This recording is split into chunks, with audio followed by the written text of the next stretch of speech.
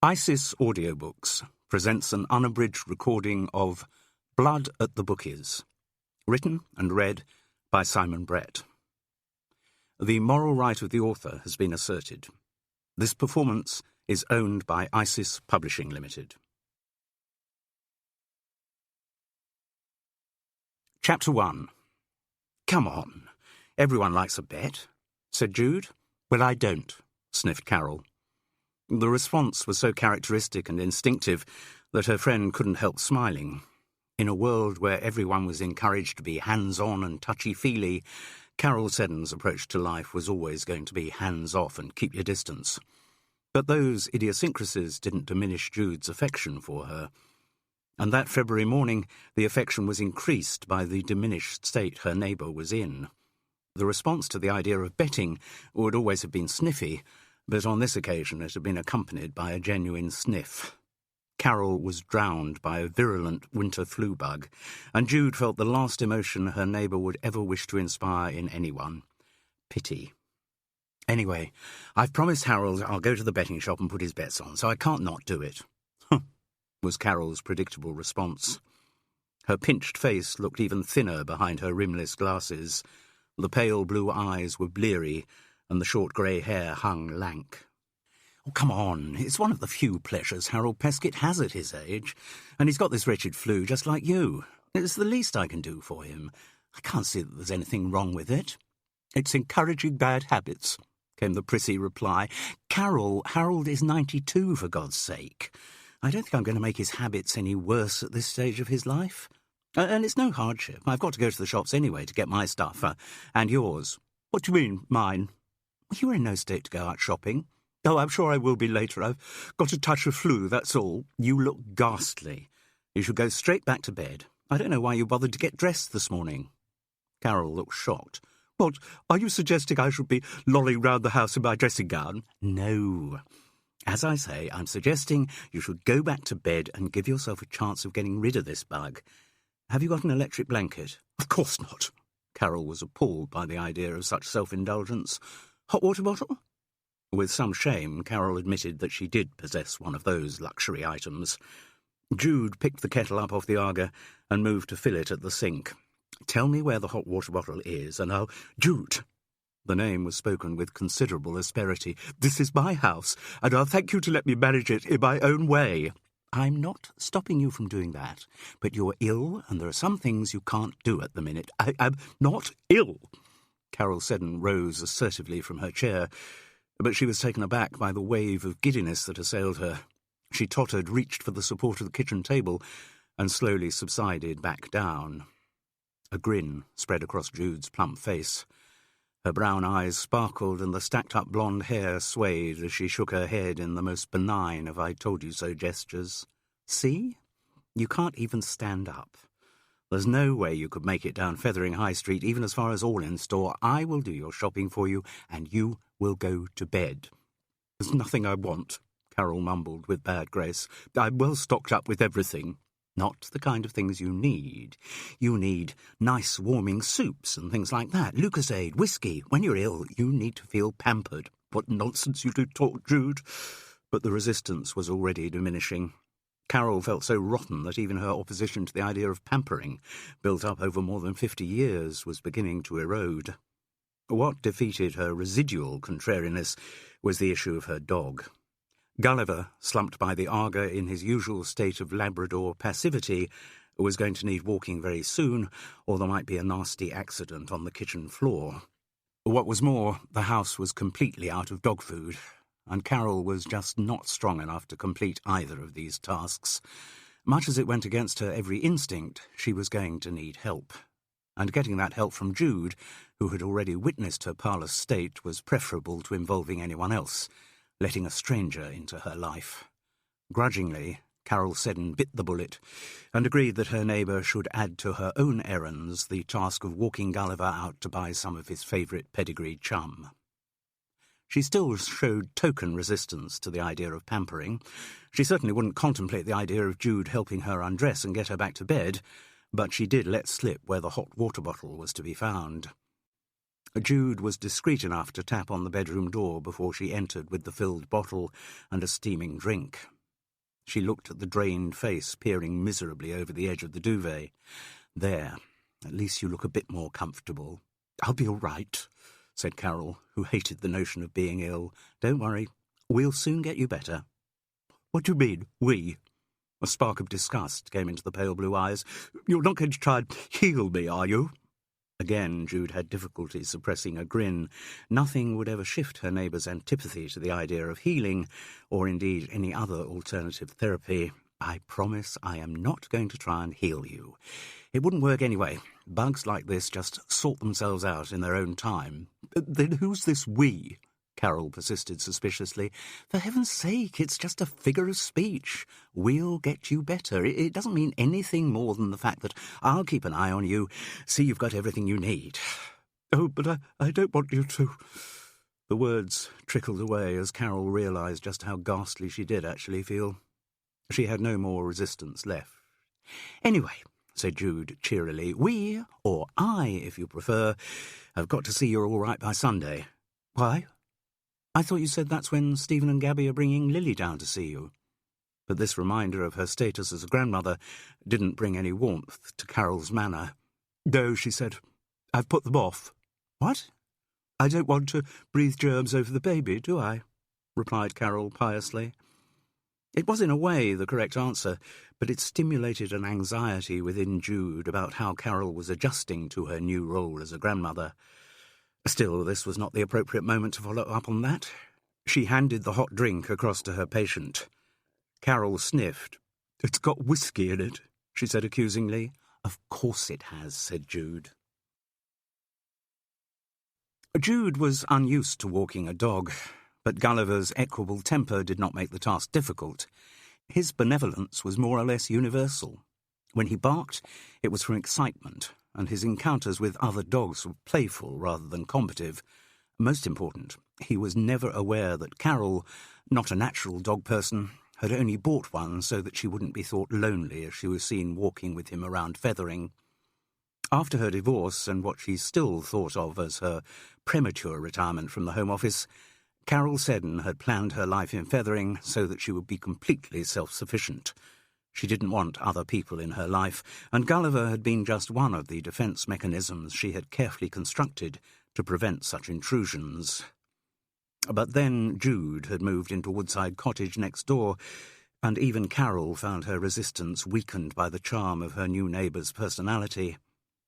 Jude rarely spoke about her past, but the details she did let slip led Carol to deduce that it had been a varied, not to say checkered one.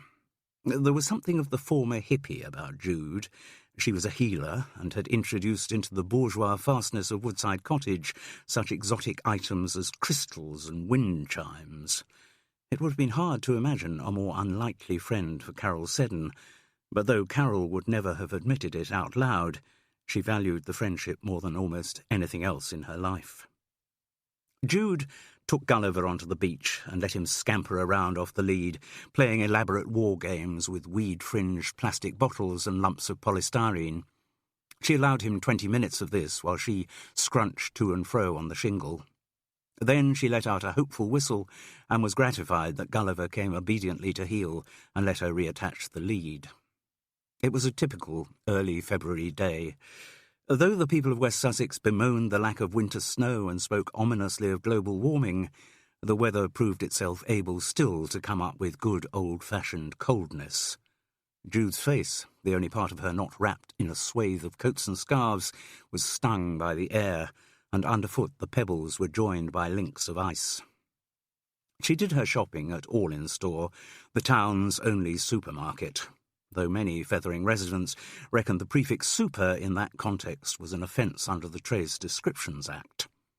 Jude bought organically when it came to meat and fresh vegetables, but she was not prescriptive about it. There were also baked beans on her shelves and hamburgers in her fridge. She knew her own body, and though she generally ate healthily, she would occasionally indulge in a massive fry-up or a fish supper in one of the local cafes. Jude believed that in all things well-being came from variety. As well as the pedigree chum and a couple of other items her neighbour had asked for, Jude bought some of the things she thought Carol needed. As she had said, warming soups, Lucozade, and whiskey. Jude was very definite about the style in which one should be ill. Illness made you feel miserable, so there was no point in making yourself feel even more miserable. Pampering was the answer. Oh, yes, and of course magazines. Country Life and Marie Claire. She bought them, already relishing Carol's reaction to such frivolous extravagance. As she emerged from All-in-Store, the heavens opened, vindictively spitting down a fusillade of hailstones. The parade was suddenly evacuated, as the denizens of Fethering rushed for shelter. So fierce was the blizzard that Jude, scuttling to her destination, could hardly see a foot in front of her face.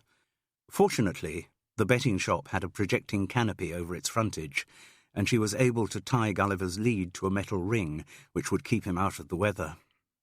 Fethering High Street still had an old-fashioned parade of shops. Although this meant there weren't many of them, it did ensure that they were all close together. But the choice was limited. You could still get your hair styled at what used to be Connie's Cuts, but had now been made over and rebranded as Marnie. You could still investigate house purchase at Urquhart and Pease or one of the other estate agents. But in the previous 10 years, the independent butcher and greengrocer had both closed and been replaced by charity shops. And Sonny Frank's, the former independent bookmakers, had been taken over by one of the major national chains. This Jude knew from no less an authority than Sonny Frank himself, who had been unable to cut his links with the business completely and was still a fixture on the premises. Sonny, who in his days as a bookie had been known as Perfectly Frank, always sat on a tall stool near the betting shop's central pillar, from where he could command a good view of the wall of television screens, as well as the enclosed counter where bets were taken and winnings paid. And sure enough, there he was at 1:30 that Thursday afternoon, when Jude hurried in from the sleet to put on Harold Peskett's bets. Sonny Frank was a small man, whose arms and legs seemed almost irrelevant appendages to the round ball of his body. On top of this was another ball, his head, across which dyed black hair had been combed over so tight that it looked as though it had been painted on. He wore a frayed suit in subdued colours but large checks, and he greeted Jude cheerfully. Sonny Frank greeted everyone who went into the shop cheerfully, as though he was still the owner, but he held back an extra ration of cheerfulness for attractive women. Though Jude had popped in sporadically since she'd been a Fethering resident, during the fortnight of Harold Peskett's flu, she had become a regular, so Sonny knew her name. "Hello, Jude, darling. You look like you'd just come out of the fridge." Sure enough, in the short dash from All-in-Store to the betting shop, her head and shoulders had taken on an encrustation of ice. "Yes, look at it out there. It's quite revolting." "I would look at it, but I can't see a thing." It was true. The opposite side of the road was invisible through the icy downpour. "So, we're all much snugger in here, Jude. So, got a hot tip for me today, have you? As the actress said to the bishop." "You're much more likely to know something than I am, Sonny," Jude replied, as she brushed the ice off her shoulders. "You're the one with the inside knowledge." "Don't you believe it, darling. What you've got and I haven't is woman's intuition." "Fat lot of good that's ever done me." "What, with the men or the horses?" "Either. Both totally unreliable." "What's old Harold up for today, then?" "Heaven knows." She reached into her pocket and flourished a sheaf of closely written betting slips, all his usual trebles and Yankees and goodness knows what. "I don't understand what he does. I just put the bets on." It was true. Harold Peskett's betting system was arcane and deeply personal. Every morning he spent 2 hours religiously scouring the Racing Post and checking the tips given in the Sun, Daily Express and Daily Mirror before coming up with his recipe for the big win. This involved a complex combination of horses at meetings across the country in formulations which, to the untrained eye, made Fermat's last theorem look straightforward. The total sum invested never exceeded £2, so it didn't make too many inroads into his pension, and at least his betting habit kept the 92-year-old off the streets. Jude handed over the betting slips to the vacuously beautiful blonde behind the counter, whose name badge pronounced her to be Nicky. She got an automatic "thank you," but not the automatic smile she would have received had she been a man. Behind the girl, the shop's manager, Ryan, fiddled on the keyboard of a computer. He was an edgy and uncommunicative man in his mid-30s, thin, with nervous dark eyes and with spiky black hair that could never quite be flattened by a comb or brush. He always seemed to be sucking a peppermint. Both he and Nicky were dressed in the blue and black livery of their employers. Supported by other part-time staff, Ryan and Nicky provided the continuity of the betting shop. Though there was a lot of banter flying about the place, they never really joined in. They produced the manufactured smiles they had been taught during their training, but neither gave much impression of enjoying the job. "So," asked Sonny Frank as Jude passed him on the way to the door, "know anything?" It was one of his regular lines, and anyone incautious enough to ask what he meant, as Jude had been when he first said it to her, would be treated to the full explanation. As a young man, Sonny had actually met Edgar Wallace, who, as well as being a prolific writing phenomenon, was also an obsessive gambler, and Wallace's opening gambit to betting friends had always been the punter's eternal search for the life-changing tip. "Know anything?"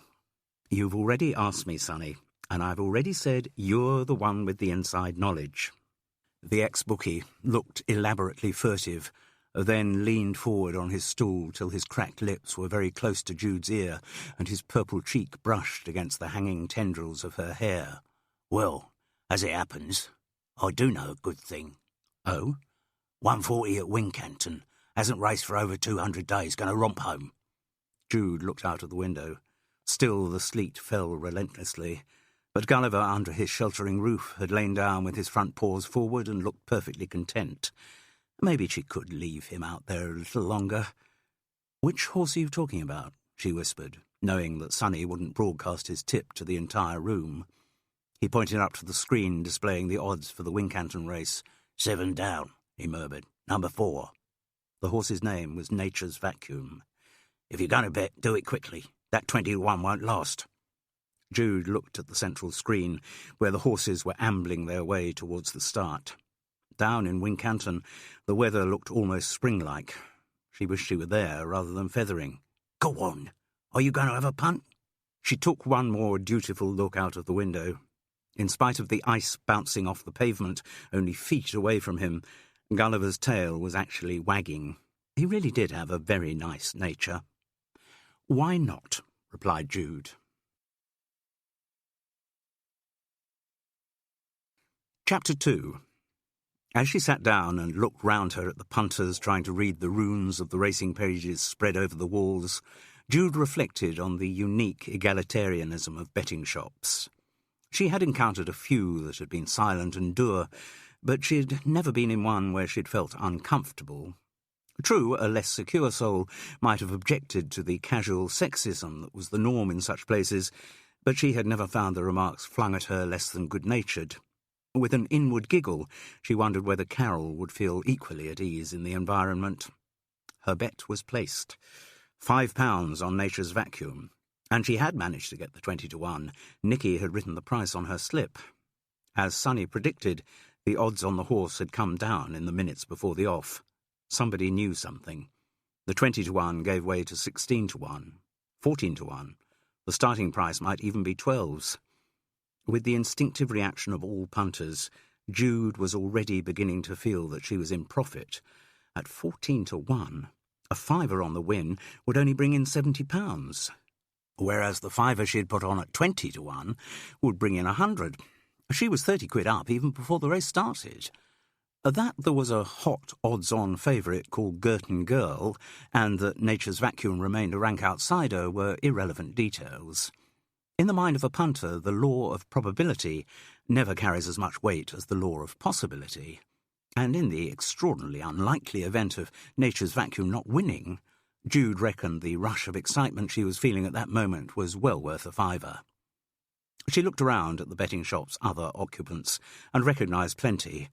There was a pair of decorators whose names she knew from overhearing their conversation to be Wes and Vic. The spatters of fresh paint on their overalls suggested that they were actually working, but the frequency with which they rushed in and out of the betting shop made Jude glad they weren't working for her. Over the years she'd seen them almost every time she had been in, which prompted the bizarre idea that they only took on decorating commissions within walking distance of the place. Wes and Vic were not men who kept their emotions to themselves. Every hope and disappointment was vocalised. Horses and greyhounds, subjects of veneration and hope before their races, were quickly and loudly vilified when they lost. The other infallible attendees were the waiters from Fethering's only Chinese restaurant, the Golden Palace. There were never less than 2, and sometimes as many as 5, all young, dressed in their uniform of black shirts and trousers, constantly chattering to each other in high, chopped tones. Another regular was a grey-haired man dressed unfailingly in a suit and sober tie and carrying a briefcase. He looked like an accountant who in retirement had chosen to continue working in a variation of his former profession, turf accountancy. And according to Sonny Frank, that's what he was. He noted his bets, successes and failures in an old-fashioned ledger, and his face remained impassive regardless of the outcome. Though he had never spoken directly to her, Jude had overheard him placing bets at the counter. His accent was extremely cultured. There was also a female regular, whose presence might have reassured a less confident woman than Jude about entering such a predominantly male enclave. A dumpy, white-haired woman, whom again Jude had seen whenever she'd been in. Every day the woman sat in the same chair, and without being particularly outgoing, seemed to be perfectly friendly with everyone. Her name was Pauline, and she was habitually surrounded by scraps of racing pages torn out of newspapers. In the early days, Jude had always seen her with a fag in her mouth and a full ashtray in front of her, but now the woman was obedient to the smoking ban. The attraction of betting was apparently stronger than that of tobacco. Sonny Frank, who always spoke nostalgically of the past history of bookmaking and thought things had gone downhill since the days when his father and he took illegal bets in the back rooms of pubs, reckoned the smoking ban was another nail in the coffin of the industry he loved. "Punters just won't come in," he'd say. "And now they can do it all at home online anyway. Soon there won't be any high street betting shops left." While his prognostication might be true in the long term, Jude reckoned the feathering business still looked fairly healthy. And from her own point of view, she thought the smoking ban was an inestimable improvement. It was now possible to spend 5 minutes in a betting shop without emerging reeking of tobacco.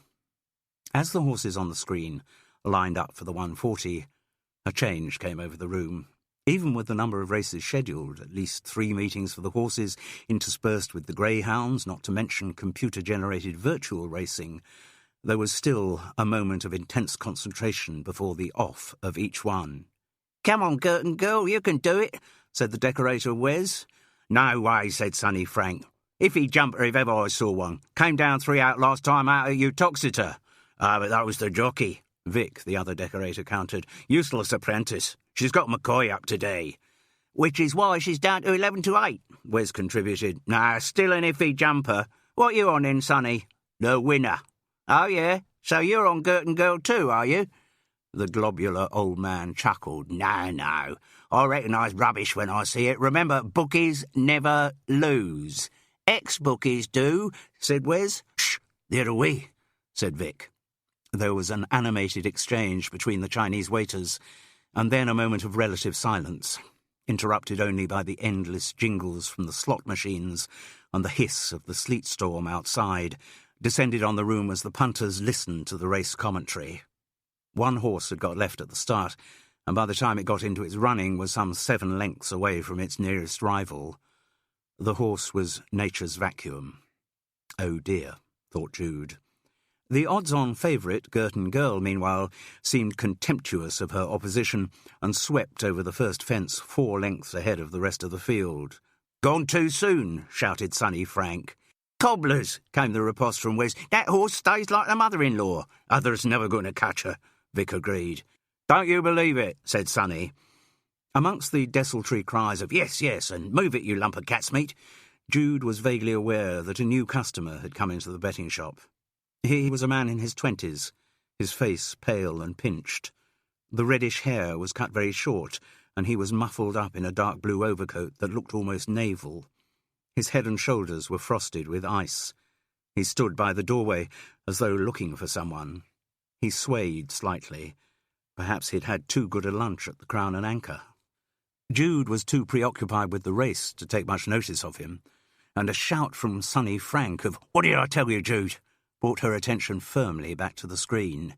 And yes, after that pathetic start, Nature's Vacuum was slowly picking his way through the field, first past the exhausted stragglers, then the one-paced hopefuls, till he'd got himself up to 4th place. Jude found herself instinctively joining in the shouts of encouragement. "Come on, Nature's Vacuum!" she yelled.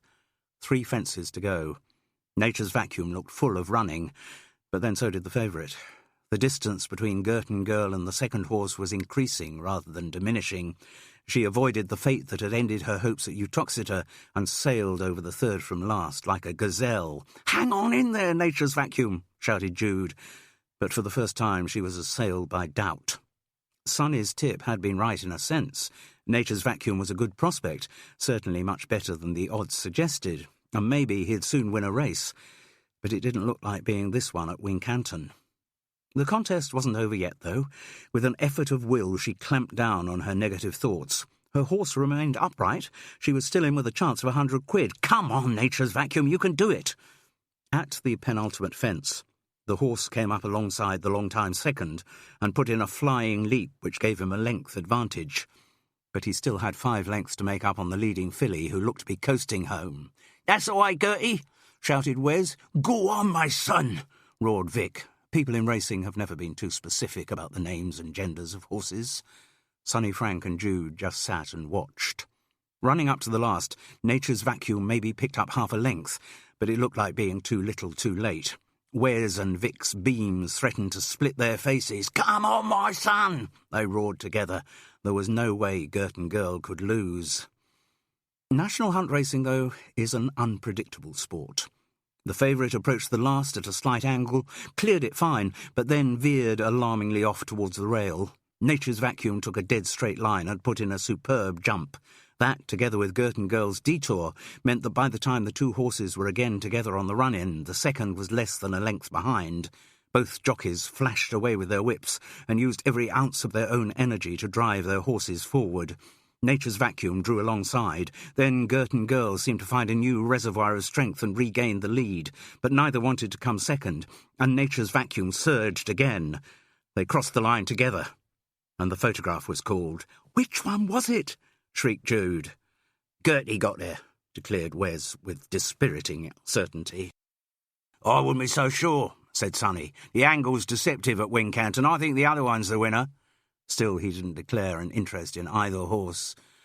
"And I think the result's coming," the commentator announced. "Number 4 boomed over the racecourse's PA system. The winner was number 4.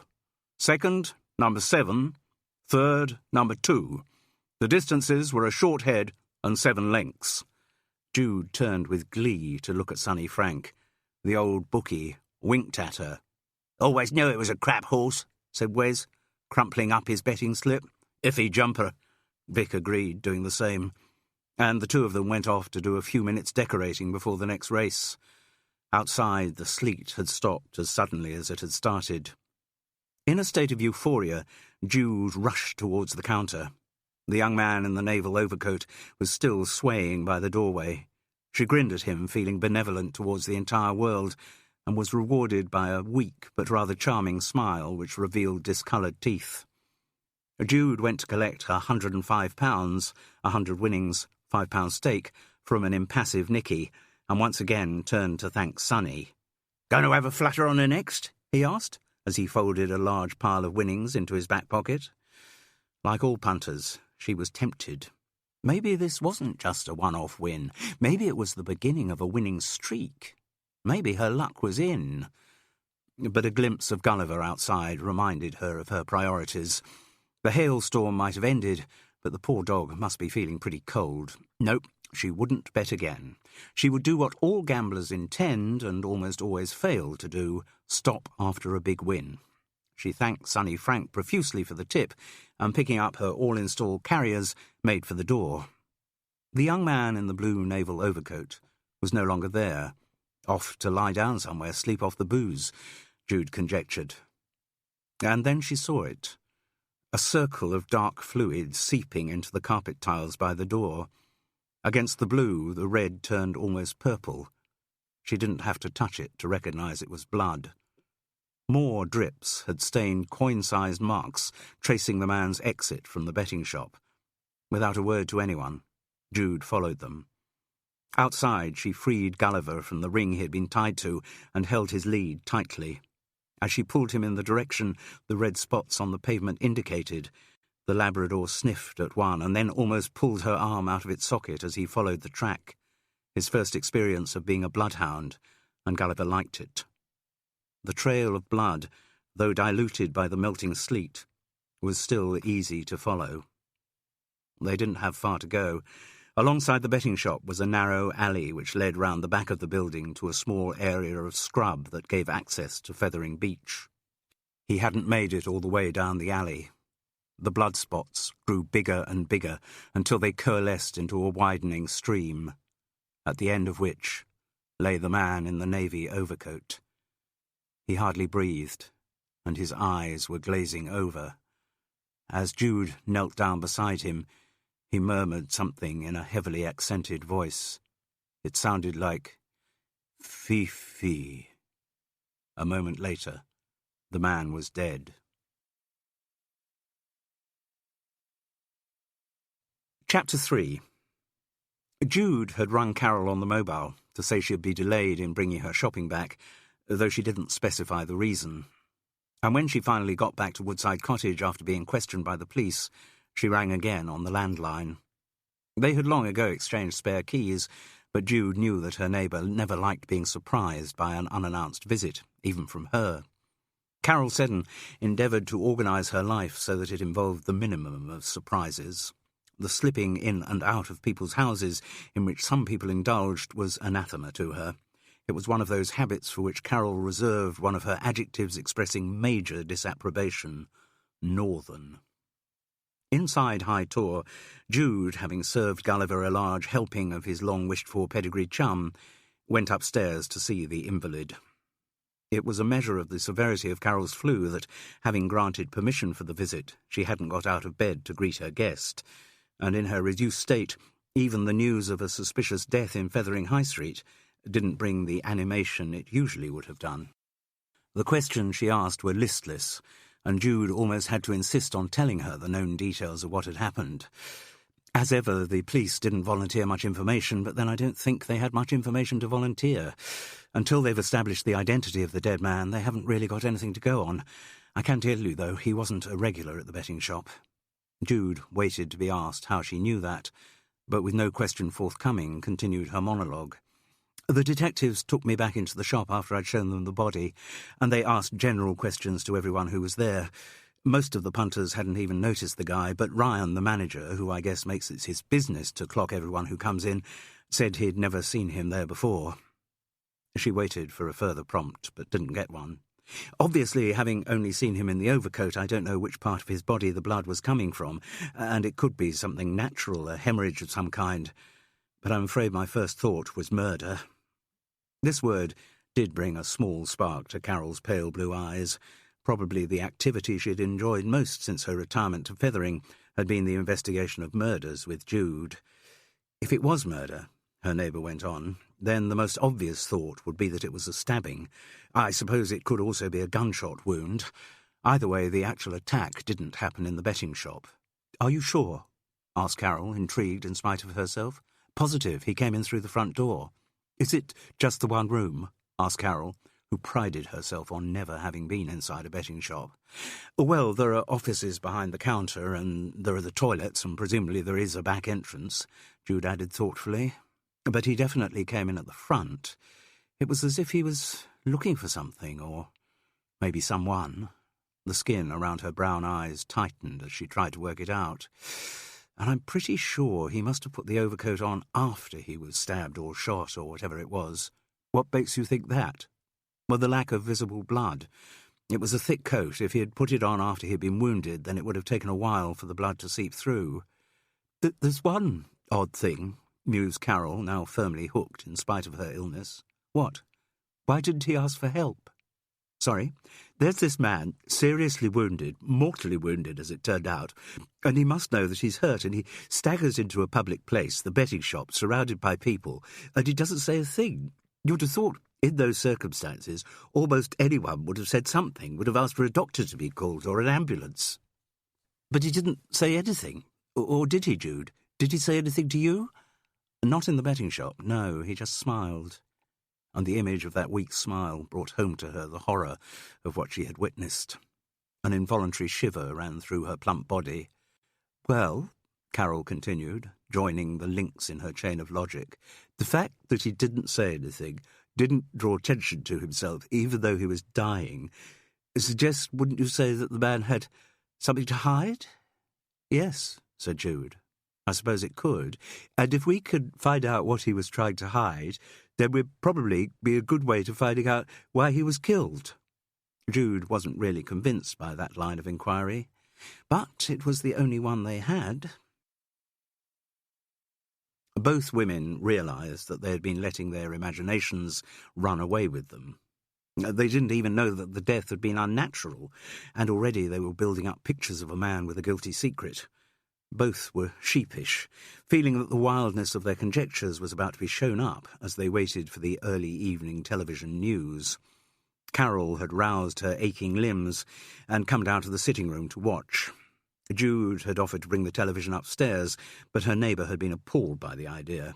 For Carol, having a television in a bedroom was an unpardonable offence against decency, on the level of actually watching the thing during the daytime, though there was an afternoon chat show to which she was becoming almost addicted, but that was a secret vice. The killing in Fethering was deemed sufficiently important to make the national news, and the bulletin did at least provide them with some solid information. The dead man had been identified as Tadeusz Jankowski, aged 24. He was a Polish immigrant who had been in Britain less than 6 months. He had died of stab wounds, and the police were launching a murder investigation. Though it was an awful thing to think, both Carol and Jude would have been terribly disappointed if he had turned out to have died a natural death. That evening, Jude, still more shaken than she liked to admit to herself, decided that she'd have supper at Fethering's only pub, the Crown and Anchor.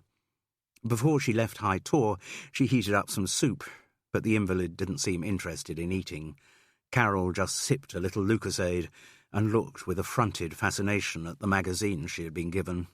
Jude had a feeling that the minute she was alone in the house, Carol would pounce on them and start reading. The offer of a hot toddy was refused, but Jude said she'd come in later and maybe make one then. After her surge of excitement over the murder, Carol had now slumped back into total lethargy and voiced no objections to the idea of another visit from her neighbour. In the Crown and Anchor, it didn't take long for the subject to get round to Fethering's latest murder. After his usual pleasantries to Jude and the quick provision of her customary large Chilean Chardonnay, the landlord, Ted Crisp, was onto it straight away. "Nasty business down by the betting shop this afternoon." "Oh, tell me about it. I was the one who found the poor soul." "Were you? Blimey. You and your mate Carol certainly have a knack of being in the wrong place at the wrong time. Where's she, by the way?" "Laid up with flu." "Oh, poor thing. Give her my best." "Will do." It was still at times incongruous to Jude that her fastidious neighbour had once had a brief fling with the scruffy, bearded landlord of the Crown and Anchor. That evening he was in his habitual faded jeans, though in deference to the cold weather he was wearing a faded zip-up hoodie over his customary faded sweatshirt. "Immigrant, I gather from the news," he said darkly. In spite of his background as a stand-up comedian, Ted Crisp was capable of being, to Jude's mind, distressingly right-wing. His point was quickly taken up by another customer, a man in his 50s, dressed in tweed jacket, salmon-pink corduroy trousers, and a tie that looked as if it should have been regimental, but probably wasn't. He was thick-set, but in quite good condition. His receding hair was sandy, freckled with grey. He was accompanied by a younger, similarly dressed version of himself who had to be his son. The boy was probably mid-20s, large and slightly ungainly, with a thick crest of auburn hair. What might once have been a well-muscled body was on the verge of giving way to fat. Jude knew the older man by sight. He worked in one of Fethering's estate agencies on the Parade. However small the town in West Sussex, there always seemed to be business for more than one estate agent. The agency was called Urquhart and Pease, though whether the man had one of those as his surname, Jude didn't know. Been only a matter of time before something like this happened, he announced in a voice that had been to all the right schools. Ever since the wretched EU opened up our boundaries to all and sundry, there's been an accident waiting to happen. I mean, I'm the last person to be racist. Wasn't it strange, Jude reflected, how people who started sentences like that always ended up being exactly what they denied they were? But I do think we ought to have a bit of a say in who we let into our country. We are islanders, after all, with everything that goes with that. And we have a long history of doing things our way, and I'm not saying all immigration is bad. I'm as tolerant as the next man, which in West Sussex, thought Jude, wasn't saying a lot. And I've got friends and colleagues who, what are you allowed to say now, have different ethnic backgrounds. Pakistani chap works as our accountant, and he fits in, you'd never know. Doesn't he, Hamish? The younger man agreed that their Pakistani accountant did fit in, and listened dutifully as the estate agent pontificated on. But I still do think you have to draw the line somewhere, or we'll see more things happening like we did today. Jude didn't want to get drawn into the conversation. She knew she'd be on a hiding to nothing, but she couldn't help asking, "So you think this man was murdered because he was an immigrant?" "Obviously." He flashed her an urbane and slightly patronising smile. "I'm sorry, we don't know each other. Ewan Urquhart," so he was one of the partners in the agency, "and my son Hamish." "Oh, this is Jude," said Ted Crisp, as though he'd been remiss in not making the introduction before. "I've seen you walking along the high street," said the estate agent. "Never failed to notice an attractive woman, you know." It was a knee-jerk compliment, a little too smoothly delivered. Jude decided she would not buy a house from this man. But Mr. Urquhart, you were saying—" "Ewan, please. Ewan, you seem to be making the assumption that this man's death must have happened because he was an immigrant." "Well, my dear, in a situation like this, the law of probability kicks in, doesn't it? Get the country full of foreigners and they bring their own ways with them, so you get welfare scroungers, gangs, people traffickers." He seemed to be picking randomly at Daily Mail headlines. "And then with the ones from the Indian subcontinent, you get these so-called honour killings, bumping your sister off because you don't like her choice of boyfriend. I mean, what kind of behaviour is that?" "Barbaric," his son supplied. "You're right, Hamish, it's barbaric. A culture of violence. We never used to have a culture of violence in this country." "No? What about our good old traditional soccer hooligans?" Jude was tempted to add, "or our good old traditional public schools," but didn't. Ewan Urquhart smiled blandly. He was clearly a man who thought he had a way with women and knew how to deal with their little foibles. "No, I think you're just being perverse, Jude. Much as we'd all like to believe there's no connection between increased immigration and the crime statistics, I'm afraid the facts don't leave much room for doubt. If you leave your borders open, it's inevitable that you're going to get a lot of riffraff coming in. For me, I'm afraid, it all goes back to joining the common market. Worst move this country ever made." He was clearly preaching to the converted as far as Ted Crisp was concerned. "Couldn't agree with you more, Ewan. I don't want to be ordered about by bloody Brussels. Nor me." Hamish managed to slip in before his father continued. "Being British used to be a cause for pride. Not showing off pride like some other countries are so fond of. Not standing up and saying, 'Aren't I wonderful?' pride. But that quiet British pride that just does the right thing without crowing about it. And where's that gone, I ask you? God knows. Now our bloody politicians seem to be apologising all the time, desperate not to offend anyone of a different ethnic background. Margaret Thatcher never used to apologise for being British." Surely Ted was going to take issue with that. In his stand-up days, Thatcher-bashing had been a major ingredient of his material. But he said nothing as Ewan Urquhart steamrollered on. "Things like this murder should be a wake-up call, you know. Get people to stop and think what we're actually doing to this country by allowing uncontrolled immigration. As I say, I'm not a racist, but I do think there comes a point when you have to recognise that enough is enough." "You're too right, Dad," said Hamish. Jude had intended to have supper in the Crown and Anchor, but as Ewan Urquhart continued his tub-thumping, and as Ted Crisp and Hamish continued to agree with him, the prospect became less attractive. When she'd finished the one Chilean Chardonnay, she went back to Woodside Cottage. She'd find something in the fridge. Chapter 4. Carol Seddon's flu was slow to shift, but after the weekend the prospect of life continuing in some form did once again seem a possibility. She was pleased to feel better, but also guiltily relieved that it had lasted as long as it had. The weekend had been one she was dreading, and she was glad that the flu had prevented her from participating in it. Being Carol Seddon, she was also worried about the extent to which she had used the illness as an excuse. The event she had avoided was a meeting with her son Stephen, his wife Gabby, and their 4-month-old daughter Lily. But it wasn't them Carol didn't want to see. Since the baby's birth, she had actually bonded more with the young couple, happy on occasions to go and help her daughter-in-law out at their Fulham house. And she found Lily a miracle. That something so tiny and so perfect could suddenly exist was a source of constant amazement to her. Though she was the last person to go all gooey in public about babies, Carol did find she was suffering from considerable internal gooiness. Of course, she didn't vocalise such self-indulgent thoughts, but they did give her a warm glow. It was also different from when she had had Stephen. Then she had been in such turmoil, finding herself in the one state she had tried to avoid all her life, out of control. The strange things that had happened to her body, the demanding new presence in her life, the realignment of her relationship with her husband, everything conspired to make her feel threatened and useless. Had she gone to a doctor about her feelings, there might have been a diagnosis of mild postnatal depression, but Carol Seddon had always believed that doctors were there to deal with physical problems, not feelings, and depression was something that happened to other people. So she hadn't been worried about seeing Lily and her parents at the weekend. In fact, she longed to witness her granddaughter's every tiny development. But Stephen had included another person in the proposed visit to Fethering. His father. Carol's ex-husband, David. Stephen was still under the illusion that because he had seen his estranged parents together at social events, like his wedding, when they hadn't actually come to blows, a new rapprochement between them was possible.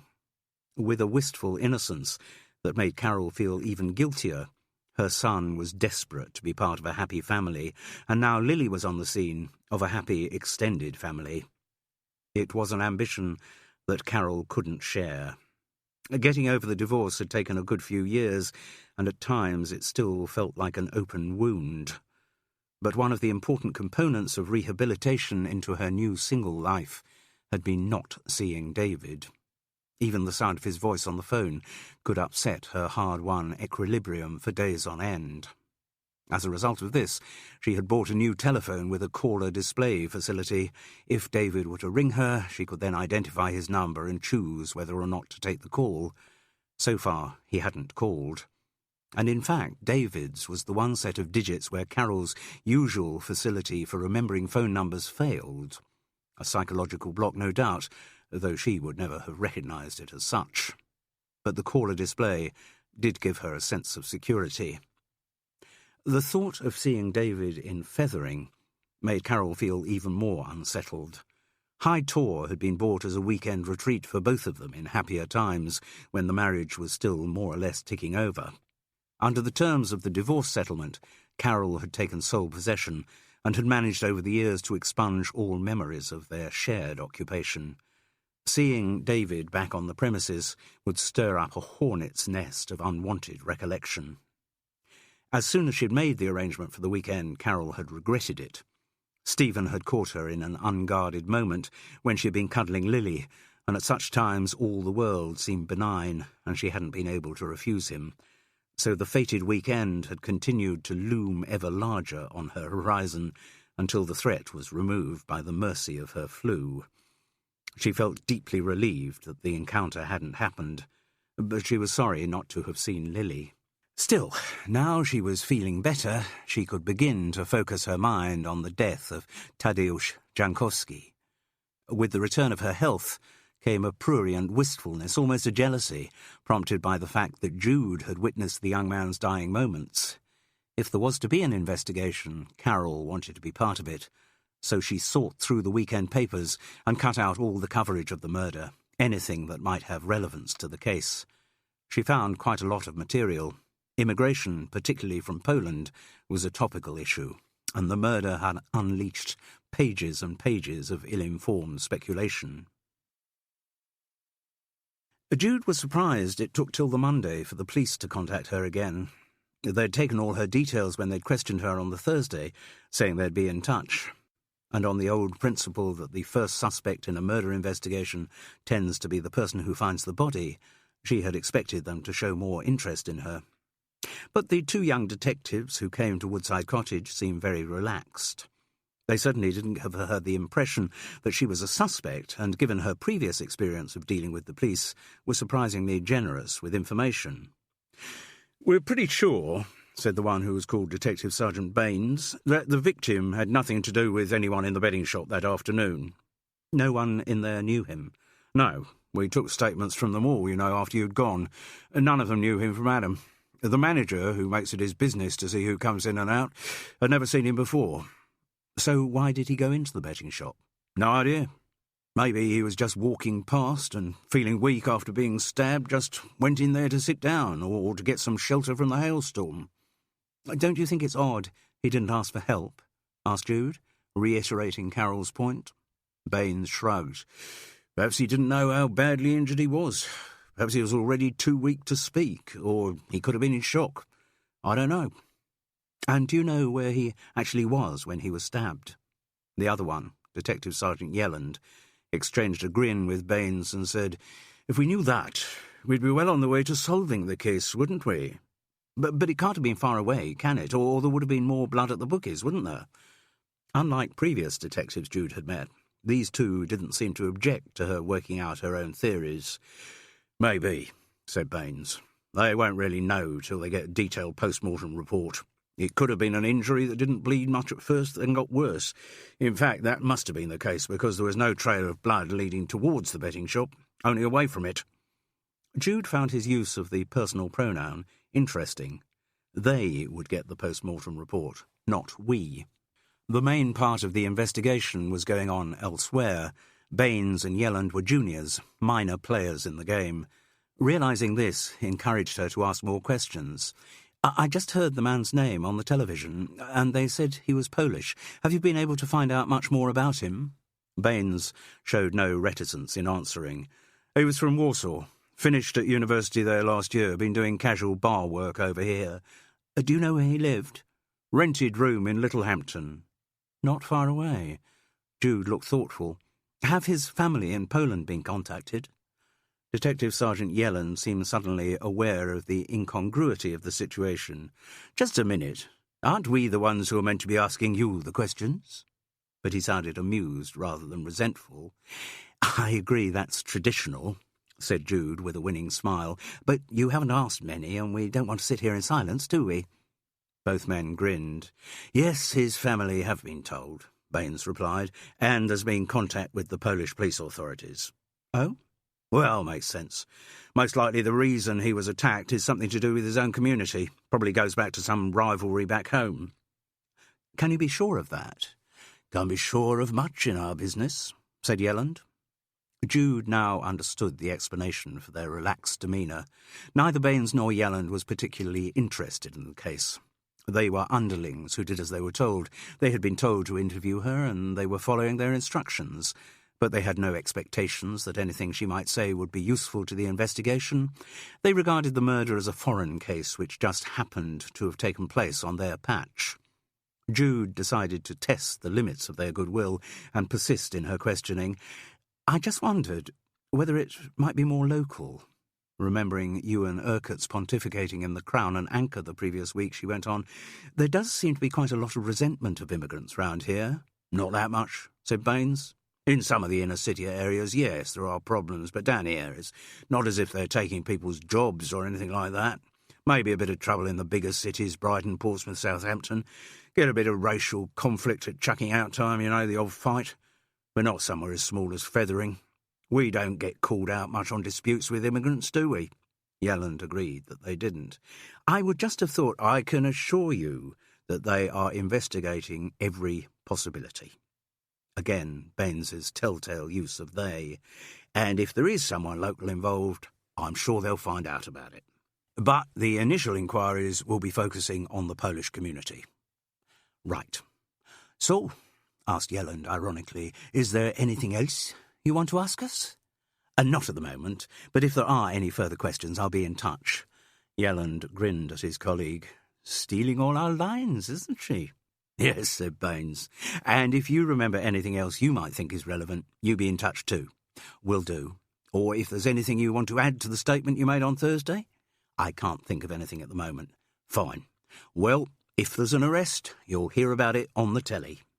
But Detective Sergeant Baines didn't sound optimistic. Jude got the firm impression that neither he nor Yelland expected an early solution to the case, and that they weren't that bothered. End of CD 1. CD 2. Chapter 5. After the murder, the betting shop had been closed while the police made their forensic examination of the premises, but it was allowed to reopen on the Monday, which, Jude extrapolated, meant that they had been expecting to receive little information there. It wasn't exactly a crime scene. The crime had happened elsewhere. Apparently, detectives had made inquiries at other premises along the parade, but did not seem to have identified where the stabbing had taken place, or if they had, they were keeping quiet about it. No unsuspecting punter entering the betting shop on the Monday would have been aware that anything untoward had taken place there.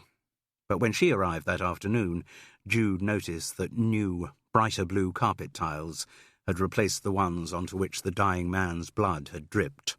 The originals were presumably under scrutiny in a police laboratory. She had come in again to place Harold Peskett's bets. The old man's flu seemed to be hanging on. He felt lousy, but he still wanted to keep up with what he insisted on calling his investments. This had obviously been a problem over the weekend, with the betting shop closed, but Jude had found a solution.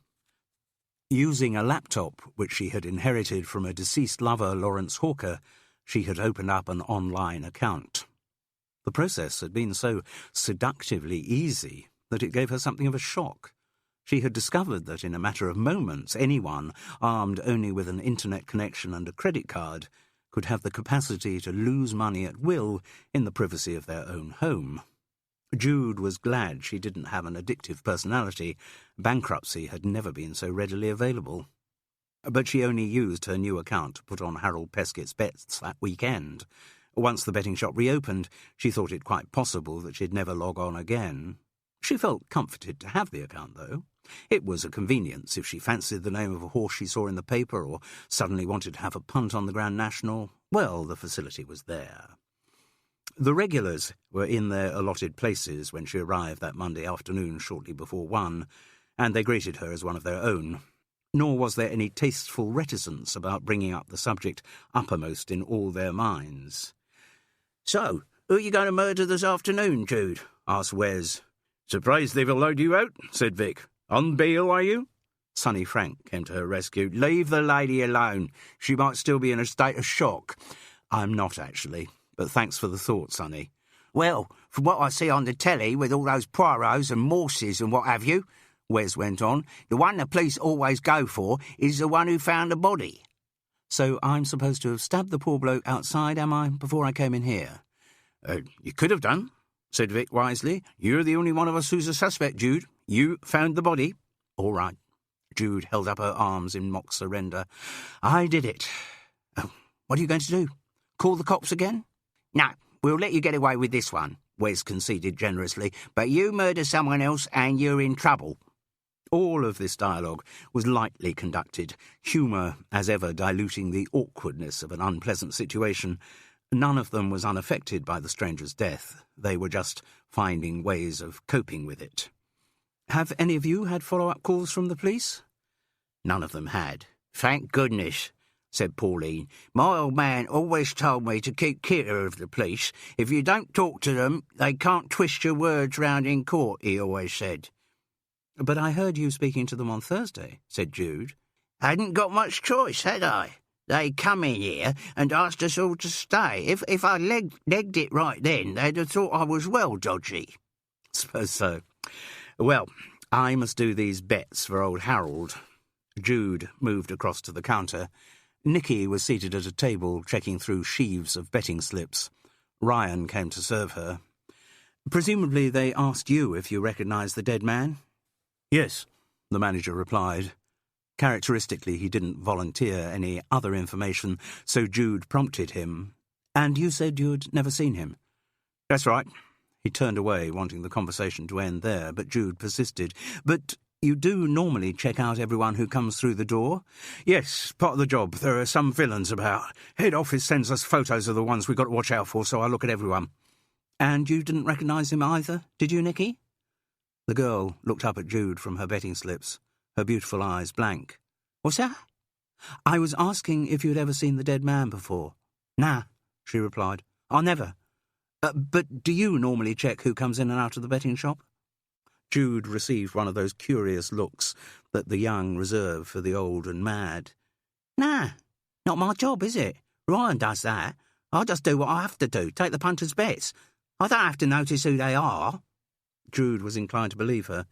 She noticed the girl sported an engagement ring, and no doubt she made some young man very happy, so long as his demands didn't stretch to the intellectual.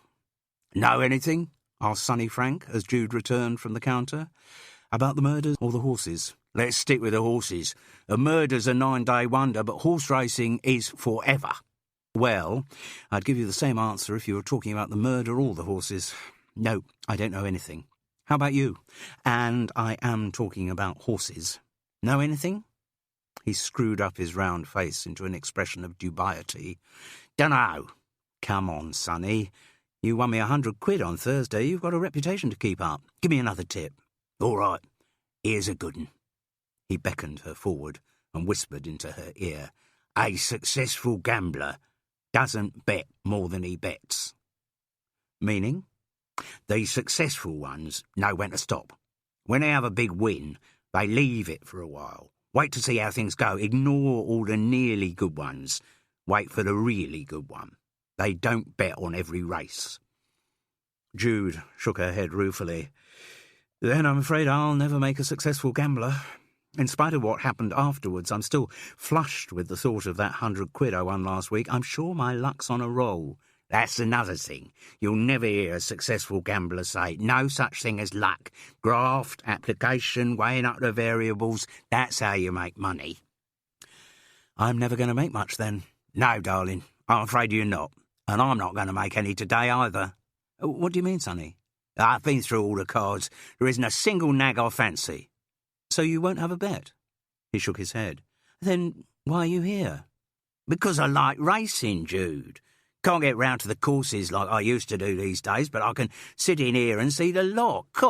What my old man would have thought of a place like this where you can sit in comfort and have all the racing come to you. He spent his entire life dragging from one racecourse to another, lugging his boards and boxes about, setting up in the rain, standing there all afternoon shouting the odds. He'd have thought he was in heaven in a place like this." Jude didn't think she could do what Sonny did, just watch the races. So far as she was concerned, take away the gambling and the whole exercise became a bit dull. She looked up at the screen displaying the runners and prices for the next race, the 1:20 at Fontwell Park, the nearest racecourse to Fethering. She had been there once or twice, so that already gave her a sense of special interest. And then she saw that there was a horse in the race called Carol's Duty. "I'm going to do that," she said to Sonny. "Why?" "I've got a friend called Carol, spelt differently but near enough, and she's got an overdeveloped sense of duty, so it was clearly meant." "What was clearly meant?" "That the horse is going to win the race." Sonny Frank shook his head in exasperated pity. "That is no way to pick a horse. You could make up some kind of personal reference to any one of those names if you put your mind to it." "I've just got a feeling that it's going to win." "Oh, dear." The ex-bookmaker's expression clearly demonstrated his views on feelings. The odds on Carol's Duty were 8-1. Jude was going to put on a fiver, but then, remembering that you have to speculate to accumulate, she wrote out a new slip and gave Nicky £10. Horse was still at 8-1. She asked to take the price. The girl scribbled on the slip, ran it through the till, and handed over the copy. By the time Jude had sat down, the price of Carol's Duty had gone out to 10-1. Damn, thought Jude, that means I'll win less. "Nothing going to touch this favourite," said Wes. Though 8 to 13 is a stinking price, said Vic. Not if you compare it to other investments. You don't get that kind of return from a building society. No, but you don't stand a chance of losing every 10 minutes with a building society, do you? Anyway, said Wes with satisfaction, this favourite's going to romp home like there's no other horses in the race. Jude glowed inwardly. Let them crow. They'd done the same before the race on Thursday. A fat lot of good it had done them. And the same thing would happen again. Carol's duty would romp home. She looked up at the screen. Annoyingly, her horse had gone out to 12 to 1. Never mind, 80 quid profit was still worth having. The race was run to the customary barracking from Wes, Vic and Sonny. The favourite won. Carol's duty pulled up after 3 fences. Jude gave Sonny a rueful smile. He responded with an "I told you so" pursing of his lips. Most of them lose, said a voice beside her. Jude realised she had unwittingly sat herself right next to Pauline, who was at her usual post, surrounded by shreds of racing newspapers. "You're right," Jude agreed. "Did you have anything on the last race?" The dumpy elderly woman shook her head. No, I don't often bet. Just once or twice a week. But you just like horse racing? Not that bothered, really. Then why? A knowing grin came across the woman's powdered features. Nice and warm in here, isn't it? If I was at home, what would I be doing? Sitting in a chair in front of the telly, paying God knows what on my central heating. Here I could do just the same, but someone else is paying. But you do like it in here? Oh, yes, there's people around. Better than just sitting on me Todd. Have you been coming here for a long time? Well, since after my old man died, yes, and that was back before the place got taken over, when Sonny used to run it. The ex-bookie grinned acknowledgement of his name. Jude lowered her voice. And nobody minds you just coming in every day? Why should they? I have a bet every now and then. I buy myself the odd cup of tea. I don't cause trouble. And I keep my eyes open. What do you mean by that? Pauline grinned sagely. Neither more nor less than what I said. Would you like a cup of tea now? Asked Jude. Wouldn't say no. 4 sugars, please. Tea was dispensed by Nicky from behind the counter. It came in plastic cups and wasn't very nice. Still, it might prove a useful bridge to Pauline. When Jude sat down again, another race was in progress. A couple of Chinese waiters had come in. Monday lunchtime business was clearly slack at the Golden Palace, and they added their incomprehensible comments to the raucous exhortations of Wes, Vic and Sonny. It was a good time for an intimate conversation. "So tell me," Jude began, "Thursday afternoon, when Tadeusz Jankowski came into the shop, you saw him?" "Oh, yes," said Pauline, emptying sachet after sachet of sugar into her cup. "Did you notice anything odd about him?" "I thought he looked pale.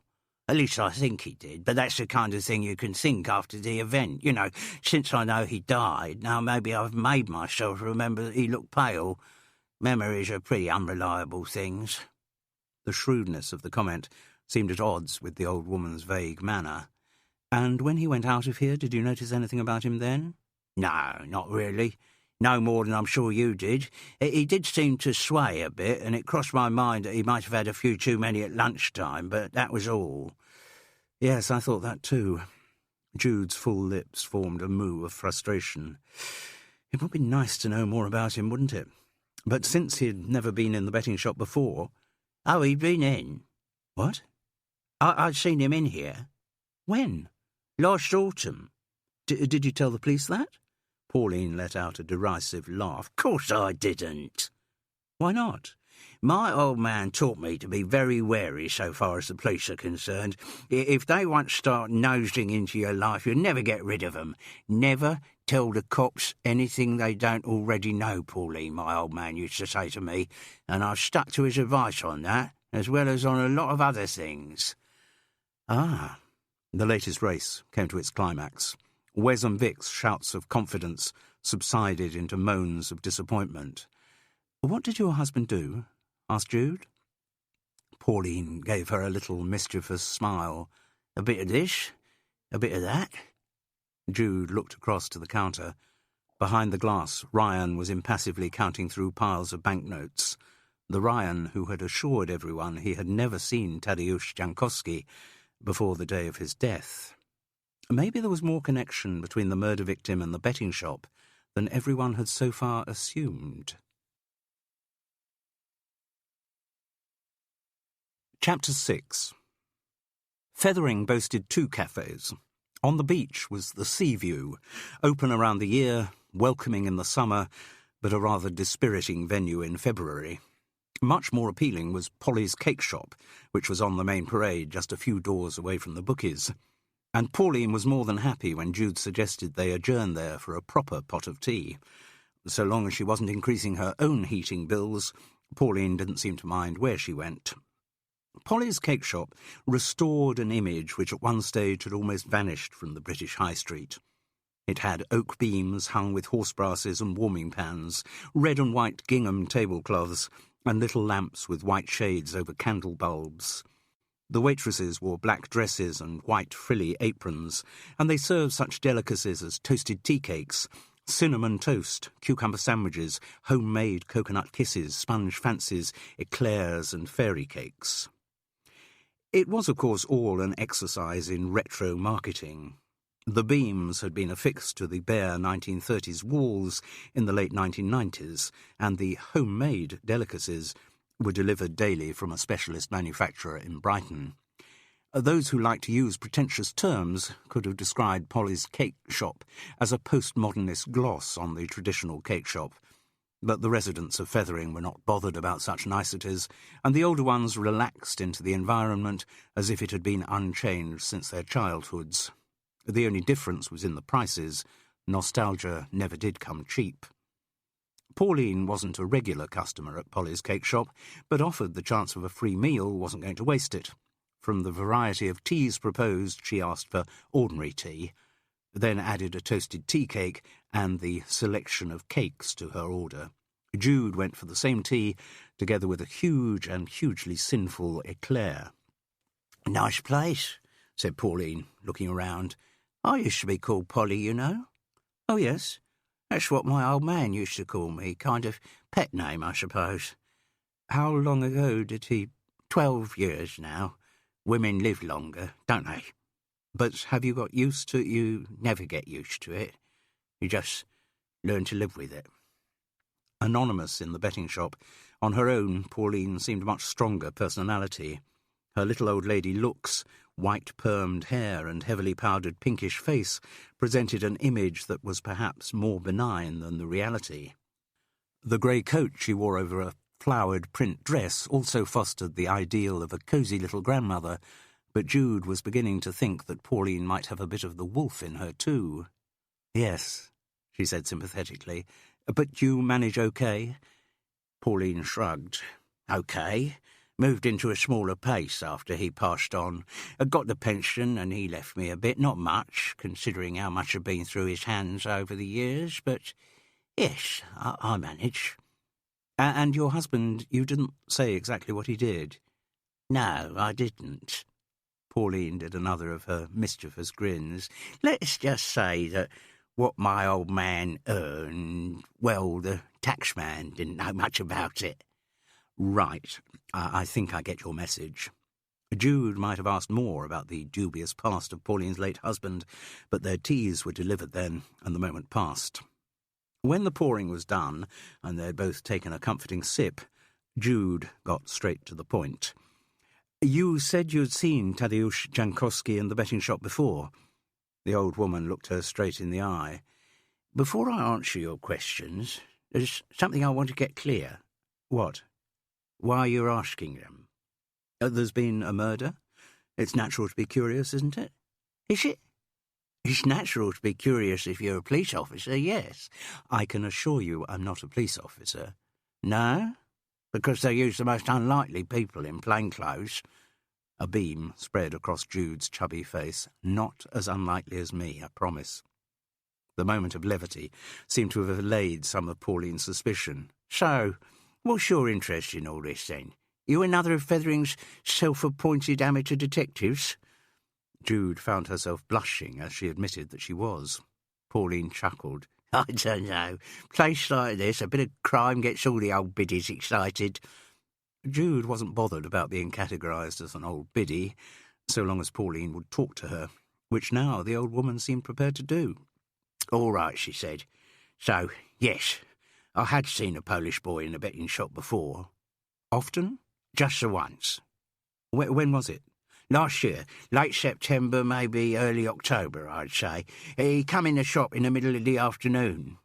You have a very good memory. The little old lady smiled complacently. "It's a matter of training, you know. Everyone could have a good memory if they trained it. These old biddies who go senile, what they call it now, Alzheimer's, if they'd trained their memories when they was younger, they wouldn't have no problems. My old man, he used to get me to train my memory, focus on things, he used to say. Concentrate. Every face you see, clock it. Use your mind like a camera. Store the image. And since he taught me how, that's what I've always done." "Why was he so keen for you to do that?" asked Jude, knowing that the question was slightly mischievous. Pauline instantly picked up the nuance and winked as she replied, "Let's just say my old man had a well-developed sense of self-preservation. He was always watching his back, so he liked me to keep my eyes peeled in case there was anyone dodgy about." "With faces, then, for you it's once seen, never forgotten." "That is exactly right, Jude. For faces, I've got this photographic memory." "So the minute that young man walked into the betting shop last Thursday, you knew who he was?" "Well, you're overstating things a bit there. I never knew who he was, not till I heard on the telly like you did. But the moment he come into the betting shop on Thursday, I knew I'd seen him before. Mind you, I didn't know it was going to be important. I didn't know he was just about to die, did I?" "Of course you didn't." Jude took a huge bite of her eclair and felt the cream squirting. She wiped her mouth before asking, "You didn't speak to him, then?" "No, he was just another punter coming into the betting shop." "You say a punter. The first time he came in, did you actually see him put on a bet?" "Oh, come on, Jude. We're talking last October. I may have a photographic memory for faces. I can't do an instant replay of my whole blooming life." "Sorry. Thought it was worth asking. So far as you remember, you didn't see him put on a bet?" "I don't recall seeing him do that, but I'm not saying he didn't." "You didn't hear him speak? You didn't notice that he had an accent?" "I don't recall hearing him speak either. I just remembered I seen him in the betting shop last October." "Right. Thank you." Jude didn't think she was going to get a lot more information out of the canny old woman, but it might be worth trying a slight change of direction. It's confusing, isn't it? All the different ideas that are buzzing around the grapevine. So far as I can see, everyone in Fethering seems to have their own theory about the murder. "Everyone in Fethering has their own theory about everything," said Pauline with some asperity. "People here have too much time on their hands, so they spend it snooping into other people's business. Load of blabbermouths they are." "But have you heard any of the blabbermouths saying anything that might have any relevance to the case?" "Some, maybe." "So, what theories have you heard?" Pauline focused on another fairy cake and slowly bit the tiny slice of Angelica off the top.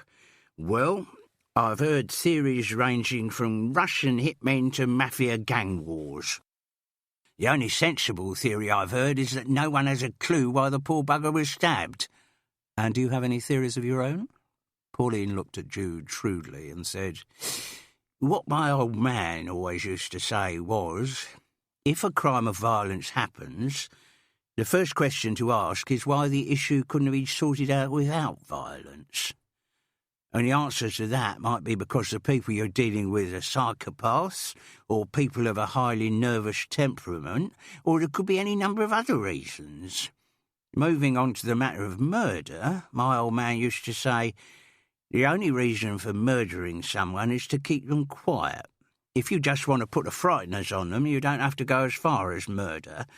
So you only murder someone when the consequences of what they might tell another party constitute a bigger risk than the risk of actually committing a murder. That's what he always said. My old man knew what he was talking about." Jude nodded. "Well, that makes very good sense." But then Pauline added, rather mischievously, "Though, of course, the reason for this murder could be something else entirely." "Yes. But going along for a moment with your husband's theory, the question we should be asking is, what did Tadeusz Jankowski know that represented a threat to someone else? That's the question. Mind you, finding the answer might be more difficult, since we don't know anything about the poor bugger except for his unpronounceable name. Jude nodded ruefully. It always came back to the same thing for amateur detectives. They suffered from a dearth of information. "And there's nothing else," she asked without much hope, "that you can remember about when you saw him in October? Presumably he wasn't wearing the big overcoat." "No, T-shirt and jeans, as far as I remember." And you said you don't recall him going up to the counter to place a bet? You didn't see him speak to anyone, did you?" To her surprise, Jude's last despairing question brought a response. "Oh, yes, he did talk to someone." "Really? Who?" "A woman who's often in there." A spark of excitement had rekindled in Jude. "One of the regulars?" "She used to be in there a lot. Well-dressed woman, early 40s maybe." "What's her name?" "Oh, I never found that out. Kept herself to herself. Put on a lot of bets, but never joined in any of the back chat." "But you could point her out to me if she came into the betting shop." "Oh, yes, of course I could." Jude's pulse quickened. At least she got the beginnings of a lead. "Mind you," Pauline went on, "she hasn't been in for some months." "Oh? Since when?" "I suppose I stopped seeing her." The old lady screwed up her face with the effort of memory. "Quite a few months back. October, probably." "Just after you had seen her talking to Tadeusz Jankowski?" "Yes, that's right," replied Pauline, before cramming a whole coconut kiss into her mouth. "I went back to the betting shop and asked around," Jude told Carol. "Most of them remembered the woman all right, but none of them had ever seen her off the premises." "Did you get a name?" "No." "Well, couldn't you have asked the manager?" "I did ask the manager, Carol." "Without giving away why you were interested?" "Of course without giving away why I was interested. I said something about a woman matching the description of a friend of mine having been seen in the betting shop, and described her as Pauline had to me." "You do seem to find lying easy, Jude." "Yes, never been a problem for me, except in certain relationship situations." "Ah." Though intrigued, Carol didn't feel moved to pursue that subject. "Anyway, what did the manager say to you?" Like everyone else, Ryan remembered the woman, but he didn't have a name for her. Surely they keep records. Placing a bet is an anonymous exercise. Generally speaking, you pay in cash, and unless you have an account, no one has a clue who you are. Carol still looked a bit pale, but she was a lot better than she had been at the end of the previous week. Her hands were wrapped round a cup of coffee in the kitchen at High Tor. By the Arga, Gulliver snuffled comfortably. His mistress was taking him out on walks again, and all was even more serene in his comfortable doggy world. "So this woman," she went on, "used to be a regular at the betting shop. Well, semi-regular, it seems. She didn't go absolutely every afternoon, and she never stayed for long." "All right. So she was a semi-regular till round October, and then suddenly she disappeared." "I think that's over-dramatic, Carol. She stopped going into the betting shop, that's all. We have no evidence that she disappeared from the rest of her life, chiefly because we know absolutely nothing about the rest of her life. Anything might have happened. Most likely she moved out of the area, or maybe she lost interest in the horses, or she underwent a religious conversion and decided that gambling was sinful. There are so many possibilities that, quite honestly, any of them could be viable." Carol looked thoughtful. Though she was still physically weakened by the flu, her brain was once again firing on all cylinders. So this unknown woman was in the betting shop one day last October, and Tadeusz Jankowski came into the place and spoke to her. That's what Pauline told me. And did he speak to her as though he knew her? Apparently, yes. So we have got something to go on. Not much. A man about whom we know nothing except his name met a woman whose name we don't even know. I think it'll be a while before we could get that case to court. But it's interesting. Did any of the other regulars see Tadeusz Jankowski last October? I asked them. They all said no. But although they're regulars, they're not there every single day. Or it's quite possible he did go in when they were there and they didn't notice. Not everyone has Pauline's photographic memory for faces. But the manager... Yes, there's something funny there. He told me it's part of his job to clock everyone who goes in and out of the place, and he also told me he had never seen the dead man before last Thursday. So something doesn't quite ring true, does it? Well, unless Pauline's lying, and although I'm sure she's quite capable of it in the right circumstances, I can't imagine why she'd do so in this instance. So what can we do? I think, given our current lack of information, the only thing we can do is try and get a quiet word with Ryan. Chapter 7. Jude went into the betting shop the following morning, the Tuesday, at around 11, thinking it would be a good time to talk to the manager before the main racing fixtures started. But Ryan wasn't there. His place had been taken by an older man of uncongenial appearance. Jude's immediate thought was that the police had spotted the same inconsistency in Ryan's statements that she had, and he was helping them with their inquiries. But a question to the vacuous Nicky provided a much less dramatic explanation. Ryan was laid up with the nasty flu that had been going round. At a loose end, Jude decided that she and Carol should have lunch at the Crown and Anchor. Her neighbour initially opposed the idea. She opposed anything that smacked of self-indulgence, but was persuaded. She was, after all, in a convalescent state after her own bout of flu. She wasn't yet up to cooking for herself. A meal out would be a necessary part of her recovery. Carol was secretly pleased at the plan. All morning she'd been putting off ringing her daughter-in-law. After the postponement of the weekend, she needed to fix another date to meet up with Lily and her parents. But Carol didn't feel up to the challenge of such a call. She was always shy of Gabby, and she knew that any discussion of rescheduling their meeting would also involve mention of David. She wasn't sure she felt strong enough to state the truth that she didn't want to see her granddaughter with her ex-husband present. So, going off to the Crown and Anchor gave her the perfect excuse to put off her difficult phone call till the afternoon. "Heard you've been out of sorts," said Ted Crisp when they arrived at the pub. "Still looking a bit peaky, aren't you?" Carol had to think about her response. Every fibre of her being revolted against the idea of ever making a fuss, but then again she didn't want anyone to underestimate how ghastly she had felt for the previous few days, so she contented herself with a brave, "Getting better, but it's been a really nasty bug." "Tell me about it. Everyone in the pub seems to have had it. Can't hear yourself speaking here for all the coughing and spluttering, and my latest barmaid's using it as an excuse for not turning up." "Poor kid," said Jude. "Oh, I'm not sure about that. Quite capable of taking a sickie. She's a right little skiver, that one.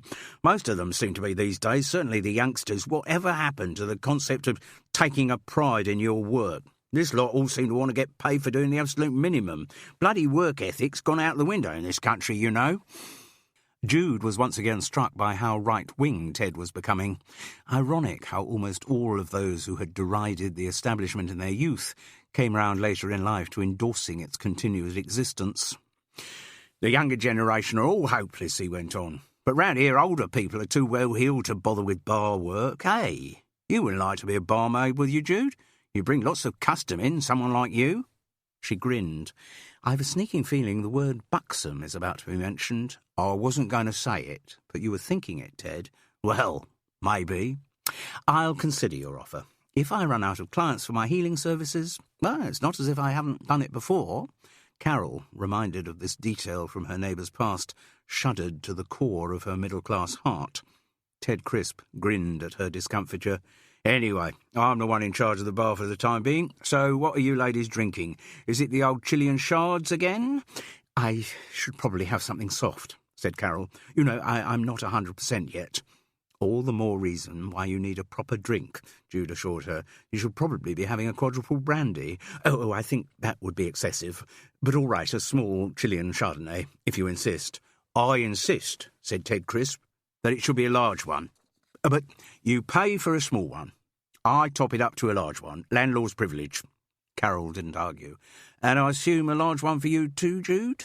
"Please. And what's good to eat? Healthy, nutritious fare to help restore Carol to her old self." "You won't go wrong with the local game pie, served with special gravy." "2 of those, then, please."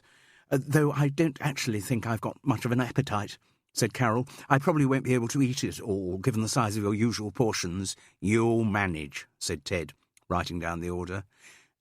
"By the way," Carol asked, "what is the local game today?"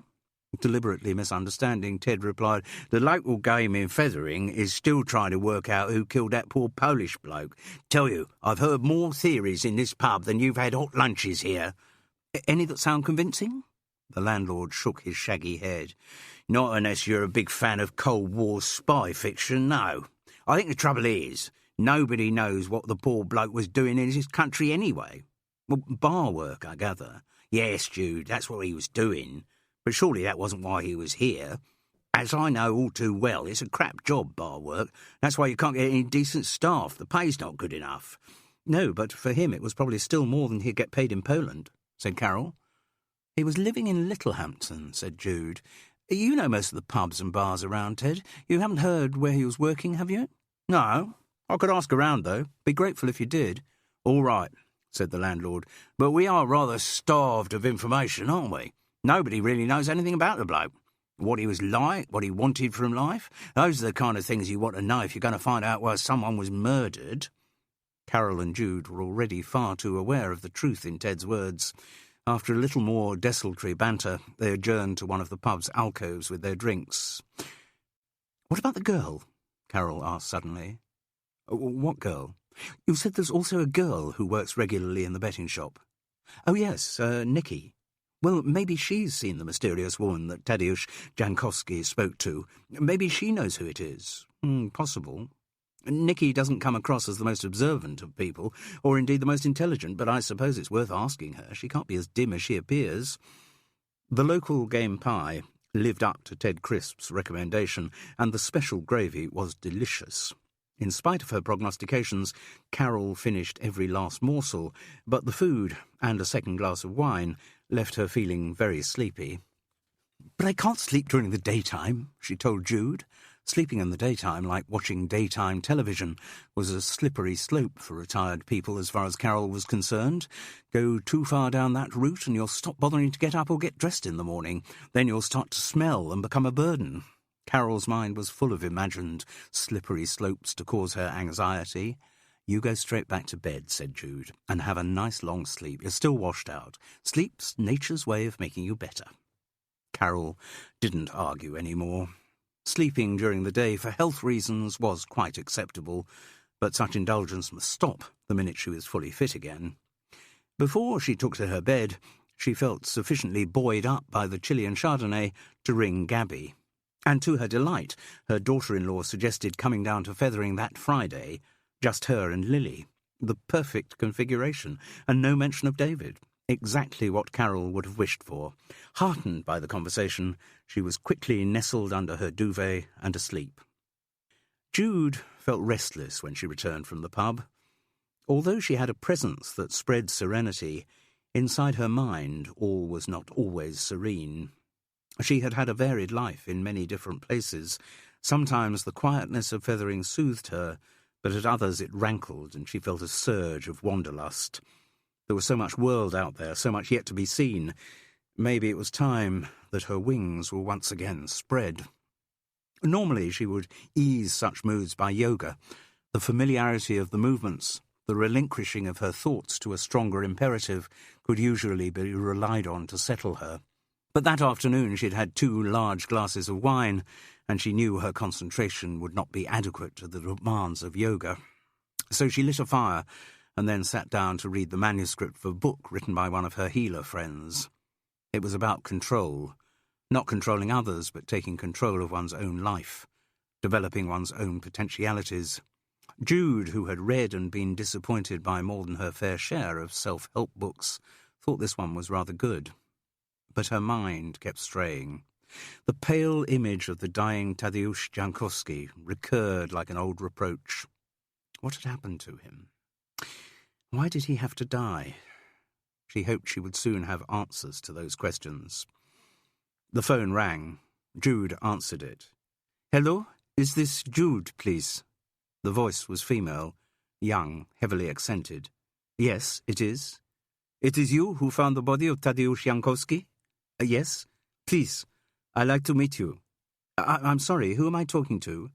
"My name is Zofia Jankowska. I am the sister of Tadeusz." Chapter 8. The girl was in her early 20s, with hazel eyes and blonded hair divided into 2 pigtails. She wore jeans and a blue waterproof jacket. There were silver rings on her fingers and in her pierced ears. She had a feeling of energy about her, as if all inactive time was wasted, as if she couldn't wait to be getting on with something. Zofia had come straight from the police, having rung Jude from the major crime centre at Hollingbury near Brighton, and Jude had invited her straight over. "They were helpful to me, the police, but not very helpful, if you understand." "Yes, I think I do," said Jude. "Can I get you something to drink, or have you eaten?" "I have a sort of plastic breakfast on the plane." "And how long ago was that?" "The flight left at 6:20 from Warsaw." "You must be starving. Come through to the kitchen and I'll get you something." Bacon and eggs were the most obvious emergency rations, and while Jude rustled them up, the two women continued their conversation. "When you say the police were helpful and unhelpful, what exactly did you mean?" "They were helpful in the way how they were polite to me and answering my questions, but they did not give me a lot of information." "They gave you my number, though." "They give me your name. I found your number in phone book. I don't think the police were keeping information from me. I think they just don't have a lot of information to give." "No, that was the impression I got." Jude sat the girl down at her kitchen table and dished up the bacon and eggs. "What would you like to drink, tea or something stronger?" "You have coffee?" Jude had coffee. While she made it, Zofia wolfed down the food as if she hadn't eaten for months. Whatever her reaction had been to the news of her brother's death, it hadn't affected her appetite. Jude sat down and waited till the plate was empty. "Can I get you anything else?" "No, you are very kind. You give me much." "I bought a rather self-indulgent ginger cake yesterday. Let's have some of that by the fire, and you can tell me everything you know." "I prefer you tell me what you know. You are the one who found Tadek." "Tadek?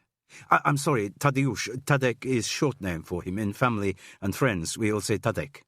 "Right." They sat down in a heavily draped sofa. Jude hadn't put any lights on yet, though the February evening was encroaching, and soon they would be needed. The flickering of the fire illuminated the clutter of Woodside Cottage's sitting room, its shrouded furniture, its every surface crowded with memorabilia from the varied lives of its owner. "Were you close to your brother?" asked Jude. "When we lived together as children with my mother, very close. Then he go to university, we do not see so much of each other. Still we say close, from a distance, can you say?" "Yes. You said your mother. Are your parents not together?" "My father died when Tadek and I are small children. There is just my mother." "She must have been devastated when she heard the news about your brother." "Yes, I suppose. We do not get on, she and I, but in her way she is upset. She do not understand. I do not understand. That is why I know I must come here. I stop everything, get a flight, come here." "How much did you have to stop? Do you have a job?" "I do not yet, no permanent job. I was student at university in Warsaw, in Warsaw." "Studying English? You speak it very well." "No, not English, not major in English, though I try to get it better because it is important, but I studied journalism. I wanted to be reporter." "Studied? Wanted? Why the past tense? What went wrong?" "I did not like the course, not good. I drop out. Wait tables, work in bars till I decide what I really want to do." "Maybe you've got enough reporter's skills to get to the bottom of what happened to your brother." "This I hope. This is why I come." She pulled a small notebook out of the back pocket of her jeans. "In this, I write down my notes, everything I find out. I have to know something, have to know why Tadek was killed." "It must be terrible for you." "I think it will be. Now I am too full of unbelieving and angriness. Now I just want to know what happened. When I have found this out, then I think there will be time for sadness." "I'm sure there will." "So I must know everything that is known. This is why I need see you. Please, tell me about how you saw Tadek, my brother." As simply and sympathetically as she could, Jude recreated the events of the previous Thursday afternoon. It didn't take long. She could only say what happened. She had no explanations, nothing that might assuage Zofia's thirst for detail. Meanwhile, the girl scribbled down notes in her little blue book. When Jude had finished her narration, there was a long silence. Then Zofia spoke slowly. "It is terrible that you should see Tadek like that, that I did not see him, that I will not see him again. That is the thing that is hard to understand, that he is not there anymore, not anywhere anymore. When did you last see him, Zofia? Please, do not call me Zofia. That is very formal. My friends have a special name for me. A sudden thought came to Jude. It isn't Fifi, is it? The girl looked at her in bewilderment. No. Fifi, I think, is the name for a dog? Jude didn't think the time was right to elaborate the reasoning behind her question. I just thought, Zofia, it might be shortened to... No, Zosha. That is the name everyone calls me. Please, you call me Zosha. Very well, Zosha, said Jude. Why you think I am Fifi? Jude explained about her brother's dying word, hoping that now she might get some explanation for it. But Zofia was as puzzled as she was. So far as the girl knew, Tadek had not known a Fifi. He'd certainly never mentioned one, and no Polish word that he might have been trying to get out seemed to have any relevance. You asked me when I last see Tadek. Of course, I did not know it was the last time I would see him, but it was in Warsaw in September, just before he came to England. Why did he come to England? I do not know. He would not tell me. What was he doing in Warsaw? He finished a year ago a degree in music. He won't make a career in music. He writes songs, play piano, guitar. He loved playing his guitar. Now he will not do that anymore. These reminders of her brother's absence did not seem yet to cause sadness to Zofia. Her reaction was more one of bewilderment, an inability to take in the sheer scale of what had happened. So did Tadek have a job? Small jobs, temporary work, like me. He wanted to buy time to write his songs. Do you think he came to England because he thought there would be better opportunities in the English music scene? The girl shrugged. Maybe, but I don't think so. He was enjoying his music in Warsaw. He was in a band with some friends. It all seemed to be going well. Then suddenly he'd tell us all he's going to England. And you've no idea why he might have done that? No, Tadek was not very, I don't know the word, not good at details of life, doing things that needed to be done every day. You mean he wasn't practical? I think this is the word, yes. He lived in the clouds. He had wild ideas which were not easy to make happen. He was a romantic. Yes, and an optimist. He think everything will come good sometime, but of course he was wrong. When you say he was a romantic, asked Jude, does that extend to his emotional life? Was he romantic about women? Zofia nodded vigorously. Yes, even after growing up with me and our mother, Tadek still put women up high. I don't know, on a pedestal? That is good word. Often he want to be with women who are not right for him, too old for him sometimes, but he still, yes, he put them on a pedestal. So do you think it might have been a woman who brought him to England? It is possible, but he did not say anything to me about a woman. Usually he'd tell me who is the new one he has fallen in love with, and tell me when it has broken up, as they all did. Did your brother have any friends in England? Was there someone he could have stayed with when he first arrived? I do not know of many. Tadek had not been to England before.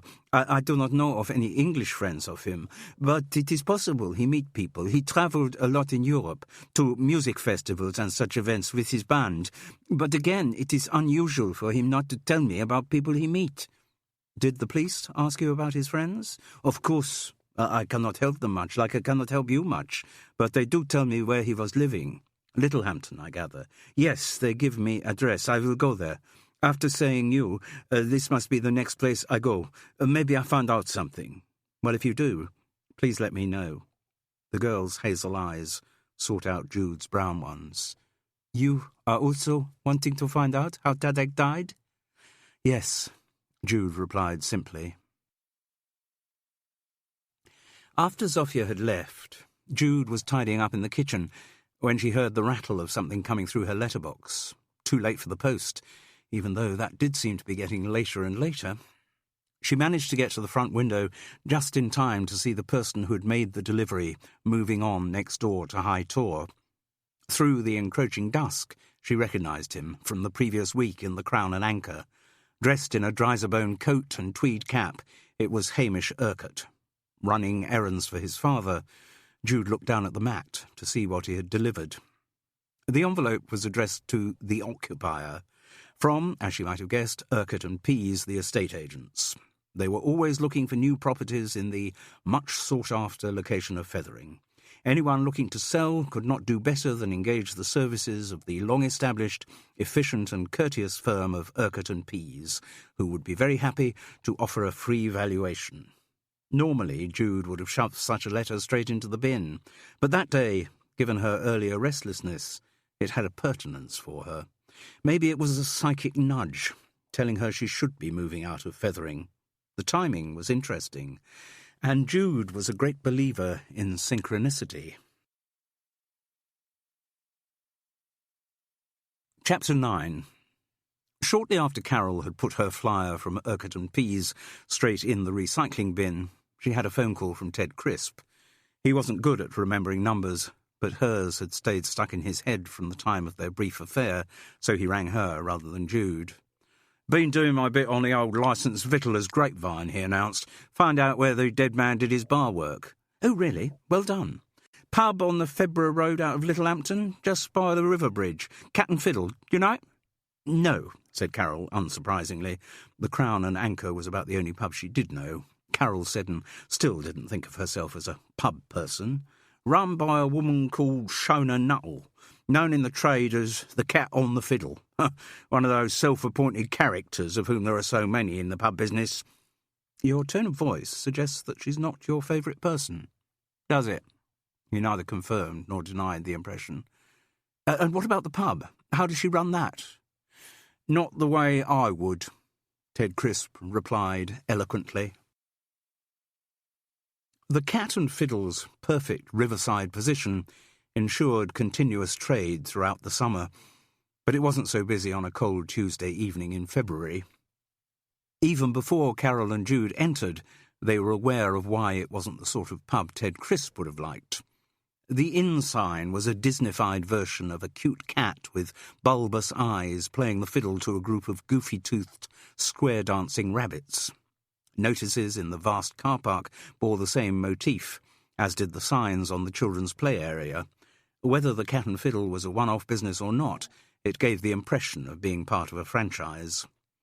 This was intensified by the interior open plan with lots of pine divisions which were reminiscent of some immaculate stable yard, an image encouraged by the romantic country music that filled the air. Pointless rosettes were pinned to pillars, halters and unused riding tack hung from hooks. The narrow awning over the bar was thatched, and the bar staff, male and female, wore dungarees over red gingham shirts. On the wall-mounted menus, another incarnation of the goggle-eyed cat pointed down to a sign reading, "Good Old Country Cooking." The few customers did not sit on their show-home pine stools with the ease that identifies the true pub regular. Suited businessmen at single tables worked silently through meals piled high with orange chips. An unspeaking couple in a stable-like booth looked as if they were mentally checking through the final details of their suicide pact. Behind the bar stood a large woman whose lack of dungaree livery meant she must be the landlady. Tight cream trousers outlined the contours of her substantial bottom and thighs, while a spangly black and gold top gave a generous view of her vertiginously deep cleavage. She had a tan that looked as if it had just returned from the Canary Islands and wore a lot of chunky gold, earrings, necklaces, bracelets and a jeweller's window full of rings. When she flashed a greeting to the two women, a gold tooth was exposed at the corner of her smile. "Good evening. Welcome to the Cat and Fiddle." Her voice was brash and slightly nasal. "What can I get you? We do a winter special warmer mulled wine for these winter evenings." Carol and Jude, who shared the view that nothing spoiled wine so much as heating it up and shoving in herbs and sugar, both opted for a Chilean Chardonnay. Carol had intended not to drink alcohol on this rare second visit to a pub in the same day, but the atmosphere of the place seemed to require some form of anaesthetic. They had wondered in the car how they were going to get round to the subject of Tadeusz Jankowski, but they needn't have worried. The landlady, who must be the Shona Nuttall Ted had referred to, brought it up almost immediately. "You local, are you?" she began. "Fethering. Oh, very close. I haven't seen you in here before, though." She beamed so far that the gold tooth glinted again. "Well, now you've found us, I hope you'll get the cat and fiddle habit." Both women, while mentally forswearing the place forever, made some polite reaction. "It's a real old-fashioned, friendly pub. Got lots of atmosphere," said Shona Nuttall, in the teeth of the evidence. The many photographs pinned behind the bar all featured the landlady grinning hugely and crushing some hapless customer in her flabby arms. "Mind you, though," she went on, saving them the effort of even the most basic probing, "we have had our sadnesses here recently." "Oh?" asked Carol, providing a prompt which probably wasn't needed. "I don't know if you heard on the telly about that poor young man who was stabbed." "Yes, we did," said Jude. "Of course you would have done, living right there in Fethering. Well, do you know," she gathered up her bosom in her arms as she prepared to make the revelation, "that boy only worked in here?" "Really?" Jude sounded suitably surprised. "Tadeusz Jankowski?" "Yes, him. Mind you, I could never pronounce his name, so I just called him Teddy." "What did he actually do for you? I'm sorry, I don't know your name," Carol lied. First names were exchanged. Then the landlady went on with what was clearly becoming her party piece. "I'd got an ad in the Little Hampton Gazette for staff. I always need extra bodies running up to Christmas and New Year, then it slackens off, but some of my real stalwarts tend to take their holidays this time of year, so I'm still a bit short. Well, Teddy saw the ad and came along." When would this have been?" "Middle of October. That's when I have to start thinking about Christmas. Anyway, Teddy seemed a nice enough lad, well, considering he was Polish, so I thought I'd give him a try." "Was he working behind the bar?" Jude tried with difficulty to visualise the young man she'd seen in dungarees and red gingham. No, his English wasn't good enough for that, and, handling the money, you can't be too careful, particularly with foreigners." As she had been with Ewan Urquhart, Jude was struck by the endemic mild racism of West Sussex. "My staff do a kind of probation period before I let them behind the bar." "What work did he do then?" asked Carol. "Washing up, mostly, clearing the rubbish from the kitchen, helping the chef, no cooking, mind, kitchen porter kind of thing." "But not mixing with the customers?" "No." "Was he friendly with the other staff?" "Oh, yes, he was a nice boy. Such a tragedy. Somebody so young," Shona said automatically. "Look, that's how friendly he was." She pointed to one of the photographs behind the bar. Out of deference to the deceased, somebody had pinned a black ribbon bow over it. Tadeusz Jankowski looked very small and embarrassed in his employer's all-consuming embrace. The photograph may have shown how friendly Shona Nuttall was. It didn't look as though the boy had had much choice in the matter. "Any particular friends amongst the other staff?" Carol persisted. "No, not really, not that I noticed. He only did 2-hour shifts and he was kept pretty busy, so he didn't have much time to socialise." "Did he ever mention having a girlfriend, or did you see him with one?" The landlady shook her head. "I was asked all these questions by the police, This was not said to make them desist in their interrogation. It was spoken with pride. The death of Tadeusz Jankowski had given Shona Nuttall a starring role in her own drama, and she was going to enjoy every moment of it. "Did he say anything about other friends?" asked Jude. "Or why he had come to England?" "Well, the police asked me that too, but I wasn't able to help them, I mean, I'm very good to all the people who work for me, but I do have a business to run, so that has to be my first priority. Not too much time for idle chatter with the kitchen staff, particularly when they don't speak much English." "Did the police question you for long?" "Oh, quite a while. Half an hour, probably. And—" Shona Nuttall slowed down as she prepared to produce her biggest bombshell. "I was actually on the television." "Were you?" "Yes, you may have seen me. Friday, I was on the news." Carol looked puzzled. "I'm fairly sure I did see the news on Friday evening. I had flu, but I got out of bed specially to watch it. I don't remember seeing you, though." "Ah, well, I was just on the local news." The landlady seemed put out to have to make this admission. 6:30 in the evening. No, then I wouldn't have seen that." I do have the video." Not only did she have it, she had it set up in the VCR on the bar. She pressed the relevant controls and told them to look up at the big screen. The practised ease with which she went through these motions suggested that Carol and Jude weren't the first cat and fiddle customers who had been shown the recording. Shona Nuttall's moment of television fame was very short. A brief shot of the exterior of the pub was shown, followed by a close-up of her behind the bar, saying, "He seemed a nice boy. I can't imagine why anyone would want to hurt him." Then, with one of those bad edits so beloved of local television news, they cut back to the studio and the presenter talking about the increase in the rat population in Worthing. "You came across very well," said Jude, and Shona Nuttall glowed with the compliment. What a sycophantic remark, thought Carol, but she was still envious of the way her neighbour could always say the right thing to put people at their ease. "And did Teddy ever talk to you about his music?" "Sorry?" "He was a very keen musician. He wrote songs and played guitar." "I didn't know that. He wasn't into country music, was he?" "I don't think so. More sort of folk." "Oh, because we do have regular country evenings here at the Cat and Fiddle. Line dancing, too. I don't know if that's your sort of thing." "Not really," said Carol, suppressing a shudder.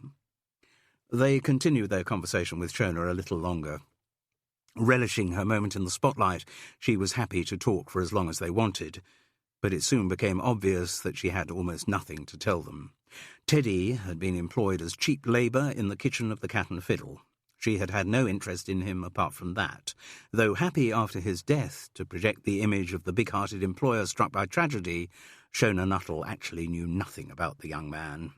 And when, in the course of conversation, Jude revealed that she was the one who had been present at his death, the landlady could not hide her annoyance.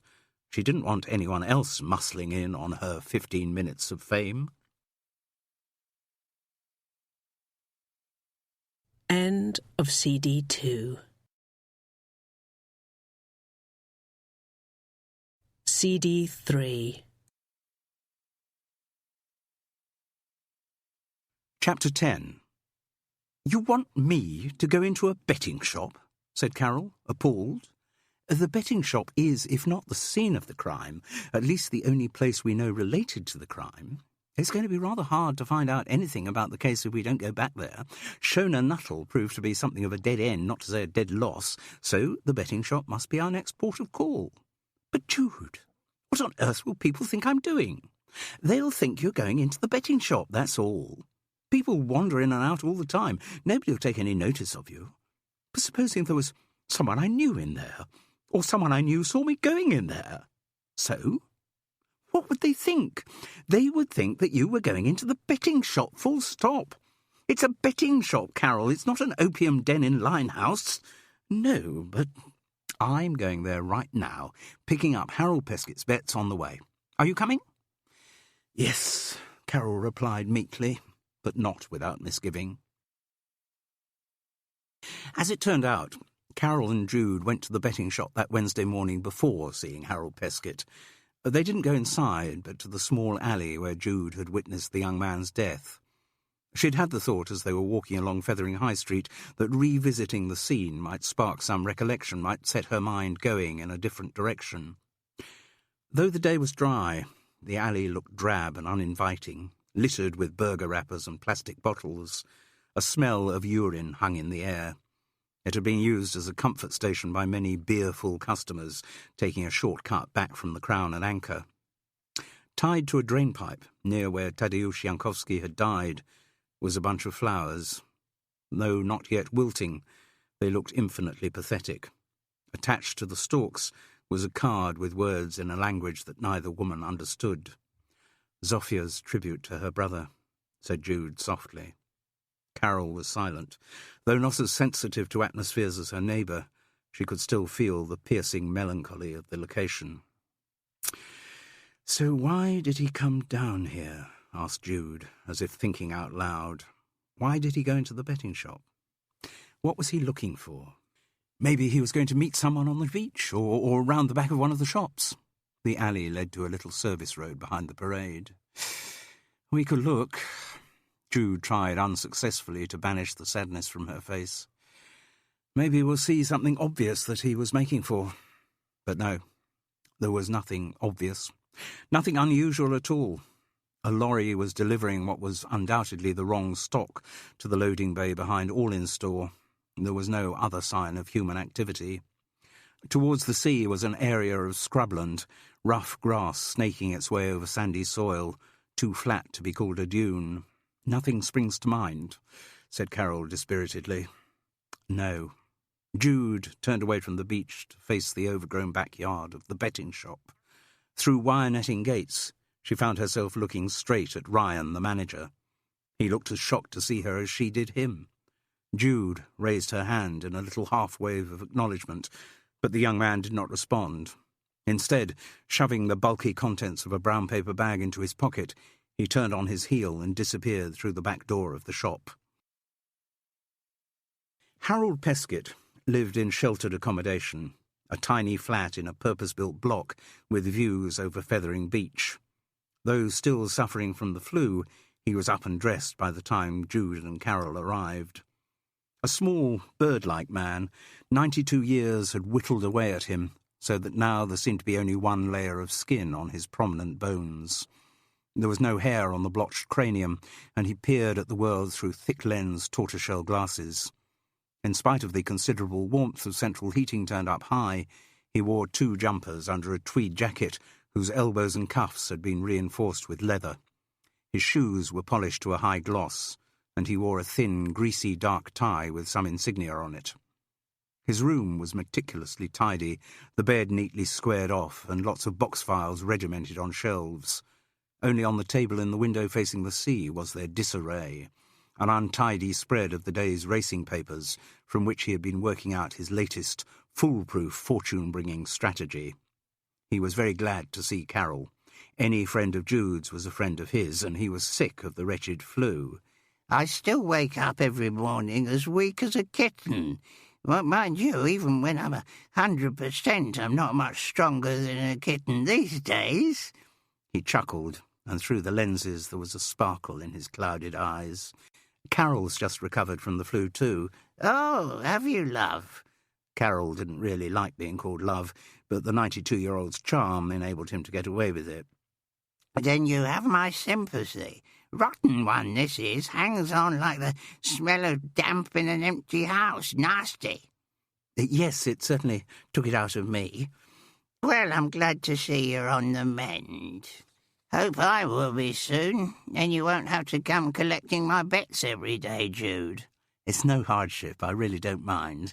"It's very kind of you to say so, but I hope it won't be for much longer. Anyway, I like putting the bets on myself. Then I can say my own special little prayer to Lady Luck. Come on, love, today you're going to give me the big win, aren't you?" "And does she usually oblige?" asked Carol. "Oh, no, never. Well, I get the odd little double, but never the big one I'm really after. Still," he chuckled again, "at 92, what would I do with all the money if I did have a big win? No, it's not the money that's really the attraction for me. It's pitting myself against the system, against the whole random universe, trying to impose order on total chaos." "You're a bit of a philosopher in your quiet way, aren't you?" said Jude. "Yeah, guilty as charged." The little man placed his frail hands on his chest in a gesture of submission. "Now, can I offer you ladies a cup of tea or something?" "No, really, we've just had some coffee. Anyway, Harold, you're not fit enough to be doing that sort of thing. Can I get you a cup of tea?" "Well, Jude, if you wouldn't mind." This exchange had become a part of their morning ritual. Harold would make the offer of tea, Jude would refuse and offer to make some for him, and he'd accept. While she busied herself in the tiny kitchen, Carol said to the old man, "So you're normally a regular at the betting shop?" "Never miss a day. I've been doing the horses all my life. Back when I started, the bookies were on the street corners with their clock bags." "I'm sorry?" "Clock bags. They had to be closed at a certain time before the race started, so no one could cheat by knowing the result. Well, very plush all the stuff they got in those betting shops these days. Comfy chairs, get a cup of tea, everything." "But over the years, Harold, you know, the years you've been betting, do you think you're up or down?" "In financial terms?" "Yes." "Oh, down. Definitely down." An expression of puzzlement settled on Carol's face, but rather than actually vocalizing the thought, "Then why on earth do you do it?" She moved the subject on. "So, if you're in the betting shop every day, Harold, maybe you saw the poor man who was killed." No, didn't Jude say I was ill last week? I know that. I just thought you might have seen him before." No idea. I don't know what he looks like. "Haven't you seen the pictures on the news?" He gestured around the room. Don't have a telly, do I? There's one downstairs in what they call one of the communal rooms, but I'm not going to spend my time sitting with those old biddies. Yeah, they never put the racing on anyway. Just watch these endless soaps and chat shows with everyone spilling their guts about everything. No one's got any shame anymore. I don't need the television. And you don't get a local paper?" No, nothing much happens in Fethering, and what there does I usually hear along the grapevine. At that moment, Jude reappeared with a steaming cup of tea. "I was just asking Harold whether he'd seen Tadeusz Jankowski in the betting shop, before last Thursday, but Harold doesn't know what he looked like. Fortunately, though," Carol reached triumphantly into her handbag, "I've brought along all the cuttings I've collected about the murder." Harold Peskett was shown a photograph of the dead man and immediately responded. Oh, yes, I've seen him all right. "In the betting shop?" Yes. "When?" While back, last summer, I think. "End of September, early October?" Could have been. "Did you see him speak to a woman?" The parchment-like skin wrinkled around the old man's eyes. It's hard to remember that far back. Maybe he did. "The woman we're talking about," Jude said gently, "was a regular in the betting shop." Do you mean old Pauline? "No, another one. Apparently used to be a regular and then suddenly stopped coming." Again, the thin skin was stretched with the strain of recollection. It doesn't ring any bells. "Younger woman? Smartly dressed?" Oh, just a minute. Yes, there was this lady used to come in. Now you come to mention it. Yeah, looked like she had a few bob. Nice clothes, like you say. "Did you ever talk to her?" asked Carol. Well, only to, pass the time of day, say bad luck when she had a loser, that kind of thing. "Did she have a lot of losers?" He shrugged. All punters have a lot of losers. "Yes, but I mean, did she bet a lot?" Think she did. Put something on every race she would. "Big stakes?" You don't know. You never really know what other punters are putting on unless they draw attention to themselves. She was a quiet one, this woman. That's why I had trouble remembering her. "Do you know her name?" He shook his head. Like I say, she was quiet, almost a bit secretive, and people who come in on their own, well, you never hear their names. Different with those decorators, Wes and Vic, a right double act they are, and Sonny, perfectly frank, everyone knows him, but that woman, haven't a clue. "Did you see her talking to the man in the photograph?" asked Jude. The wizened old man shook his head. Don't recall. She might have done, but, there's a lot of comings and goings in a betting shop. You don't notice all of them. "Of course not." Jude looked at Carol, as if to indicate that they weren't going to get much more information from this source, and said, "Have you got all your bets done, Harold?" Been ready for an hour, the old man replied, producing a pile of closely scribbled betting slips from the table. Oh, and could you bring me some more of these, Jude, love? I'm running out. I hope I'll be better tomorrow and be able to go down there under my own steam, but just in case. "Yes, of course. I'll pick them up and drop them in tomorrow morning." That's very good of you. He looked at his watch. The first bet's on a 12:30 race. "Don't worry. We're on our way." Well, good to see you, and nice to meet you, Carol, love. Are you going down to sort out your day's investments, are you? "I beg your pardon?" Are you going down to the betting shop to have a bit of a punt, are you? "Good heavens, no," said Carol. Jude smiled. "Don't bother to get up, Harold." But he was on his feet before she had finished the words. No, I may be old and decrepit and full of flu, but I'm still capable of seeing ladies to the door of my own home. Harold Peskett moved stiffly across to the door and opened it for them. And that poor geezer with a funny name got stabbed, did he? "So it seems, yes." Rotten luck. He didn't seem the sort to get on the wrong side of anybody. Carol stopped in her tracks. "You speak as if you know him." Well, I don't know, but I chatted to him a bit when he come into the betting shop in the autumn. "When he spoke to the mystery woman?" asked Jude. Maybe. Come to think of it, yes, I did only see him in the Bookies just the once. And when you spoke to him, what did you talk about?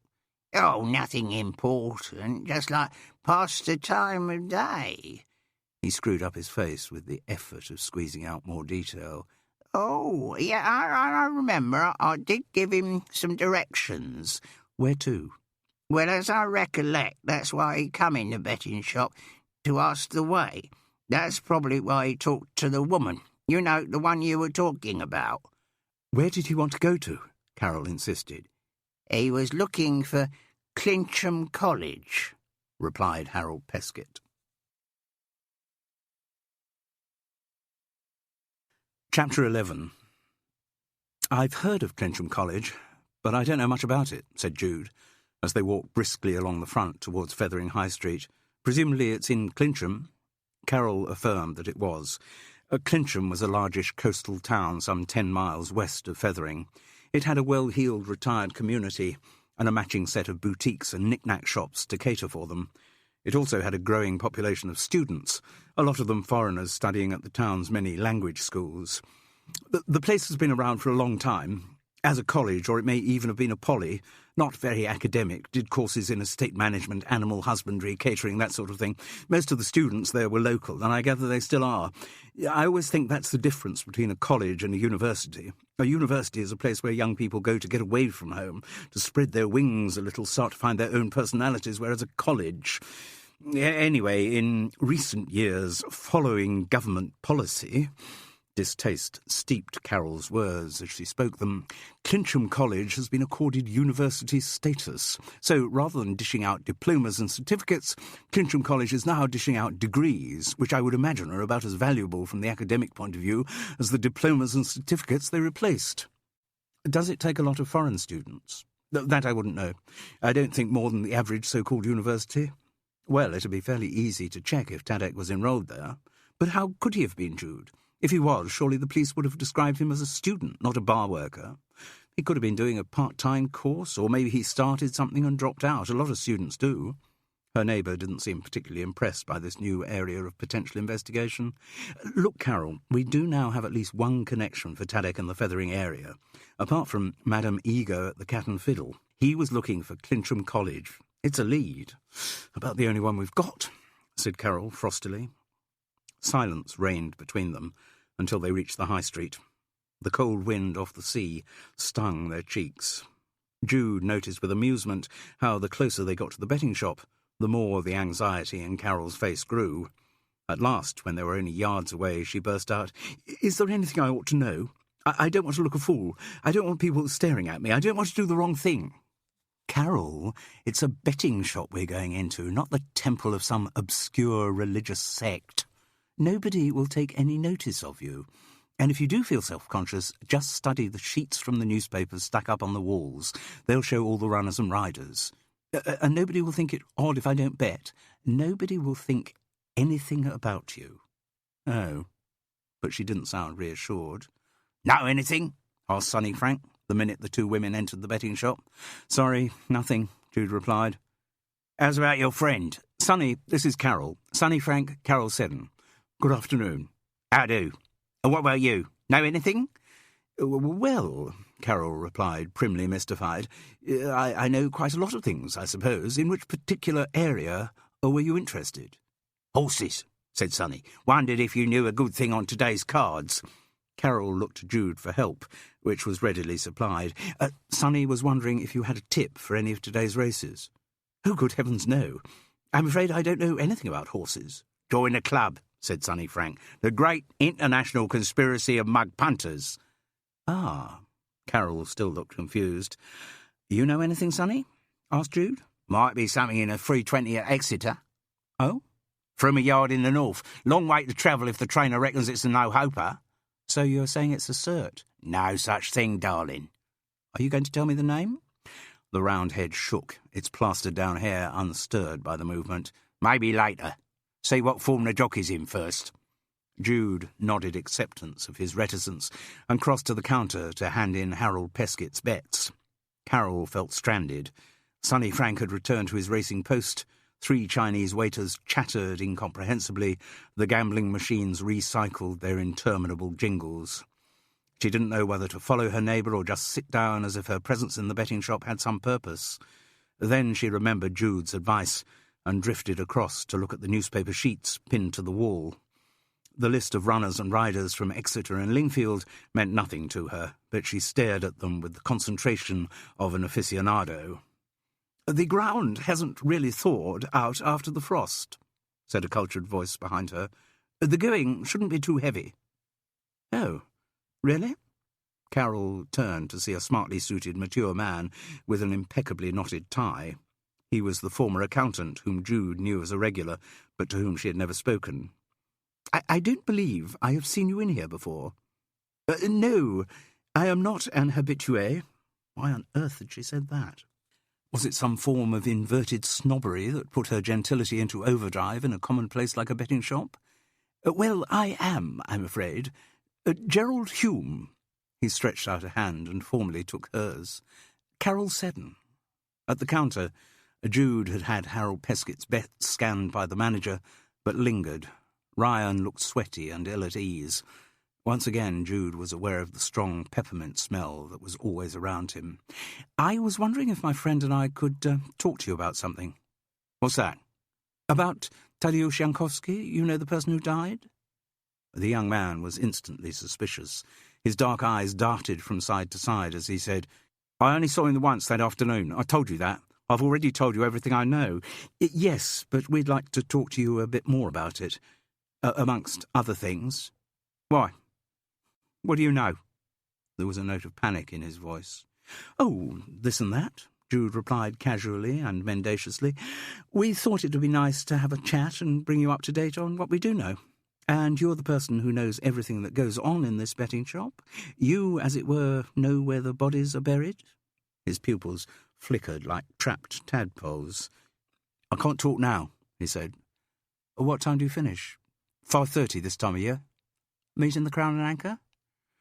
"OK," he grunted reluctantly. Someone's got a guilty secret, thought Jude. She wondered if Ryan's manner towards her had something to do with their encounter earlier that morning. Had he been doing something he shouldn't have been in the betting shop's backyard? And did he think she was a witness to his wrongdoing? Had her random talk of knowing where the bodies are buried triggered some guilt in the manager? These were her thoughts as she crossed back towards her neighbour, who she was surprised to see was in earnest conversation with the man whom Sonny Frank had once identified as a retired accountant. Animated by talking, he didn't look quite as old as he had before, probably only early 60s, steel grey hair and a lean face with unexpectedly blue eyes. When he smiled, he was almost good-looking. "Oh, Gerald, this is my friend Jude," said Carol, in a manner which was by her standards fulsome. The introductions were duly made. "Yes, I've seen you in here before, but never known your name," said Gerald. Same for me with you, and indeed with a lot of other Fethering residents. You're certainly right there. Isn't that typical of England? Everyone knows who everyone else is, but they never speak to each other." He seemed slightly embarrassed by his own seriousness. "Carol was just giving me her views on the first race at Lingfield." "Was she?" asked Jude, with some surprise. "She fancies Deirdre's Cup, and I can see the way her mind's working, but I just wondered whether he can produce his turf form on the all-weather." "That's obviously the big question," said Carol, trying to avoid her friend's eye. Out of Gerald Hume's sightline, Jude let her jaw drop in a parody of stunned surprise. "Well, I might be swayed by your opinion," said the retired accountant. "I'll wait till just before the off, see how the market rates Deirdre's Cup." "Good idea," said Carol. "We can actually go now," said Jude. "Our meeting's going to be later on in the day." "Oh," said Carol. "Well, may as well just stay and see this first race at Exeter." "Yes, wait and see if Deirdre's Cup floweth over," said Gerald Hume, rather pleased with this verbal felicity. "Very well," said Jude, still bemused. In the few minutes before the race, the odds on Deirdre's Cup grew shorter and shorter, till he was seesawing for favouritism with the horse which had started the day odds on. "Someone knows something," observed Gerald Hume. "Where do you get your information from, Carol?" "Oh, here and there," she replied airily. "One keeps one's ear to the ground." Again, she looked studiously away from Jude, on whose face was a pop-eyed expression of disbelief. "Right, I'm going to grab that 11-4 while stocks last," said Gerald Hume, and hurried up to the counter with open wallet. "Are you not betting?" "No." Carol still avoided Jude's eye. "Well, I'm going to do something. I can't watch a race without having a financial interest in it." Jude went each way on a wild outsider called Lum's Reek, which she got at 33-1. Already planning how she'd spend her winnings, she rejoined Carol and Gerald, who seemed as relaxed as if they'd known each other since school days. Before the race started, Wes and Vic rushed in from some other abandoned decorating job and just managed to get their bets on in time, so the actual running was accompanied by their raucous shouts of encouragement. Not that they did much good. In both cases, the horses whose praises they had been singing before the off were condemned at the end as hopeless nags. Deirdre's Cup did better, though. Never out of the first 4, he put in a big challenge in the last furlong, actually leading for a few strides before the favourite reasserted its class and got home by a short head. "Worth watching, that horse," said Gerald Hume. "Going to win a race soon." "Yes," Carol agreed sagely. "So, how much did you lose?" he asked. "Oh, I didn't bet on it." "Canny. You fancied it, but you knew something." "Well, thought he needed the race." Carol wasn't quite sure what the question meant, but it seemed to invite agreement, so ignoring the flabbergasted look on Jude's face, she agreed. "Yes, I should have thought it through," said Gerald Hume. "Are you going to do something on the next?" "Oh, no, I think Jude and I had better be off. Things to do, haven't we?" Jude, still mystified by Carol's behaviour, agreed that they did indeed have things to do. Also, she said, if the way my luck's going is characterised by the running of Lum's Reek, her fancy had come in a very distant last, I think I should keep out of betting shops for the next few days. "Still, maybe I'll see you in here again?" asked Gerald Hume, directing the inquiry very firmly towards Carol rather than Jude. "Oh, I don't think so. As I said, I'm not an habitué." This time she didn't feel so stupid saying the word. In fact, she felt rather classy, confident even. "Well, I hope we will meet again somewhere," said Gerald. "I'm sure we will. Fethering's a very small place, and I only live in the High Street. Good heavens, I'm in River Road. Very close, then. I'm sure we'll meet up." The two women were nearly back at their respective homes before Jude asked, "So what was all that about, Carol?" Her friend looked all innocent. "What?" "Gerald Hume. Had you met him before?" "Never." "Well, you behaved as if you knew each other very well." "Yes, strange, isn't it?" Carol mused. "Any explanation?" "No, it's just there are some people one meets with whom one just clicks. Do you know what I mean?" "Oh, definitely," said Jude, suppressing a smile. "I've fixed to meet Ryan in the Crown and Anchor soon after 5:30. Are you coming?" "I certainly am," Carol replied. "Very well. See you then." And Jude went into Woodside Cottage, her bewilderment by no means reduced. Carol went into High Tor, feeling really rather good. She really had clicked with Gerald. For a moment she toyed with the unfamiliar sensation of being a bit of a femme fatale. Chapter 12. "I speak to Tadek's landlord. Nothing," said Sophia. Her voice down the phone was cold and disappointed. What do you mean, nothing?" asked Jude. "It is like he do not know who he rents his rooms to. So long as they pay, he doesn't care who they are. Tadek was just another student for him. If the police had not questioned him, he would have forgotten my brother's name." "So you didn't get any idea of how Tadek spent his time?" "The landlord does not live near the house with the rooms in. It is just for money. He might as well be taking profits from slot machines." "Did you go to the house?" "Yes." "And did you manage to speak to any of the other residents?" "Not many are in. 2 I speak to. They also only remember Tadek because the police have been round asking questions." "How can people live so close and not know each other?" the girl asked plaintively.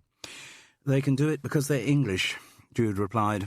"I'm afraid there's a very strong tradition in this country of keeping oneself to oneself. Have you heard the expression, 'an Englishman's home is his castle'?" "No. And certainly where Tadek was living was not a castle. It was very bare, not a nice place." So what you're saying, Zosha, is that you've drawn a blank. You haven't met anyone who knew your brother. I meet the woman at the pub you work, cat and fiddle, but she no use. She did not seem to know him at all. Shona Nuttall. A friend and I met her too, and that was the impression we got. I think your brother was just cheap labour to her. She seemed to be a bit of a slave driver. She not even know Tadek was interested in music. That means she did not know him at all. No. It is strange, Jude. Tadek is a warm person. He always have friends. But no one in the house at Littlehampton know him.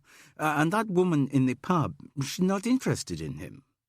I don't think Shona Nuttall's interested in anyone but herself. No. But Tadek, how can he come somewhere and make no friends? He may not have made friends where he lived, but perhaps he had some somewhere else. Where? At college? Tadek was at university in Warsaw. I tell you, he finished there last year. Yes, I know, but we've got a lead that he might have had some connection with a college near here, Clincham College, now called the University of Clincham. Jude briefly outlined the information they had got from Harold Peskett.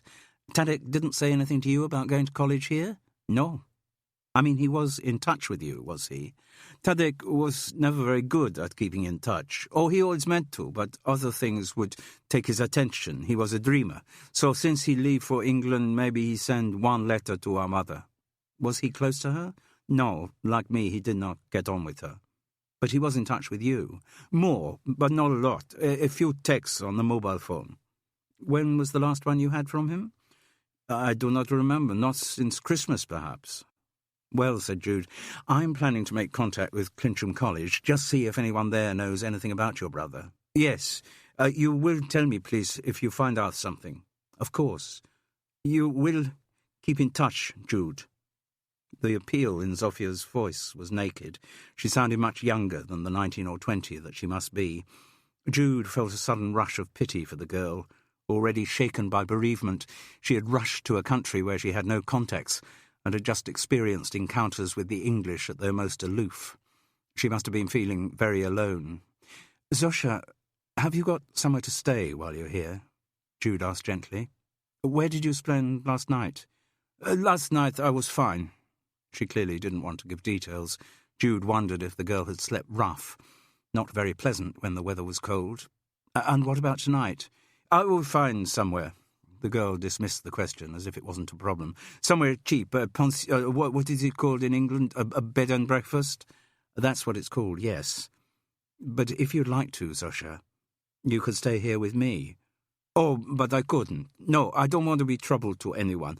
I can do on my own. It took a bit of cajoling. Not much, though. The girl's pride obliged her to put up some resistance, but Jude's argument soon blew it away. There was a spare bedroom in Woodside Cottage. It made sense that it should be used. Jude didn't mention money, but she couldn't imagine that Zofia had much with her. The cost of living in Poland was a lot lower than in England, but even in the off-season, B&Bs along the south coast could be quite pricey.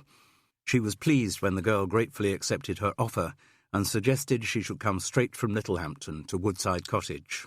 By the time she arrived, the spare room would be made up for her. As she put the phone down, Jude felt a double glow of satisfaction. Part came from the altruism of doing something that would be of help to someone in need.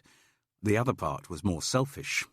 Having the victim's sister on the premises might well prove very useful in the murder inquiry on which she and Carol had embarked. Her recapitulation of what Harold Peskett had said about Clincham College prompted a new question. Had the old boy told the police what he had overheard Tadek say in the betting shop? Were they aware of the Clincham College connection? She rang through to Harold. No, he hadn't been contacted by the police. Why should he have been, Jude reflected. He hadn't been in the betting shop on the relevant afternoon. Jude was now faced with a moral dilemma. She had information which the police might not have, and her sense of duty told her that she should immediately share it with them. She felt certain that was the course Carol, with her Home Office background, would have recommended. An immediate call to the police was required to alert them to Tadek's connection with Clincham College. On the other hand, the police might have heard about the young man's inquiry from another of the betting shop regulars. There was a very strong temptation to leave them in ignorance. No, she should do the right thing. Unfair though it was, because she knew there was no chance of the police reciprocating by sharing their findings with an amateur detective, she should let them know what she had heard. Reluctantly, Jude rang the number Detective Sergeant Baines had given her. She got his voicemail. She didn't give details of what she knew, merely said that there was another regular of the betting shop whom it might be worth their contacting for information in connection with the case of Tadeusz Jankowski, and she gave Harold Peskett's number. She put the phone down with mixed feelings. Her sense of virtue at having done the right thing was transient. Stronger was the hope that the police might classify her message as just the witterings of a middle-aged woman overexcited by her proximity to a criminal investigation, that, in fact, they would ignore it. Zofia Jankowska had very few belongings with her, and the clothes she unpacked looked pitifully cheap, but she was extremely grateful to her hostess. "Please, I pay you money." "No need," said Jude. "But for food, already you cook me one meal." "All right. If that happens more often, you can make a contribution." "Please, you do not ask how long I stay." "It's not a problem." "No, but I not be trouble you long. I go when I find out all I can find out." "I just want to know why my brother died," which is exactly what I want to know, said Jude. Ryan, the betting shop manager, looked more nervous than ever when he appeared in the Crown and Anchor very soon after 5:30 that evening. He wore a fur-hooded anorak over his uniform, but made no attempt to remove or even unzip it when he sat down in the booth opposite Carol and Jude. The latter introduced the former. He told Carol his name was Ryan Masterson and accepted Jude's offer of a drink, asking for a double Smirnoff, please, just with some ice. The two women had planned the way they wanted the conversation to go. From her snatched exchange with him in the morning, Jude had concluded that Ryan thought she knew something discreditable about him.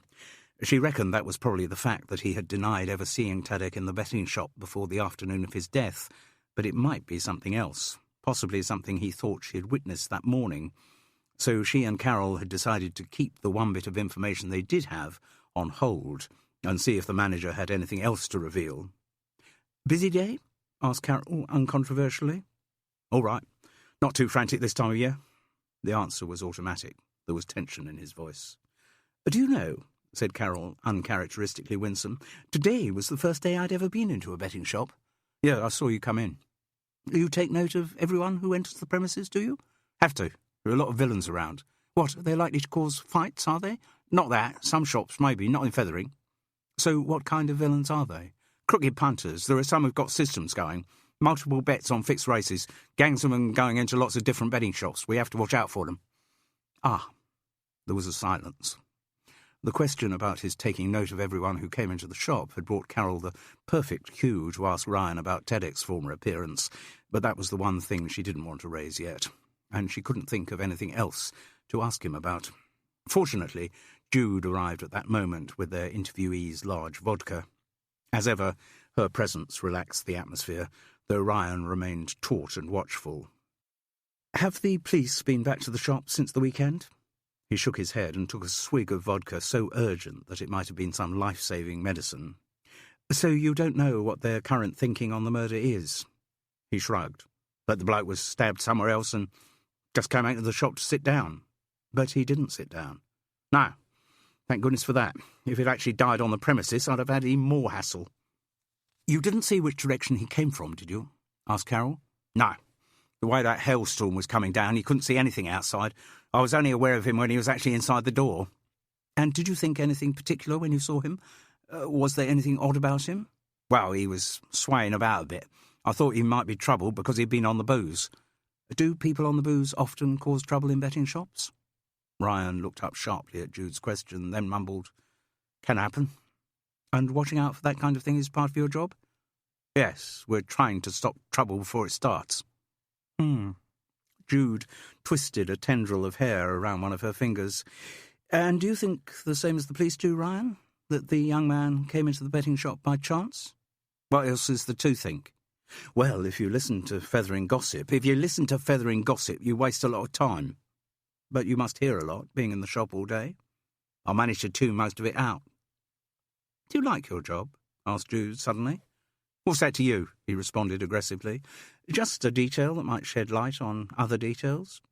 Jude wasn't sure whether her answer actually meant anything, but it seemed to contain some threat to Ryan, because with commendable honesty he said, No, I don't like my job. Why not? Why, it's dull and repetitive for a start. The hours are long, particularly in the summer, and you have to spend your day smiling at people you wouldn't normally give the time of day to. You don't exactly choose your own company. Some of the punters are pretty rude. Then you get the down and outs and the care in the community lot. Some of them smell too. Then why do you stick at it? That's secure. I'm paid just about enough to make me think that the idea of giving that up and retraining for something else is a bad one. For a moment he looked haunted by self-doubt. Don't know whether I've got it in me to train for anything else now. Don't know if I could hack it. Anyway, I've got a wife and 2 kids. Not the time to cut loose. I can't afford to take risks. Risks that might mean you get fired? Ryan evaded a direct answer to Jude's question. He just shrugged and said, It's a job. Probably no better and no worse than any other job. How many people do you know who enjoy what they do? Jude did actually know quite a lot, but it wasn't the moment to say so. Why did you agree to meet me? Her question seemed to make him even more nervous. He swallowed and his voice was strained as he replied, You wanted to talk? I can't really do that while I'm in the shop. I said I wanted to talk about Tadeusz Jankowski. Yes. Which is why you agreed so readily to meet me. OK, yes. Him coming into the shop and then dying wasn't exactly good for business. Head office are keen that the publicity is kept to the minimum. They would approve of my meeting you if it means there's less chat around the shop about what happened. It was a relatively convincing answer, but Jude reckoned he was still holding something back. And a straight question seemed as good a way as any other of finding out what that was. Is there anything you know about the case that you've been keeping to yourself? No, he replied. I've given the police my full cooperation. There was a silence. Ryan took another desperate swallow of his vodka.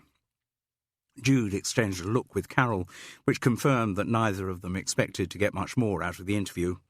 Time to put the big question. Carol did the honours. I believe you told the police that you'd only seen Tadeusz Jankowski on one occasion. I did, yes, the afternoon he died. Well, we have heard from other regulars in the betting shop that he actually went in on a previous occasion.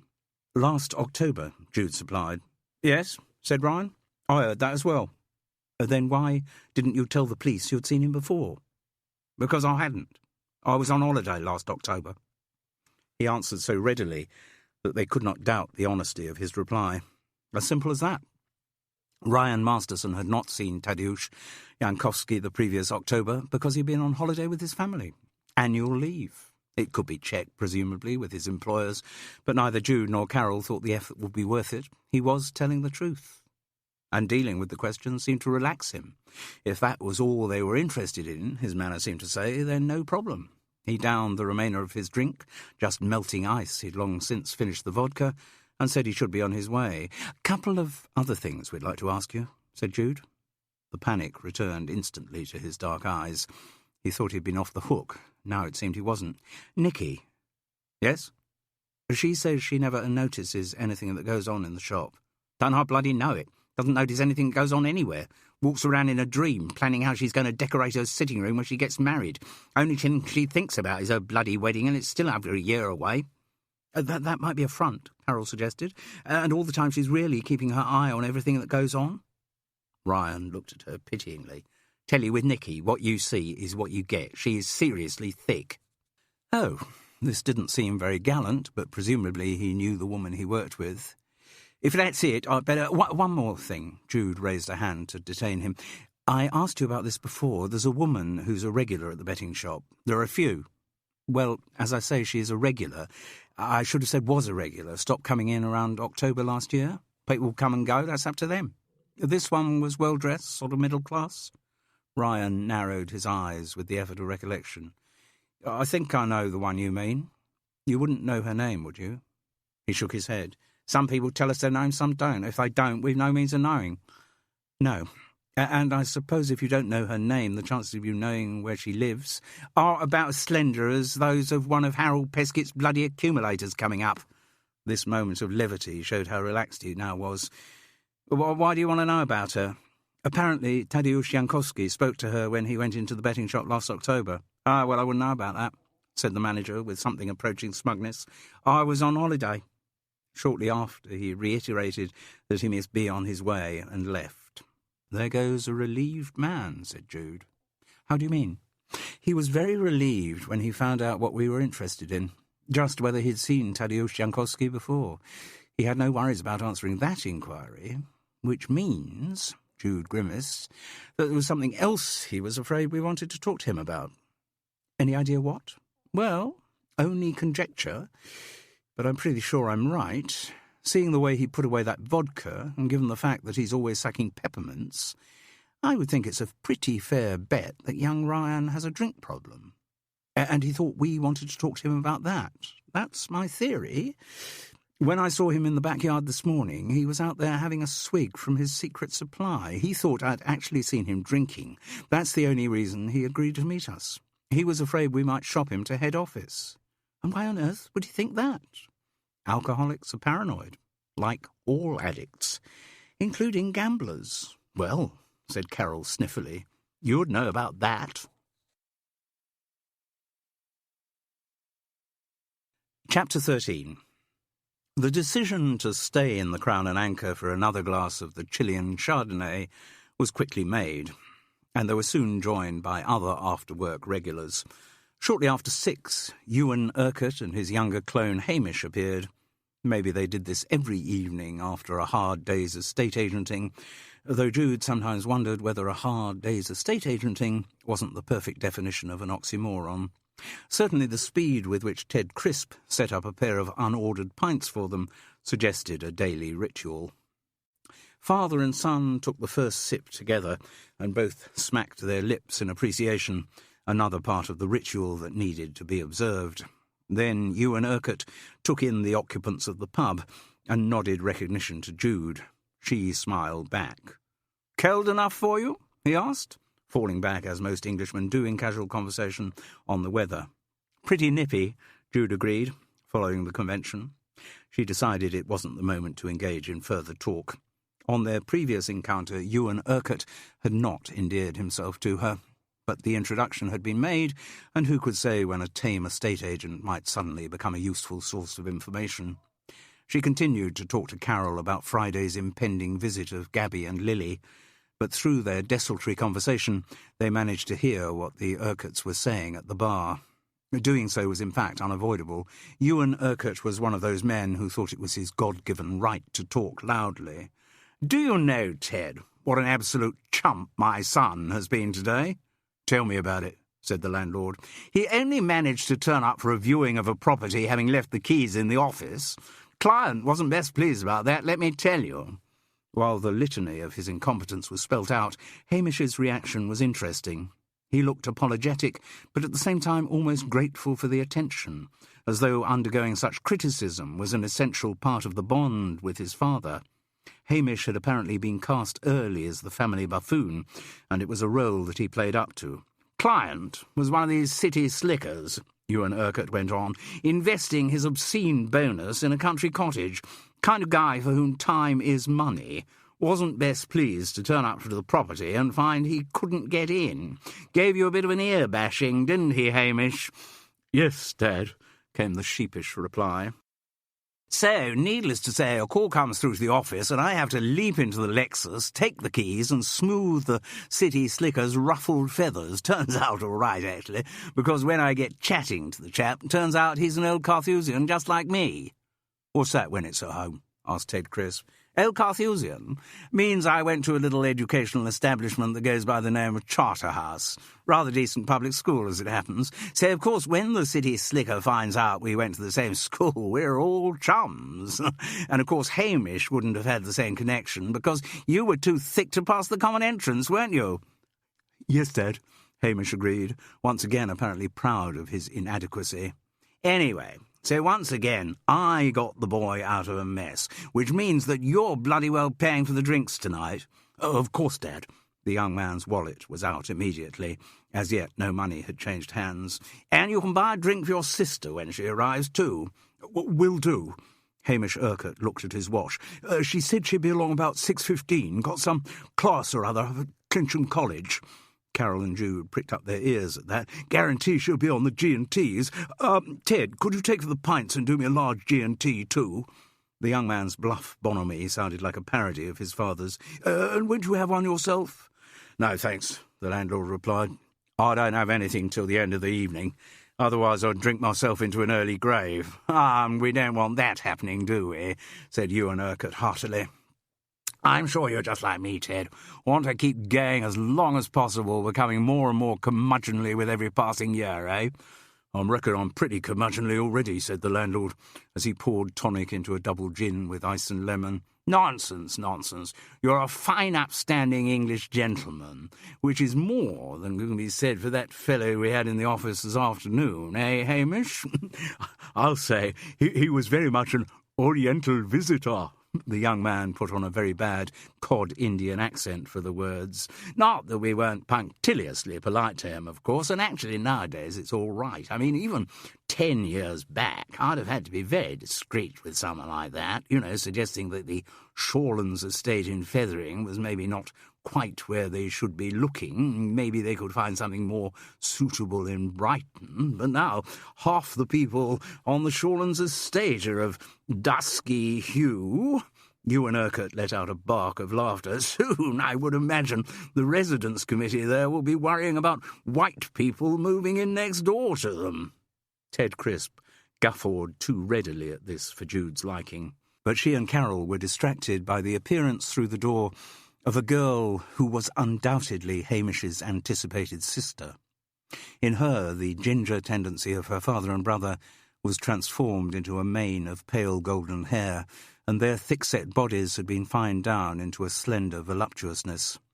Her pale skin was flushed red, presumably by the February cold. She wore a Barber over jeans and big fleece-topped boots. There was no doubt from the expression that took over Ewan Urquhart's face that she was the apple of her father's eye. "So what's kept you, Soph?" he asked, as he enveloped her in a large hug. "I didn't think you had classes as late as this." "No," she said lightly. "Had to do some work in the library." Her voice had been trained at the female equivalent of Charterhouse. "Well, I'm not sure I approve of all this book-learning for women. Women are only really good for 3 things. Cooking and cleaning are 2 of them, and..." Hamish and Ted Crisp joined him in a chortle of male complicity. He had spoken in an overinflated tone of self-parody, but deep down he clearly believed in what he was saying. "Anyway, your timing's good in one respect. Your brother's just brought you a drink." "Oh, thank you, Hamish." She took a grateful swig of the gin and tonic. "No prob, Soph." "And shall I tell you why the drinks are on him tonight?" Without waiting for a prompt, Ewan Urquhart once again recounted the tale of his son's ineptitude. At the end, the girl gave her brother a little hug and said, "You are an idiot." Her tone was the affectionate one that might be used to an over-eager puppy. "So, what have they taught you today?" asked Ewan, sharing his next observation with Ted Crisp. "Have to be doing constant cost analysis on this higher education lark, The amount they get charged for tuition fees these days, you want to know where the money's going." "Yes," the landlord commiserated. "I've heard about it. The debts these kids come away from university with, all those student loans, they're never going to get out of the red, are they? Well, at least young Sophia doesn't have that problem." He pronounced the second 2 syllables of her name like fire. Then, with a tap to his back pocket in the vague proximity of his wallet, he explained, "Muggins here's footing the bills for everything. So come on, what did they teach you today?" "We had a class on Eisenstein, and then some workshopping in the drama studio. It's for the show we're doing." "Huh, play acting," her father snorted. "Not my idea of hard work. You know what my daughter's studying, Ted? Drama and film studies. They seem to be able to do degree courses in anything these days. Media studies, dance, pop music, fashion, you name it. Probably they'll be doing degrees in bloody shopping before too long. Wasn't like that in my day." "Why, what did you study at university then, Ewan?" For the first time, the estate agent looked discomforted by Ted's question. "Oh," he replied, quickly recovering. "Didn't go down the university route myself. Got out into the real world, got down to some real work. I'm sure you'd agree that's the best way to go about things, wouldn't you?" "Dunno," the landlord replied. "It's not what I did. I went to university." Really? The surprise of the eavesdropping Carol and Jude was as great as that of Ewan Urquhart. Well, of course," Ewan continued defensively. "I studied later, got my ARICS qualifications eventually." The recollection was clearly not a happy one, so he moved swiftly on. "What did you study then?" "Nuclear physics." "Good Lord. So you have a degree in nuclear physics, do you, Ted?" "Well, no, I don't, actually. I left halfway through my second year. I was starting to spend more of my time doing stand-up on my studies, so I thought I'd give it a go professionally." "And did it work out?" Ewan, do you have to ask?" Ted Crisp's large gesture, encompassing the whole of the Crown and Anchor, was sufficient reply. "Anyway, Soph, I wonder if what you learned today is ever going to prove of any use to you?" The girl shrugged easily. "Who knows, Daddy? Some people say that education shouldn't be about direct application of skills to commercial challenges, that it should be about training and broadening the mind." "What a load of poppycock. It's not a broad mind that's going to help you succeed in the marketplace. It's applied skills. Isn't that true, Hamish?" "Certainly is, Dad." The setup was perfect. With a guffaw, his father responded, "And maybe when you get some applied skills, you'll have a chance of succeeding in the marketplace too." Shamefacedly, Hamish Urquhart rode the laughter. Carol and Jude exchanged looks and decided it was time to be getting home. End of CD 3. CD 4. Chapter 14. The next morning, the Thursday, Carol drove Jude in her neat Renault up to Clincham College. They had tried ringing, but the woman who answered the phone said she wasn't allowed to give out any details about the students. Maybe an in-person approach would prove more productive. The entrance to the campus was flanked by boards thanking local companies and other institutions for their sponsorship, giving the impression of a business park rather than a seat of learning. As the Renault nosed its way up the drive towards the visitors' car park, they passed a few students looking impossibly young and clutching armfuls of books and folders. In warmer weather, they might have been drifting more lethargically, but the brisk February air kept them on the move. The main building of Clincham College had always been an educational institution, though it had undergone various metamorphoses before its recent attainment of university status. Originally built by a late Victorian philanthropist as an academy for the furtherance of Christian knowledge, the humorless, tall, grey edifice had at various times been a boys' prep school, a girls' public school, and an outpost of a minor American university, peddling expensive degrees to students mostly from the Middle and Far East.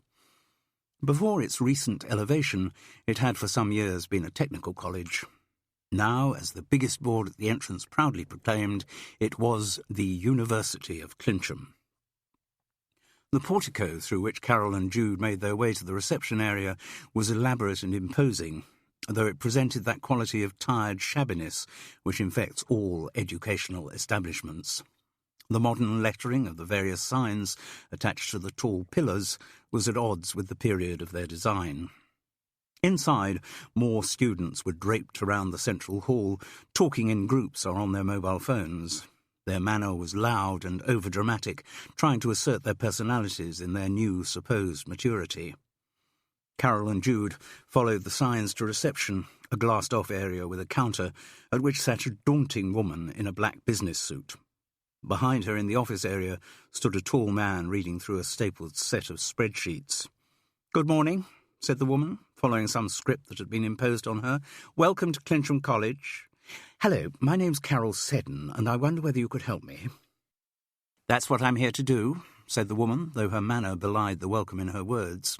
"We're trying to make contact with someone who we believe may have been a student here." The woman's face shut down immediately. "I'm afraid I'm not allowed to give out information about the students at the university." Jude thought she'd see whether charm might succeed where Carol's confrontational approach had failed. "No, I'm sure that's the rule, but all we wanted to know—" "I'm sorry," the woman interrupted. "I cannot let you have any information about the students." "Is there someone else we could speak to?" asked Carol frostily. "You could write to the principal with your inquiry, and it's possible that he might reply to you." The woman didn't make that sound a very likely scenario. "Look," Jude persisted, "all we want to know is the answer to one very simple question." There was no point in pretense. Everyone in the locality knew the name of the recent murder victim. "We want to know whether Tadeusz Jankowski, the man who was stabbed in Fethering last week, was ever actually enrolled in the college here." The woman went into automaton mood. "I am not allowed to give out any information about any of the students." "Ah, so you're admitting he was a student here?" "I am not doing—" She was interrupted by a voice from behind her. Tadek's name had distracted the man from his spreadsheets. "It's all right, Isabel. I'll deal with this." Leaving his papers, he emerged through the door from reception and approached the two women. "My name's Andy Constant, lecturer in drama studies, also admissions tutor." Carol and Jude gave their names. "Would you like to come and have a cup of coffee?" They agreed that they would, and without further words, he led them to an adjacent snack bar. "Don't worry, the coffee's all right." He gestured to a well-known logo over the door. "Outside franchise, like everything else in this place. The academic life has ceased to be about learning. It's now all about raising funds and doing deals. I'll get the coffees. What would you like?" As he went to the counter, Carol and Jude found a table and studied him. Long and gangly, Andy Constant moved with a laid-back swagger. His face receded from a beak of a nose and surprisingly full lips. His grey hair was worn long, rather in the style of Charles I. He had on black jeans, Timberland boots, and a grey denim blouson over a white T-shirt. His voice was as languid as his manner. He brought over the coffees, a cappuccino for Jude, the ordinary black Carol had ordered, a tiny cup of espresso for himself, and sat down opposite them. "Bit of excitement in a little place like Fethering, a murder, isn't it?" His tone was joshing, sending up the intensity of their interest. But he was at the same time alert, apparently trying to deduce the agenda that had brought them to the college. "Bound to be," said Jude easily. For the first time he seemed to take her in, and he liked what he saw. "Yes, and everyone's got their own theory about what happened." "The students too?" "Oh, and how. Big excitement for them. Also rather frightening. A young man killed, possibly murdered, only a few miles away in Fethering. Comes a bit near home for them. Current crop of students have been brought up to be afraid of everything. The health and safety generation, I call the poor saps. All afraid of being attacked, the girls afraid of being raped. Whatever happened to the innocence of youth?" "Did it ever exist?" asked Carol. "Maybe not. But I think when I was their age, I did at least have the illusion of innocence. I kind of trusted the world, was prepared to give it a chance. I wasn't afraid of everything." "You say they're afraid of everything," said Jude, "but you're talking about a generation who think nothing of shooting off round the world on their gap years." "True, except that's just become another form of package tourism these days. For me, it takes the excitement out of far-flung places, knowing there'll be a nice, familiar McDonald's waiting when you get there." Maybe. He had taken over the conversation so effortlessly that Jude wanted to find out more about Andy Constant. "You said you lectured in drama. Does that mean that you used to be an actor?" A theatricality about him made this quite a possibility. "Very early in my career. Moved into directing for a while, since then teaching. Mind you, that involves a certain amount of directing too, and acting, come to think of it." He had considerable charm and a strong sexual magnetism. The latter got through to Jude at an instinctive, visceral level, and she wondered whether Carol was aware of it too. "Anyway," Andy went on, "I couldn't help overhearing what you said to Isabel at reception. Sorry, I'm afraid she's not the most imaginative of women. Whatever the question, she always comes up with the party line. But I heard you mentioning the name of Tadeusz Jankowski. I wonder why you're interested. Are you just another pair of Fethering residents fascinated by their proximity to a murder?" Carol and Jude exchanged a look. The true answer was probably a yes, but they needed to come up with something a bit better than that. Jude thought of a solution which certainly had elements of truth in it. "The sister of the dead man came to see me. Naturally enough, she's trying to find out everything she can about her brother. I just thought Carol and I could possibly help her." He nodded, as if he accepted this justification for their presence. "But why have you come here? What reason do you have for connecting the young man with Clincham College?" Quickly, Jude recounted what she had heard from Harold Peskett about the young Pole's earlier visit to the betting shop. Ah, that would explain something else. What? The police have been here too, asking about Tadeusz Jankowski. Yes, Carol. Maybe they got the lead from the same source as you did. When were they here? Asked Jude. Monday. Then it wasn't the same source as mine. I only suggested they should contact Harold yesterday, and up to then he said they hadn't had any contact with him. So they must have heard about the Clincham College connection from someone else. Not necessarily, said Andy Constant. Apparently they didn't seem very focused when they came here, more like it was just a routine inquiry. Yes, thought Jude. Unfocused is a pretty good description of the approach Baines and Yelland had used when they interviewed her. I mean, I suppose it makes sense, Andy went on. Young people tend to congregate together. The dead man was young and had been living round here, so there's quite a reasonable chance that he would have hooked up with some of the students from the college. Carol noticed that he didn't use the word university, and wondered whether this was because he hadn't yet got used to the idea, or whether he was as cynical about the place's status as she was. The lecturer took a sip of his espresso, and then continued in a different tone. Anyway, one thing the police did say was that we on the staff here should keep our eyes and ears open for anyone who came here expressing interest in the murder victim. Oh? I thought I should warn you. Why warn us? Well, I'm sure you don't want to be questioned by the police, do you? It's very time-consuming and, can I believe, be quite unpleasant. I mean, you're fine now. Isabel at reception won't say anything. That would involve her using her initiative, and she doesn't do that. And you can rely on me to keep quiet, but I can't guarantee that the rest of the staff here would be so accommodating. So what are you actually saying? Asked Carol. I'm saying that we've been told to let the police know if anyone comes here inquiring about Tadeusz Jankowski. And so I think there might be an argument for you not taking your investigations at Clincham College much further. You're warning us off, said Jude. He gave a relaxed laugh. That sounds a little overdramatic. Let's just say I'm trying to avoid your being inconvenienced. Well, that's very thoughtful of you. But the police have already questioned me, and I didn't find it a particularly inconvenient experience. Fine. He shrugged. Only trying to save you hassle? Jude felt his grey eyes seeking out her brown ones and saw the half-insolent smile on his face. Andy Constant knew he was attractive, and he knew that she was responding to him. He couldn't know that part of the attraction came from his similarity to Lawrence Hawker, another tall academic with whom she had spent time until his premature death a few years before. While she couldn't deny the pull that Andy Constant exerted, Jude resented feeling it. In spite of the superficial likeness to Lawrence, there was something about him that struck warning chords within her, something dangerous, which of course only served to add to his appeal.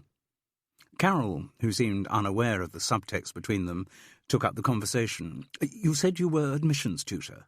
I did, yes. Then maybe you can at least answer the question we came here to ask. Try me. Was Tadeusz Jankowski ever enrolled here as a student? Andy Constant was silent for a moment, as if deliberating over his reply. He took another sip of his espresso, then put the tiny cup down on its tiny saucer. I can't actually see what harm my giving you that information can cause. Well, the answer's no. Tadeusz Jankowski was never enrolled in any course at this university. It was the first time he'd used the word. And had he ever made inquiries about the courses he might have enrolled in? Asked Carol, pushing her luck. Not so far as I know. I suppose he might have made an approach by letter or email, but none of my colleagues has mentioned anything about his doing so. And needless to say, given the amount of media coverage, people have been talking a lot about him. I think if anyone had had an approach from someone called Tadeusz Jankowski, they'd have said so. It's not the kind of name you would forget, is it? Jude joined in. So you can't think of any connection he might have had with Clincham College? No. Do you know if he'd ever been on the premises? Not to my knowledge, replied Andy Constant, and then he gave Jude another of his lazy but undeniably sexy smiles. Still, if I hear from anyone that he has been seen here, I'll let you know. He smiled again. Maybe you'd like to give me your number, Jude. As she was scribbling it out on a scrap of paper, a girl came into the canteen. She was dark and pretty in a Hispanic way, dressed in the typical student uniform of jeans and layers of sweatshirts. Long black hair curtained her face. "Andy," she said as she approached their table. Her voice sounded slightly Spanish. He looked up and seemed pleased with what he saw. "Yes? Andy, I thought you said we'd meet up in the drama studio at 11. He looked at his watch. "Oh, I'm sorry. Hadn't noticed the time." He turned the full power of his smile onto Carol and Jude. "Ladies, you will excuse me." And pausing only to snatch up the piece of paper with Jude's number on it, he walked with long strides out of the cafe. The dark-haired girl followed, her eyes glowing with puppy love. Jude was too old for puppy love, but she couldn't deny that Andy Constant was a very attractive man. Chapter 15. Jude heard the sound of crying as soon as she came through the door of Woodside Cottage. Zofia was hunched up on one of the sitting room's heavily draped sofas, her shoulders shaken by the sobs that ran through her body. On the floor beside her was a battered suitcase and a scruffy backpack. Immediately Jude's arms were round the girl and her lips were murmuring soothing words. "I am sorry," was the first thing that Zofia managed to say. "I hear from the police this morning that I can come and collect Tadek's things, his possessions, and seeing them." She indicated the bags. It makes me realize that he is really gone from me." "Do you want me to put them away somewhere until you're ready to deal with them?" "No, Jude, thank you." Zofia wiped the back of her hand against her face to dismiss the tears. "No, I am ready to deal with them now. Maybe there is something in here that tells me what has happened to Tadek. I must not be emotional. I must try to piece together from his possessions what he was doing here in England, and perhaps the reason why someone wanted to kill him." "All right," said Jude. "I'll help you, but first let's have a drink of something. What would you like, Zosha?" "Coffee, please. Black, that would be good. Don't start opening the bags until I'm there." Jude didn't fool herself that her words were spoken from pure altruism. She was being offered a unique chance to further her investigation into Tadek's death. "Did the police say anything," she called through from the kitchen, "about why they were letting you have his belongings so soon?" "They just said they'd finished what they needed to do with them, and the landlord wants to rent out the room again as soon as possible so the stuff can't go back to Lilhampton. Would I like to take it, please?" "Did you go back to the house?" "No, I collect from police station." "I wonder if they're letting you take the stuff suggests that the police are winding up their investigation." "I do not know." "Well, if they've made an arrest, we'll hear pretty soon on the news." "Yes." When Jude came through with the coffee, Zofia had curbed her tears, but she still looked lost and waif-like on the sofa. Her pigtails emphasized her vulnerability. "Come on," said Jude, once the drinks were poured. "Let's be very unemotional about this. Try to distance yourself from what you're looking at, Zosha." "I will try, but it is not easy." "I'm sure it isn't. But just try to forget it is your brother whose things we're looking at. Imagine it's an assignment you're doing as a journalist. You have to write a story based on the information you can glean from what you find here." "Yes, this is a good way. I will try this." She produced her blue notebook and opened it at a clean page. "I am writing a story about a murder investigation, and I will write my notes in English." "Right. Open the suitcase first." Zofia did as she was told. The contents of the case were pitifully few, mostly clothes and fairly worn and threadbare clothes at that. Though they must all have been redolent of memories, the girl was commendably restrained as she neatly piled them up. She made a kind of inventory in her notebook. "Nothing here that he didn't have at the time he left Warsaw," she announced when the suitcase was nearly empty. She picked up the last item, a sponge bag, and unzipped it. The contents once again were unsurprising. Shaving kit, deodorant, shampoo, toothpaste, toothbrush, paracetamol, and in one compartment a pack of condoms. "So it looks like something was happening in his life," suggested Jude. "Or just that Tadek was, as he always was, optimistic." Zofia was making a joke at the expense of her brother's romantic aspirations, but she could not say it without a tear glinting in her eye. She moved on to the backpack. This had seen a lot of service. Its fabric was slack and discoloured, covered with a rough patchwork of stickers, old and illegible ones, covered over by newer designs whose colours showed up against them. Are these all from your brother's travels?" No, he was given the backpack by a friend who I think himself had bought it second-hand. The only ones Tadek would have put on are those from music festivals he goes to. She pointed to a bright printed circle. This one is Leipzig. I remember he goes there after he finished university last summer. A celebration to play some of his own music, he said, and to listen to people who play music better than he does. She pulled the backpack towards her and tackled the buckles. Maybe here we will find more secrets about what he do in England. There was some evidence of Tadek's activities, but nothing very interesting. Zofia itemized everything in her blue notebook. Programs and tickets suggested he had been to a few music gigs, but none further afield than Brighton. Some torn-out newspaper advertisements indicated that his career ambitions might have extended beyond bar work. A well-thumbed dictionary and an old language course on cassette bore witness to a determination to improve his English. And there was also an English rhyming dictionary. Zofia looked at this with some confusion before opening it to check the contents. Then she nodded slowly. Does that tell you something? Asked Jude. I think yes.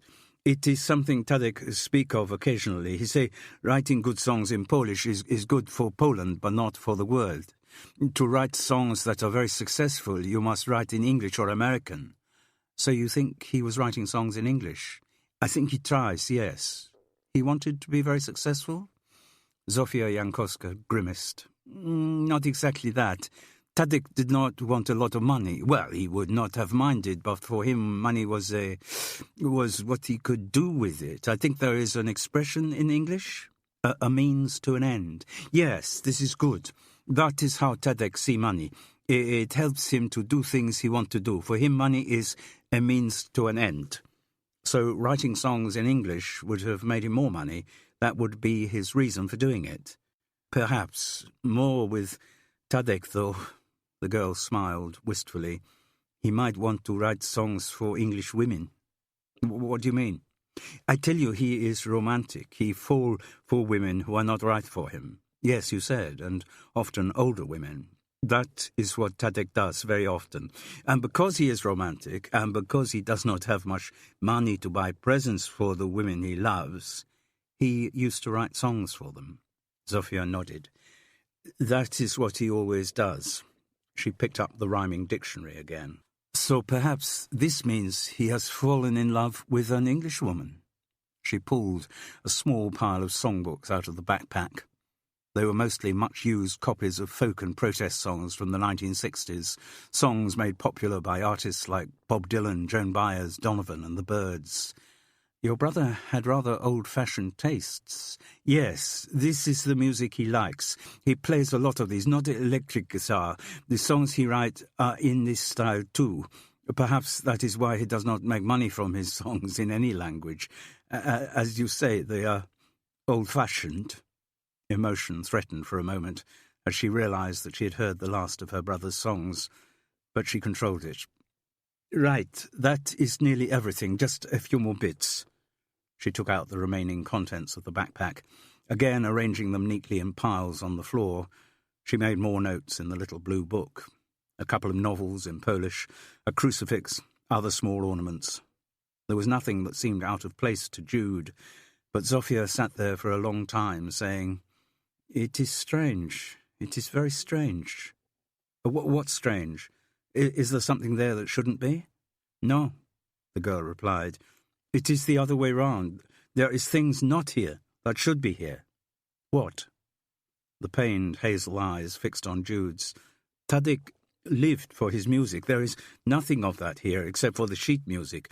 No notebooks with songs written out, no lyrics, no cassettes, no CDs. Most of all, there is not his guitar. What was the guitar like? It was not electrical. It was, I don't know the word. Acoustic?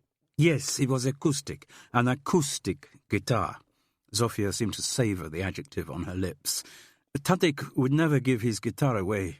Where is it? It is such a special guitar. Special meaning valuable? No, probably after what Tadek has done to it, it is less valuable. He painted it red and he painted 2 eyes on the front, like the hole behind the strings is the mouth so the guitar has a face. In the band he play with his friends. They all paint faces on their instruments. It is something they do, so that always people recognize them. And they call the band Twarz. That means face in Polish. Did you ask the police about the guitar when you picked up this lot? I wasn't thinking, but they tell me here is everything they find in his room. It might be worth checking. They could still be doing forensic tests on the guitar. Have you got a number for them? Zofia Jankowska had. She rang through and spoke to the officer from whom she had picked up the bags that morning. He told her everything was there, except for the clothes that her brother had been wearing at the time of his death. There had been no sign of a guitar amongst his belongings. Being told this prompted another question from Jude. That overcoat he was wearing, was that his? Zofia nodded. I was with him when he bought it, in a street market in Warszawa for old clothes. It was from Russian Navy. A lot of clothes like that are for sale in Poland. Jude remembered thinking at the time that the coat had looked naval. You don't think he might have sold the guitar if he needed the money? Tadek would never do that. He might sell anything else. He might go without food. He would never sell his guitar. That was like part of him. Besides, she picked up something that looked like a polished wooden cigar box, turned it over and clicked a secret catch that revealed a false bottom. Inside was probably £200 in English notes. You see, Tadek had money. Zofia squatted back on her haunches in something like despair. So, where do we find his guitar? And where, asked Jude thoughtfully, do we find the Englishwoman to whom he was writing love songs? On her walk with Gulliver late that afternoon, Carol found herself passing Fethering's parade of shops and felt a very uncharacteristic urge to go into the Bookies. She managed to curb it and keep walking, but the strength of the impulse surprised her. And she knew it was partly to do with Gerald Hume.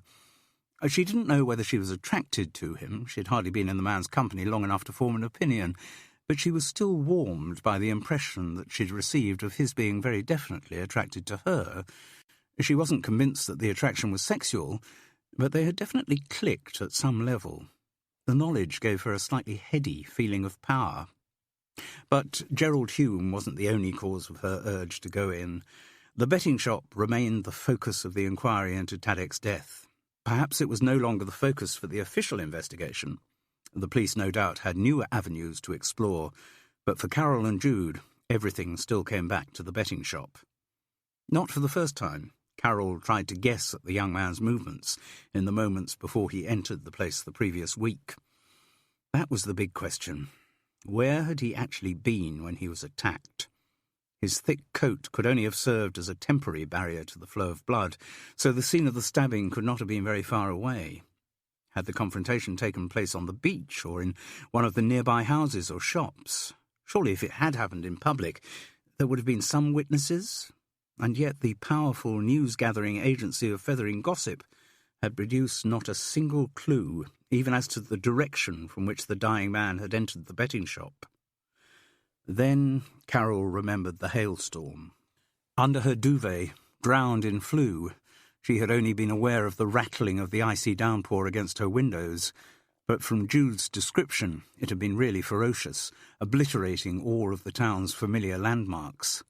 That was why no one had witnessed Tadek's approach to the betting shop. Carol looked again along the parade. All in stall. Marnie's hairdressing, Polly's cake shop, the estate agents, the charity shops. It seemed unlikely that the young Pole had come out of one of them, and yet what other explanation was there for his sudden appearance? At that moment, a car drawing up alongside her reminded Carol of another possibility. The young Pole could have arrived at the parade by car. But if he did, where had he come from? And who with? Chapter 16. Any social encounter that involved Lily had to be arranged around her schedule. Like most babies, particularly first babies, her arrival had immediately changed the pecking order in her parents' household. Gabby and Stephen were her slaves, and their lives now revolved around the vagaries of their daughter's feeding and sleeping patterns. As a result, the visit to Carol on the Friday was rigidly circumscribed by time. If Gabby left Fulham on the dot of 10, Lily would sleep all of the hour and three-quarters drive to Fethering. Then they'd have to leave on the dot of 2 to ensure an equally peaceful return journey. This suited Carol well. She liked arrangements to be fixed and defined. Nothing caused her greater anxiety than the concept of an open-ended visit. And she was hungry for the sight of Lily. Even in the few weeks since their last meeting, the baby had developed exponentially. Her smile was no longer something that could have been mistaken for wind. It was now a definite expression of pleasure, and one that could be bestowed on those around her like a rich gift. Her mother still got most of the smiles. She and Lily had bonded instantly, and the baby's arrival had changed Gabby's personality. Though she hadn't lost her sparkle, she was calmer, and her conversation no longer revolved around show business. She seemed to have no wistful nostalgia for her work as a theatrical agent. She was totally absorbed in the new life which had come into hers. Carol thought it might be some time before her employers would see Gabby back in the office. Serenely even-handed, that day Lily granted smiles to her grandmother as well as her mother. There had been some discussion with Stephen and Gabby as to what Carol should be called in her new role. All the possibles, Gran, Granny, Grandma, Nan, sounded dispiritingly old, but there was no avoiding making a choice. She had settled for Granny as the least offensive, and indeed the name her own almost forgotten grandmother had been known by. With Lily there as a catalyst, Carol was surprised how much more relaxed she felt with her daughter-in-law. She had always liked Gabby, but felt an edge of unease when Stephen was not there and there were just the two of them. She had a bit of that feeling when she was alone with anyone. Her insecurities rose to the surface. She was always afraid that the other person was making judgments and finding her wanting. But now, with Gabby and the baby, Carol experienced something she had never relaxed into before, a kind of gender solidarity. Though she didn't rate her own maternal skills very highly, the shared experience of motherhood had brought the two women closer. Carol was amazed how unperturbed she could be by Gabby openly feeding Lily. She felt a kind of regret for her own time with Stephen as a small baby, when social convention and her own modesty had made breastfeeding a rather furtive exercise. But perhaps what she appreciated most was the ease that her daughter-in-law showed in her presence. Gabby did not question Carol's right to be included in the care of her baby. She even asked for advice and reassurance over Lily's little quirks of development. So, at 2 o'clock sharp, Carol was sorry to see them go, but warmed by the encounter. She felt bonded with the next two generations of women, and she looked forward to watching the development of the new person in her life. She also knew that the visit would not have been nearly so satisfactory had her ex-husband been present. So she was already in a good mood when the phone rang at about 2:30, and the ensuing conversation cheered her even more. "Is that Carol Seddon?" The voice was cultivated, precise, and vaguely familiar. "Yes. I found your number in the local directory." "Oh, well, you would. It's in there," said Carol rather fatuously. She still couldn't identify the voice, but was not left in ignorance for long. "It's Gerald Hume speaking. Remember, we met in the betting shop yesterday?" "Yes, I remember. I'm surprised you're not there now." "Oh, I am. As you may recall my saying, I am an habitué." His use of the word echoed their conversation of the previous day. "Well, to be strictly accurate, I am not inside the betting shop. I'm standing outside the premises. The mobile phone signal is better here, and also I don't like having my telephone conversations listened to by all and sundry." "Nor do I. That's one of the reasons I don't want a mobile phone." I understand." There was a brief silence. "I thought you might have come in today." "Good heavens, no. As I believe I told you yesterday was the first time I've crossed the threshold of a betting shop." "I thought you might have got a taste for it." "Certainly not," came the instinctive Calvinist response. "Well, Carol," said Gerald Hume with a sudden change of tone, "I wondered if we could meet for a drink." "Meet for a drink?" she echoed stupidly. "You and me?" "Yes. I enjoyed meeting you yesterday. I thought it would be nice to talk at further length." "Well, I'm sorry. I hope you don't think me forward," which was a comfortingly old-fashioned word for him to use. "If you don't relish the idea, you have only to say no." Carol found herself saying, "well," again. The proposition was so unexpected that she couldn't immediately adjust to the idea. If you'd rather not, you needn't be embarrassed by refusing." "No, I'm not embarrassed." To her surprise, Carol realised this was true, and suddenly she could see no reason to refuse his suggestion. "Yes," she said. "Yes, let's meet for a drink. When were you thinking of? Would this evening be convenient?" "This evening would be most convenient." Jude also had an invitation that afternoon. She had been half expecting the call, with foreboding but an undercurrent of excitement. From the moment she had met Andy Constant, she knew that something had connected between them. On the phone he sounded even more languid and laid back. The offer was made very casually, as if the manner of asking somehow took the curse off it. If she refused, his manner implied, it had never been any big deal anyway. "Thought it'd be nice to meet again," he said. He was taking a risk. He knew nothing about her. She might be in a long-term relationship. But still he asked. Jude had already got the impression that Andy Constant was used to getting his own way with women. "Well, yes, it might be," she responded. She was taking a risk too, but she reassured herself that it wasn't only because she was attracted to him. He still might have some information that was of relevance to the murder of Tadek. To keep in touch with him would be in the cause of pursuing their investigation, she told herself with knowing casuistry. "The thing is, I'm doing a show at the college with some of the drama students. Wondered if you would like to come and see it. Then we could have a drink afterwards?" Again, he made it sound very casual. Quite clever, too, Jude thought. Not a direct request for a date. He made it sound as if the main purpose of the invitation was for her to see the show, and hopefully be impressed by it, perhaps warm to him because of his skills as a director, then have a few drinks and maybe fix to meet again. There was something disquietingly practised about his approach. "What is the show?" she asked. It's called Rumours of Wars. Something the students have built up through improvisation, and I kind of tailored into a script. I promise you it's less dreary than it sounds. They're a bright lot of kids, some real talent in there." "When are you talking about?" Short notice, I'm afraid. Show only runs for 3 performances. Saturday I have to entertain a lot of college bigwigs, so I'm talking about this evening." Jude hadn't complained about the short notice, but he still seemed to feel the need to apologise. "Ideally, I'd have asked you further in advance, but I hadn't met you then, had I? And I do think the show's something you might enjoy," which Jude considered was a rather bold claim, since he'd had no time to assess her theatrical interests. "It's in the college's new theatre. Building's worth seeing, apart from anything else. So tell me, do you fancy it?" Again, he fostered the illusion of distancing himself. It was the show she'd be coming to see, not him. Jude had to acknowledge that his technique, though obviously well-practised, was rather good. "All right," she said. "I'd like to come." Chapter 17. On a day when she had been feeling less good about herself, Carol Seddon might have balked at Gerald Hume's suggestion that their meeting that evening should take place in the Crown and Anchor.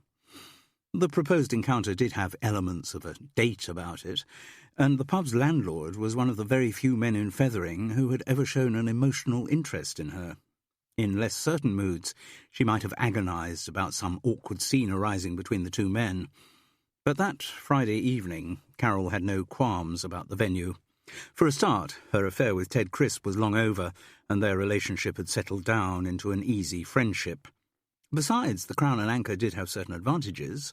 Apart from anything else, she would be on home territory, and not far from High Tor should the meeting prove to be uncomfortable. After all, she knew nothing about Gerald Hume. He was sitting in one of the alcoves nursing a half-pint of lager when she arrived. Dressed as ever in pinstriped suit and tie, his briefcase on the banquette beside him. Carol greeted Ted Crisp immediately to establish her familiarity with the pub.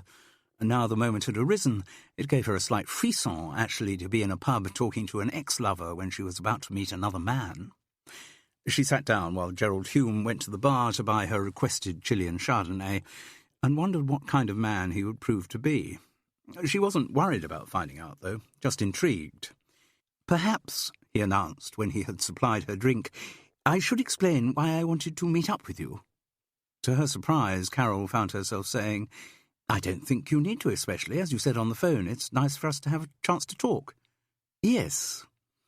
He hesitated, still seeming to feel he should provide some explanation, so she moved on. Did you have a good day on the horses? A profit of £3.50. He spoke in a considered manner, as if carefully selecting each word with a pair of tweezers. And is that a good day? Would you regard £3.50 as adequate recompense for 5 hours' work? No, I suppose not. So you think of what you do in the betting shop as work, do you? Well, it's the only work I have now. I heard a rumour that you used to be an accountant. That's a very unusual rumour to hear. In what way unusual? Because it's accurate. Very few rumours in Fethering share that quality. Carroll smiled. He clearly knew the area well. Yes, he went on, I was an accountant with the same company for 36 years. They then deemed that I was no longer fit to be an accountant. Carroll didn't quite like to ask for amplification, but seeing her reaction, he provided it. No skullduggery on my part, no embezzlement of funds, merely a company policy of retirement at 60. Drinks with colleagues, a hastily mugged-up speech from my new, much younger boss, the presentation of an unwanted carriage clock, and goodbye, Mr. Hume. So, given the fact that I used to spend 8 hours of every weekday in the office, that did leave rather a large gap in my life. Surely there were other things you could have done. I suppose so. I could have set up in private practice.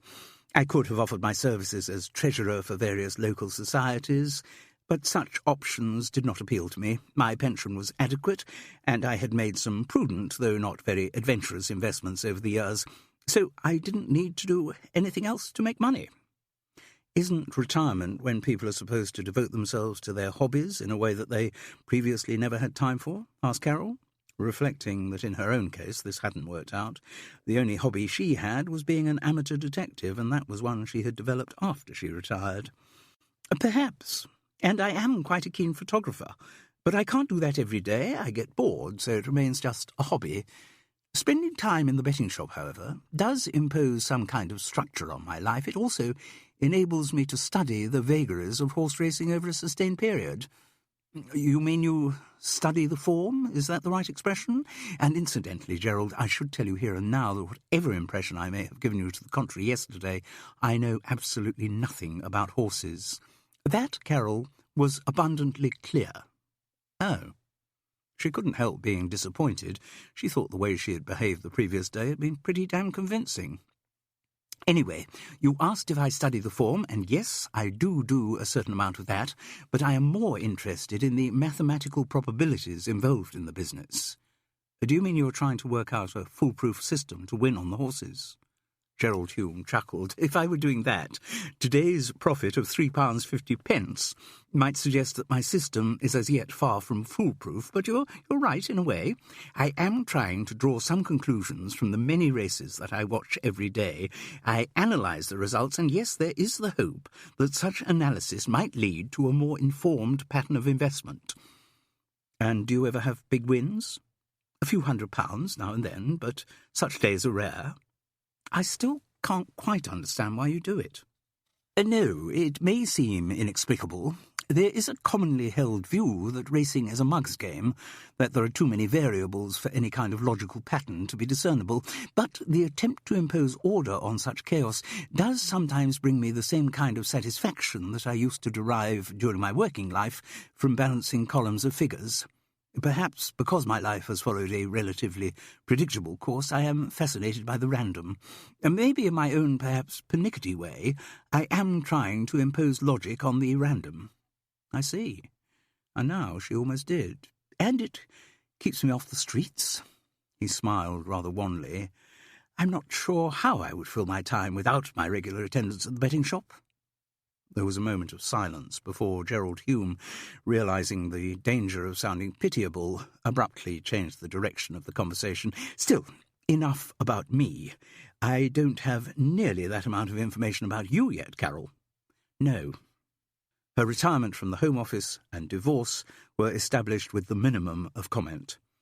I see, said Gerald. I never married. Is that a cause for regret? Really? I think I am probably not designed for connubial bliss. I tend to be rather analytical in all my dealings, which may lead to a level of detachment in my behaviour, and I have been given to understand that marriage requires engagement with the partner rather than detachment from them. I think that is usually thought desirable, yes. Carol was touched by his quaintness, and found her own speech beginning to echo the formality of his. She had also by now realised that Gerald Hume wasn't and never would be a date. The attraction between them was not physical, it was purely intellectual. This revelation did not bring her even the mildest flicker of disappointment. In fact, it reassured her, clarified her feelings. "May I go off on a complete tangent, Gerald?" "By all means. And ask whether you do crosswords?"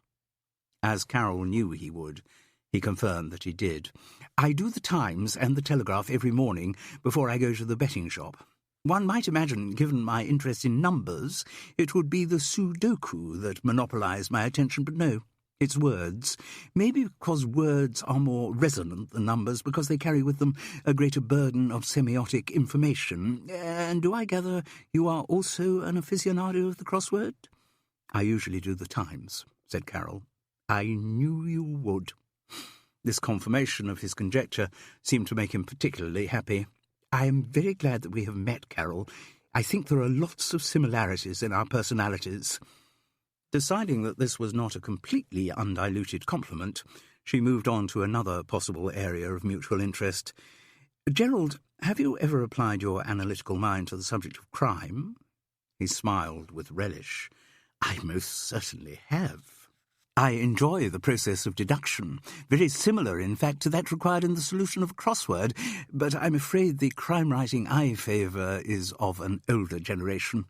The so-called Golden Age, when authors played fair with their readers in regard to plotting. Though contemporary crime fiction may have gained in psychological reality, that has always been at the expense of the puzzle element, and for me it is in the puzzle that the appeal of the genre lies." "But have you ever applied your deductive powers to a real crime?" asked Carol. "Might you be thinking of the recent regrettable incident which occurred at the place where I spend a large portion of my days?" "I was thinking of that, yes, Gerald." "The first time I have been so close to a murder outside of fiction. I'm afraid in my professional life, though accountants may frequently be thought to get away with murder," he let out a small, dry laugh at this small, dry joke, "they are, perhaps fortunately, rarely involved in the real thing. So have you joined in the increasingly popular Fethering pastime of trying to work out who done it?" "I have," he sighed, "but without much progress. I regret in this instance the almighty author has provided us with an inadequacy of information. Dame Agatha would never have been so parsimonious with the clues. Though we habitués of the betting shop were witnesses to one part of the tragedy, and your friend Jude witness to a further part, we have very few facts that link the poor young man to his penultimate destination. Were you particularly aware of him when he came in that afternoon?" "I can't say that I was, Carol. Yes, I noticed a young man I had not seen before come into the shop. The noise of the hailstorm was very loud when the door was open, so I looked in his direction. But I very quickly returned to my investments. I can't honestly say that the young man made any impression on me at all." "Gerald, you said that you had not seen the victim before." "That is correct, yes. But last week's visit was the second time he had been in the betting shop." "Was it?" The ex-accountant looked genuinely amazed by this news. "I had certainly never seen him before." "And you are there most days during opening hours?" "Well, not opening hours. Betting shops tend to be open for an increasingly long time these days, but I'm there during afternoon racing hours. I tend to arrive about half an hour before the first race and stay there until after the last." "And would you say you tend to notice everyone who comes in and out?" "I do. I make a point of that. My researches into the randomness of gambling are obviously related to the demographic profile of the people who participate." "So you're sure you had never seen Tadek before last week?" "Tadek? I'm sorry, Tadeusz Jankowski was always called Tadek." "I understand. No, I had definitely never encountered him before last week. When was he seen?" "Round the beginning of last October." Gerald Hume's brow clouded as he tried to explain the anomaly, but then it cleared. "Last October, yes. I remember now. I was unwell. I had a serious throat infection which kept me to my bed for a few days. I think it must have been during that period. Did Ryan, the manager, see him? It was while Ryan was on holiday. So how do you know that the young man was in there? Carol explained about Jude's conversation with Pauline.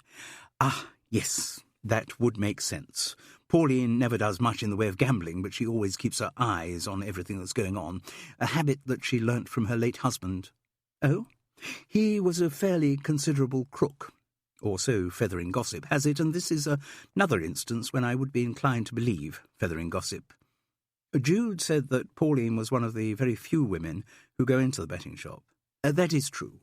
It is more of a male enclave, though a lot of the ladies put an appearance round the Derby or Grand National, or down here when Glorious Goodwood is on, of course. A new thought came suddenly to Carol. Oh, that reminds me. Are other women in the betting shop? I'm sorry? Apparently, when Tadeusz Jankowski went into the betting shop last year, he spoke to a woman who was often in there, another regular, very well-dressed, middle-class woman. Does that ring any bells, Gerald? Well, there are one or two fitting that description who come in from time to time. This one used to be very regular, but then stopped coming round about last October. Any idea who it might be? Gerald Hume beamed as the recollection came to him. Oh, yes. I know exactly who you mean. I'm sorry, with her not having been in for a few months, I'd completely forgotten about her. But yes, she fits your description exactly. Did you ever talk to her? No, she kept herself to herself. More or less exactly what Pauline and Ryan had said. Carol asked without much hope, So you wouldn't know her name, would you? This question produced another beam. As a matter of fact, I do. Melanie Newton. But if you didn't speak to her, how do you know that? Gerald Hume's expression combined shame with pride as he replied, One day, when she was in the betting shop, she had made a note of her fancies on an envelope. When she went, she screwed it up and left it on a shelf. I'm afraid, out of pure curiosity, and because she seemed rather different from the average run of betting shop habitués, I uncrumpled the envelope and looked at it. So do you have an address for her, too? Asked Carol excitedly. Gerald shook his head apologetically. I'm afraid I don't have a photographic memory for such things, though I do have a vague recollection that she lived in Fedborough. Carol still felt good about herself when she got back to High Tor at about 8 o'clock. She had a new lead, Melanie Newton. She was going to share the good news with Jude when she remembered that her friend was out seeing some theatre show at Clincham College. But, as well as a new lead, she thought she might have something else. Though Gerald Hume would never be a lover, which was, if she was honest with herself, quite a relief, it was not impossible that over time he could turn into a very good friend. Chapter 18. Jude picked up the ticket that Andy Constant had promised would be left at the box office and went through into the theatre. The building was named after the company which had stumped up the money for its construction with a view to raising their local charitable profile. They had made a very favourable deal with the university, which would allow them free use of the halls of residence for conferences during the vacations. As Andy had said, the theatre was new even to the extent of still smelling of paint and freshly varnished wood. And it was a rather splendid structure. The auditorium was buzzing with the sounds of young people, fellow students there to support their mates, but there were also quite a few parents coming to see what all those tuition fees were being spent on. Jude had been presented with a programme, just an A5 sheet, printed in black with a list of actors and production credits. The title of the evening's entertainment was Rumours of War, the Interface Between Society and Violence. She noted that the show had been conceived and directed by Andy Constant. She saw him briefly before the show. He gave her a wave of acknowledgement as he bustled busily up the aisle from the pass door by the stage. He was dressed exactly as when she had last seen him, but there was now a greater aura of importance about him. In his wake scuttled the pretty dark-haired girl who had summoned him from the university coffee shop on their last encounter. As he passed Jude, Andy Constant said, "If I don't see you in all the confusion after the show, let's meet up in the Bull, just opposite the gates of the campus. Do you know it? I'll find it. Won't be such a scrum there as there will in the student bar. Can I set one up for you? Pint of Stella would be wonderful." And he whisked his important way to the back of the auditorium, where the dark-haired girl was now waiting for him. Just as the lights were dimming, Jude caught sight of Ewan and Hamish Urquhart a few rows in front, presumably there to cheer on Sophia. The show was not bad, but it did feel slightly overinflated for its own good. The subject of war is a big one, and rumours of wars tried to take on all of it. There were the obligatory scenes of carnage from 1914-18, juxtaposed with the clinical battles of new technologies. There were scenes of everyman squaddies punctiliously obeying orders given to them by idiots, of bereaved mothers weeping over the deaths of children in air raids, of blimpish generals planning mass slaughter over postprandial port. All of this was realised in a form that involved much shouting, a certain amount of dance, some a cappella singing, and a lot of mime, which was about as interesting as mime usually is. The show was built about a lot of tableaus of human bodies, dramatic images precisely engineered. It was all impressive and just a tad worthy. Also old-fashioned. Andy Constant must have been very young during the 60s, but that was definitely the period when his ideas of theatre had been formed. Jude got the feeling that he had definitely seen Oh, What a Lovely War at an impressionable age. There was a simplicity in his anti-war message which accorded better with the protest years of Vietnam, when there were still perhaps some illusions remaining to be shattered, than the cynical wartime of Iraq. The show seemed to be taking a battering ram to a door that was already wide open. And the acting wasn't terribly good. The kind of slick ensemble playing required by that kind of theatre was beyond the capacity of the University of Clincham's drama students. Though individual talent shone through in various areas, none had the all-round versatility that the piece demanded. And of all the cast, Sophia Urquhart was probably the weakest. She looked pretty enough, and went through the motions of what she had rehearsed, but didn't convince. However much she threw herself around the stage, she remained quintessentially a young lady of the home counties who had been to all the right schools. Wherever the girl's future lay, it wasn't in acting. Her singing voice, though, was something else. In the one solo number she had, she was transformed. This, again harking back to the 60s, was Pete Seeger's Where Have All the Flowers Gone? As the girl's pure, unaccompanied soprano spelt out the message of pacifism, she seemed not only to evoke an earlier era, but also to swell with confidence and to take effortless control of the whole auditorium. As a singer, Sophia Urquhart might make it. The best thing about Rumours of Wars, in Jude's view, was its length. 1 hour and 20 minutes with no interval, quite long enough to preach to the converted that war is a bad thing. Jude's overall impression of the evening was the dominance of Andy Constant. The show was supposedly built up from improvisation, but had all the hallmarks of contrivance. Yes, the students may have come up with individual ideas, but they had been welded into a preconceived form by the director. The iron will of Andy Constant lay behind every line and every gesture. In a way, the weakness of the material served only to highlight the skill with which it had been pressed into theatrical shape. In her brief experience as an actress, Jude had come across directors like that. For them, the written text was an irrelevance, an obstacle to be overcome by their stagecraft. And working from improvisation gave them the perfect opportunity to impose their wills on actors. The aim of the production was only to show how clever they, the directors, were. The whole exercise was an ego trip. Jude knew that was exactly how Andy Constant would have treated his students during the rehearsal period. What he was after was control, pure and simple. And even as she identified the kind of man he was, she was aware of the way she was drawn towards him. She could regret, but she couldn't deny it. Andy had said that the Bull pub would be less of a scrum than the student bar, but it was still pretty crowded, the regular clientele augmented by parents who had just experienced rumours of wars. From the conversations Jude overheard as she struggled towards the bar, they had thought rather more of the show than she had, or maybe it was just because their offspring had been participating.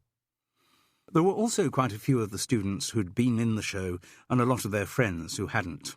Jude saw the girl with long dark hair at the centre of a giggling bunch of youngsters.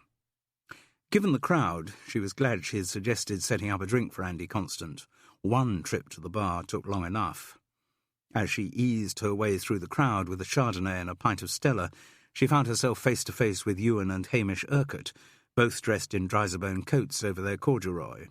"Ah, Jude, isn't it? I thought I saw you in there. So, what did you think of my little Sophia, eh?" "I thought there was a lot of talent there," she said tactfully.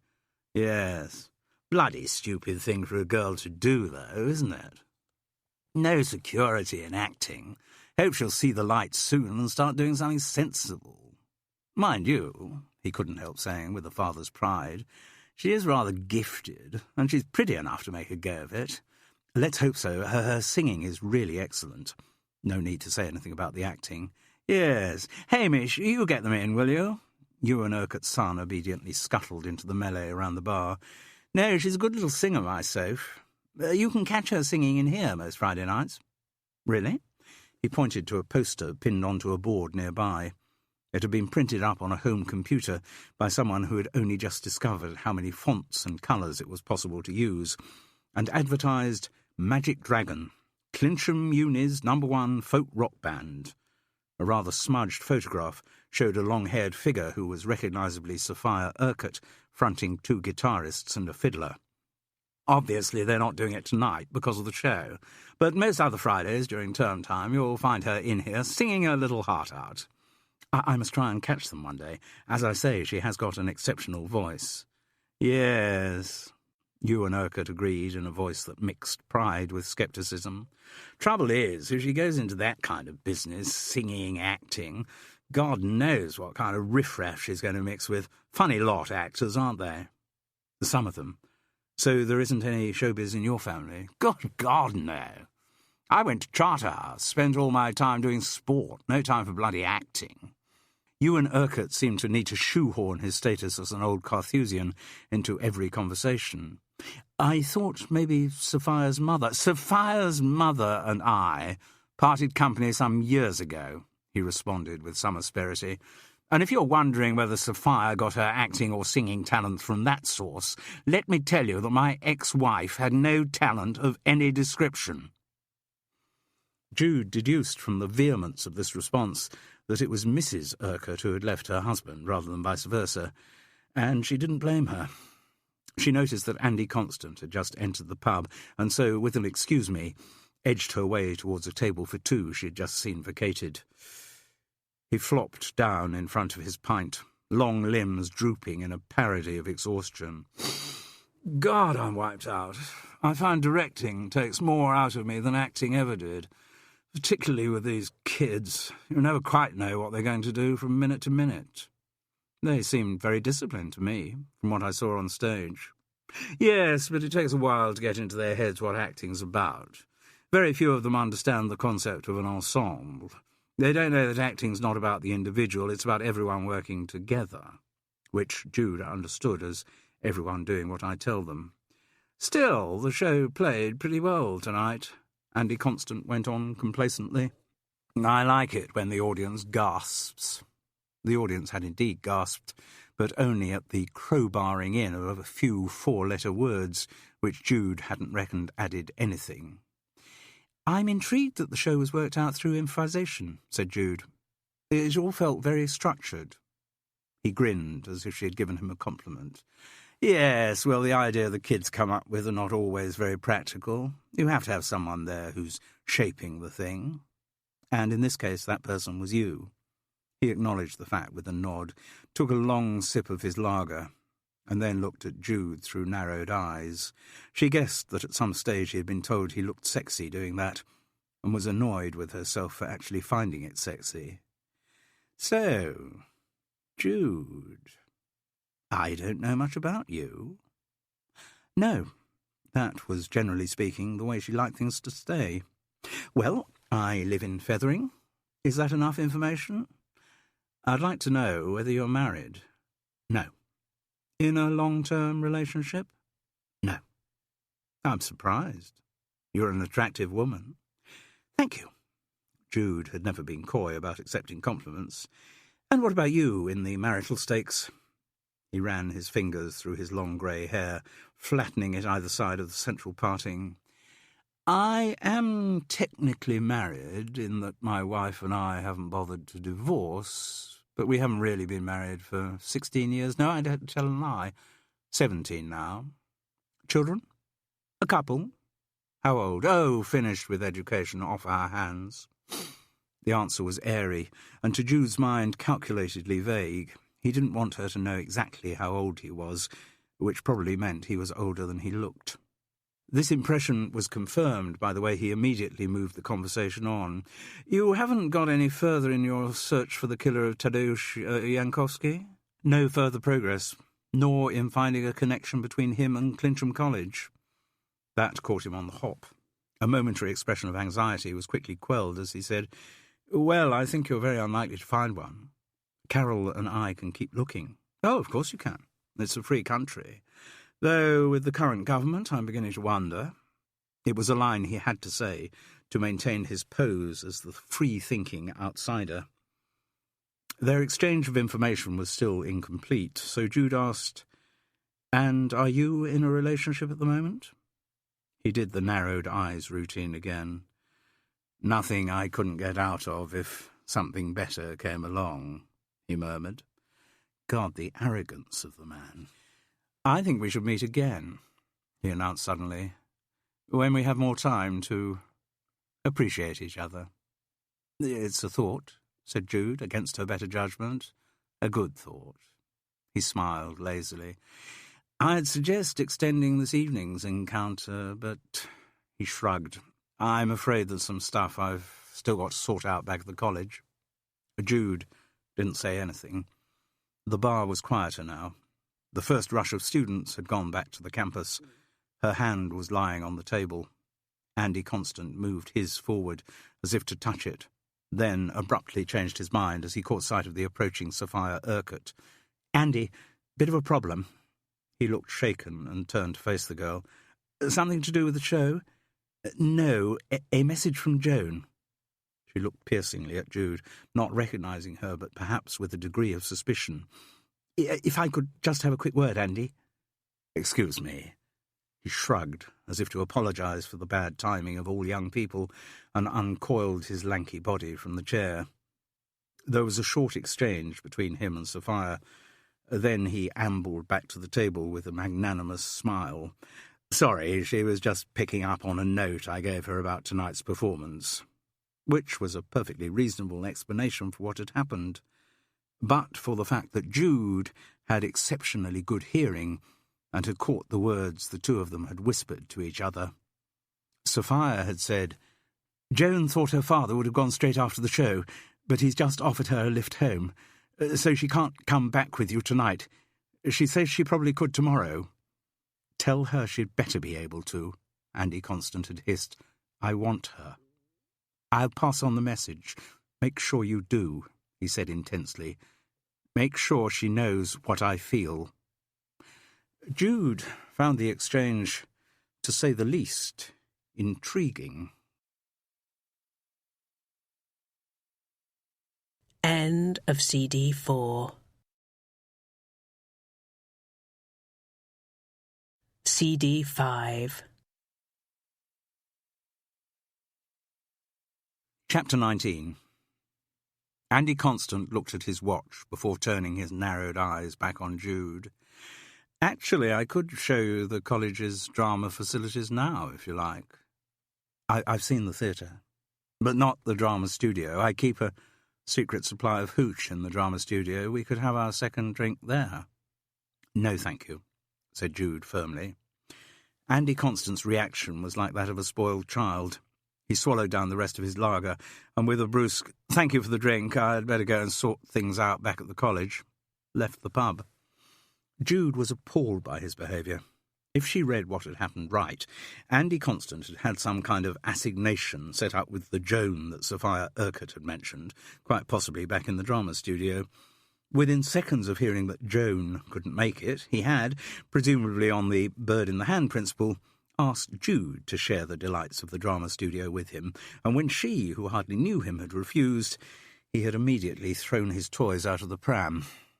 But Jude had a feeling that wouldn't be the last she heard from Andy Constant. She recognised the kind of man who wouldn't acknowledge failure when it came to women. He'd be on the phone again before too long, suggesting another meeting, and Jude hated herself for knowing that she'd probably respond to his invitation. Oh dear, how weak she could sometimes be. Time to get back to Woodside Cottage. She reached into her handbag for her mobile to call a cab, and then realised she had left it on charge in her bedroom. Never mind, there was bound to be a public phone in the pub. In fact, there was a sign to it over the far side of the room.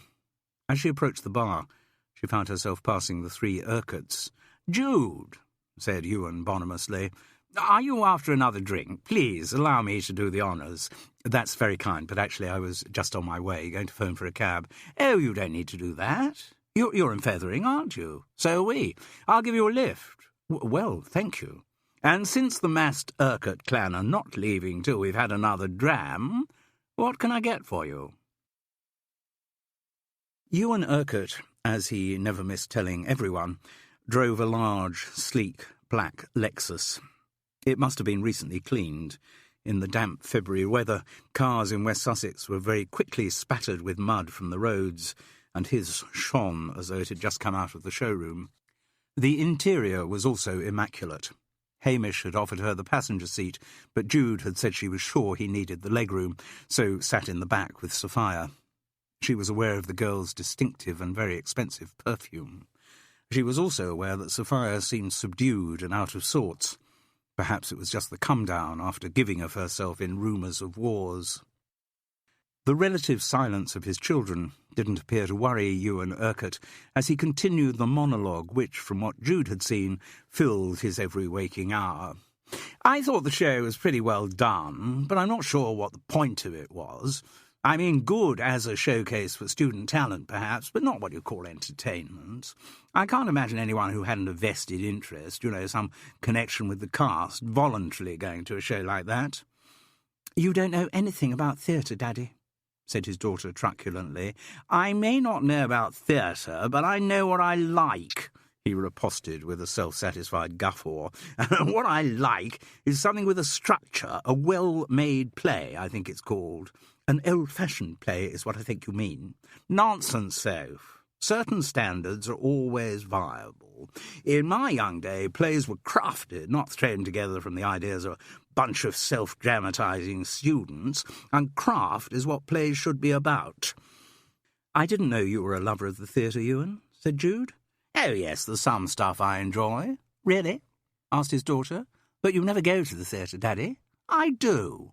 Come on, before tonight, when was the last time you went to the theatre?" Well, I see, you can't remember. Honestly, Daddy, sometimes you're so full of shit." He wouldn't have taken a line like that from anyone else, but when his beloved daughter said it, Ewan Urquhart just chuckled. "You may be right, but I know what I like." "Do you get to see a lot of theatre, Sophia?" asked Jude. "Oh, yes, I go whenever I can. It's important, because of the course I'm on. Andy sometimes organises trips to the West End for us, and we get to see most of what's on in Brighton and Chichester." "Now, Chichester used to do some good plays," said her father. "Yes, but you never went to see any of those either." I remember you and Mum taking us to see some pantomimes there when we were little," said Hamish, rather pathetically. But his contribution to the dialogue was, as ever, ignored, as his father chanted on, "It's a very insecure business, though, the theatre. I'm just waiting, Jude, till young Sophia sees the error of her ways and starts doing something sensible." "It's my life," said his daughter passionately, "and I'll do what I want with it." Her father was instantly contrite. Clearly he didn't like to upset his precious Sophia. "Yes, of course you will," he said soothingly. "I was only joking." "Dad's always joking," said Hamish, contributing his bit to the reassurance. "He's really not getting at you." "Huh," was all the response they got from the girl. There was then a moment of silence, which Jude broke by asking, "Have you had singing lessons, Sophia? You've got a really good voice." "Not much. We cover it a bit in general voice work on the course, but I have sung a bit with bands round here, and I did some singing with people when I was on my gap year." "Gap year?" her father snorted. "Weren't any gap years when I was growing up. You finished your education and you got down to work. Mind you, we didn't have a government then that wanted to keep as many kids as possible as students to massage the unemployment figures." Carol would agree with you on that, thought Jude. "I think," he went on, "that university is just an excuse for not facing up to real life. I didn't go to university, and it hasn't done me any harm." "Nor me," Hamish agreed. But of course he was just setting himself up for another parental put-down. "Yes, but the cases were slightly different. I didn't go to university as a career decision. I reckon the education I'd had at Charterhouse would be quite sufficient to see me through life, which indeed has proved to be the case, whereas you, Hamish, didn't go to university because you were too thick to get in." As before, all the Urquharts, including Hamish, enjoyed this joke at his expense. "So, Sophia, where did you go on your gap year?" asked Jude. "Oh, just around Europe, interrailing, you know, France, Germany, Denmark." "Did you get into any of the old Eastern Bloc countries?" "No." "I thought you said you went to East Germany," her father pointed out, nitpicking as ever. "Oh, yes, I did. Sorry, I wasn't counting that because it's part of Germany now." "Geography never was your strong point, was it, Soph?" Another guffaw. "No, I think actually that's just a woman's thing. No good at navigating, women. Have to keep stopping to ask for directions." "Whereas men get lost," said Jude, "because they never will stop to ask for directions." "Oh, touché," came the response. But nothing was actually going to change Ewan Urquhart's view of the opposite sex. "Now, tell me, Jude, where is it you live?" "On the High Street. Just drop me anywhere now. It's no distance." "Nonsense. I will escort you to your front door. One hears of such terrible things happening to unaccompanied women these days." "Well, thank you. I'm sure I'll be fine." But the Lexus had already turned into the High Street. "So, tell me, which house is it?" Just along there on the right, beyond the lamp-post." "Oh, I've sold a good few properties along here, let me tell you. Prices skyrocketing. If you're ever thinking of selling, Jude—" "Well, I had thought of having the place valued, you know, to sort of see where I stand." "Well, we'll be happy to do it. All part of the service at Urquhart and Pease. Isn't that right, Hamish?" "Yes, Dad." "By the way, I'm intrigued to know," Jude asked, "who's Pease?" "My partner?" Yes, the other part of Urquhart and Pease." "Ah," Ewan Urquhart chuckled before producing another well-rehearsed line. "He doesn't exist. When I set up the business, I reckon 2 names sounded more authoritative than one. So that's how Mr. Pease got invented." "Well, thank you for explaining that. It had been intriguing me. Anyway, I might take you up on your offer of a valuation." "Do, by all means." Then, as the big car slowed down, Jude asked Sophia, "Tell me, while you were in East Germany, did you go to Leipzig?" The girl looked at her with some surprise. Then the line of her mouth hardened as she replied, "No, I've never been there." Chapter 20. Both Carol and Jude had shopping to do on the Saturday morning, but they joined up for coffee in the kitchen of High Tor at about 11. Jude had not suggested meeting at Woodside Cottage because Zofia Jankowska had come in very late the night before, and the poor girl needed her sleep. She was exhausted by the emotional roller coaster she had been riding since she had heard of her brother's death. Carol was very pleased with herself about the information she had received from Gerald Hume and presented it to Jude with considerable aplomb. "So, at last we have a name. Someone who did actually know Tadek, or at least spoke to him in the betting shop." Pauline implied that he knew the woman. "Melanie Newton, eh? And Gerald seemed to think she lived in February. Sounds like a job for the local phone book." Flicking through the directory, they were beginning to wish their quarry had a less common name. There were 40 Newtons listed. But when they narrowed the search down to Fedborough addresses, it looked easier. Only 4. None of them had the initial M, but as Carol and Jude agreed, the listing might well be under the name of Melanie Newton's husband or another relation. Well, let's see if we get any joy. Are you going to call them, or shall I? You do it, Jude. Carol was suddenly embarrassed by the idea of phoning up complete strangers. You're better at lying than I am. Why do I need to lie? Well, you can't just ring up someone out of the blue, can you? A lot of people do. The number of calls I get about replacement windows and making wills and investing in land, yes, or trying to sell you a mobile phone. Perhaps I should do that. Make up some story. Pretend I'm from a call centre. Jude made up her mind. No, I think it'd be simpler, as usual, just to tell the truth. Hello, I want to talk to you about someone you spoke to 5 months ago, suggested Carol with disbelief. Something along those lines, yes. Jude phoned the first of the numbers. An answering machine message. She pressed the red button to end the call. Bob and Marie Newton are not available at the moment. No Melanie. She keyed in the next number. Oh, hello, could I speak to Melanie?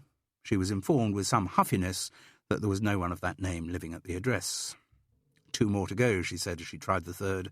Again, someone answered. A woman's voice. Oh, hello, could I speak to Melanie Newton, please? I'm sorry, she no longer lives here. You don't by any chance know where she lives now, do you? I'm not sure. I got the impression the marriage was breaking up, and I think she and her husband went their separate ways. So you don't have any means of contacting her? I've got a mobile number for her husband, Giles. I've never used it, so I don't know if it's still current. Could you give it to me? For the first time, the voice at the other end of the line sounded suspicious. Who am I talking to here? My name's Jude, which was true. I'm an old friend of Melanie's, which was a lie. Carol raised her eyes to heaven. All right. And the voice gave the mobile number. Thank you so much. And can you tell me how long ago the Newtons moved? We moved in here on the 3rd of November. As soon as she had finished the call, Jude keyed in the mobile number she had been given. Hello? Said a wary answering voice. Is that Giles Newton? Yes. He still sounded guarded. You don't know me, but I'm trying to contact Melanie Newton, and Giles Newton ended the call. When Jude returned to Woodside Cottage, Zofia Jankowska was up and dressed, making coffee in the kitchen. Aren't you going to have something to eat too? Asked Jude. No, I have too much food of yours already. You do not let me pay. You don't need to pay. It makes me feel not good. I do not like to be, what is the word I heard, a sponger. I read in newspaper that many Poles in England are spongers. Then you should read different newspapers. You're not sponging off me. You're here as my guest. I should be paying something. I do not know how long I will be here. If I could get a few hours' work, I could pay you. Well, I'm sure you could get something if you really wanted to. A thought came to Jude. Tell you what, the landlord of the Crown and Anchor was complaining how he couldn't get any decent bar staff. That is the pub here in Fethering? Yes.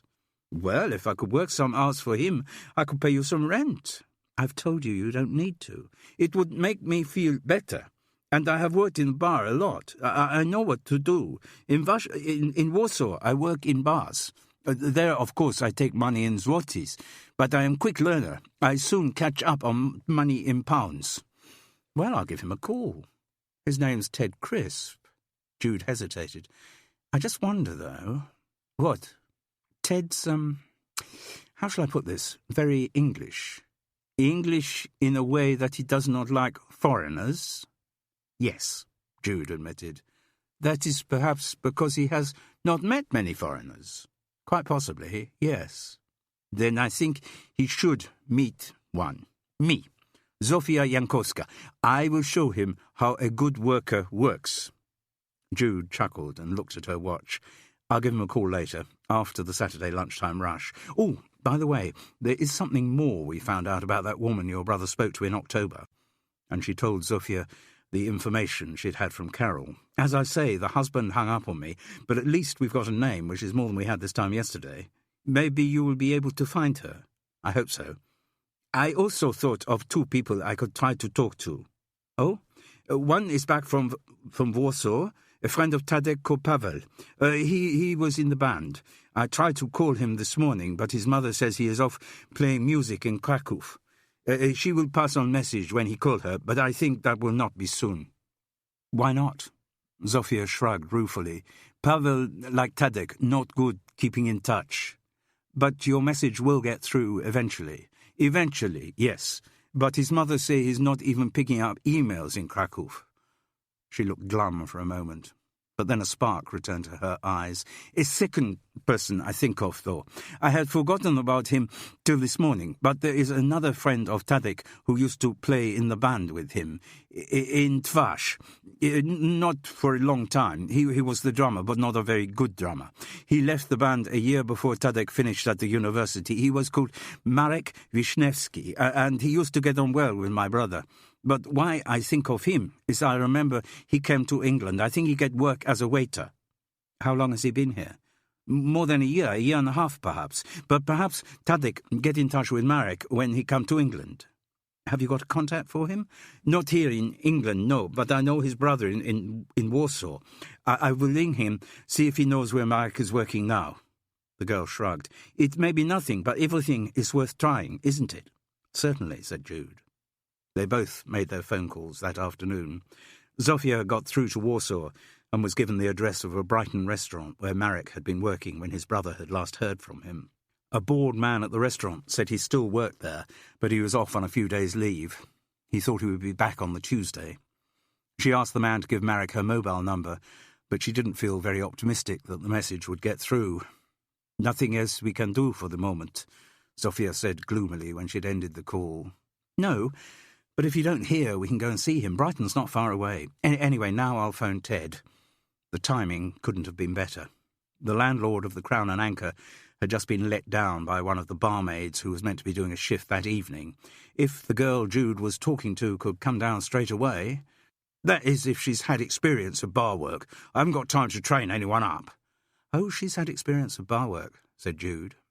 She and Zofia had agreed that they would not mention her relationship to Tadek. That might make for an uncomfortable atmosphere in the bar of the Crown and Anchor, nor on the phone did Jude mention the fact that Zofia was Polish. Of course, it was something that Ted couldn't fail to notice when they were introduced. Behind the ragged beard, his face took on a look of suspicion. From Poland, did you say? Zofia Jankowska smiled brightly. Yes. Well, you can help out tonight because I've been let down, he said grudgingly. But I don't know if I'll be able to offer you anything more. Let's see how tonight goes, yes? Said Zofia, unfazed by his less than enthusiastic welcome. All right, he conceded. Please, you show me where everything is and where is written down the costs of the drinks. As Ted Crisp turned to get a price list, he cast a reproachful eye on Jude. She had put him in a situation where he couldn't really make a scene, and he felt she'd rather pulled a fast one on him. There were already far too many foreigners around the country. He didn't want any of them actually working for him. Jude, however, went home happy. She felt confident that Zofia would do everything that was required of her, and also, from behind the bar of the Crown and Anchor, the girl would be perfectly placed to hear any gossip relating to the death of her brother. Chapter 21. Though Carol was not good at lying, that did not mean that she was incapable of deviousness. She woke in the small hours of the Sunday morning, frustrated by her inability to contact Melanie Newton. The only way to the woman was through her husband's mobile phone, and when Jude rang him, Giles Newton clearly had not wanted to play ball. There had to be another approach. And by the time, an hour later, Carol drifted back into sleep, she felt confident she had found it. She reckoned 10:30 was a reasonable hour to call someone on a Sunday, so after a brisk walk on the beach with Gulliver and a skimpy perusal of the Sunday Telegraph, she called the number they had been given by the new owner of the Newtons' house. When Giles answered, she said, "Good morning, my name is Carol Seddon, formerly of the Home Office," which was entirely true, but she hoped the words Home Office would have such a strong effect on the man that he would hardly be aware of the formerly. "Oh, yes?" He sounded puzzled, but not as if he was about to put the phone down, which was already better than the response Jude had got. "I'm calling in connection with the death of Tadeusz Jankowski."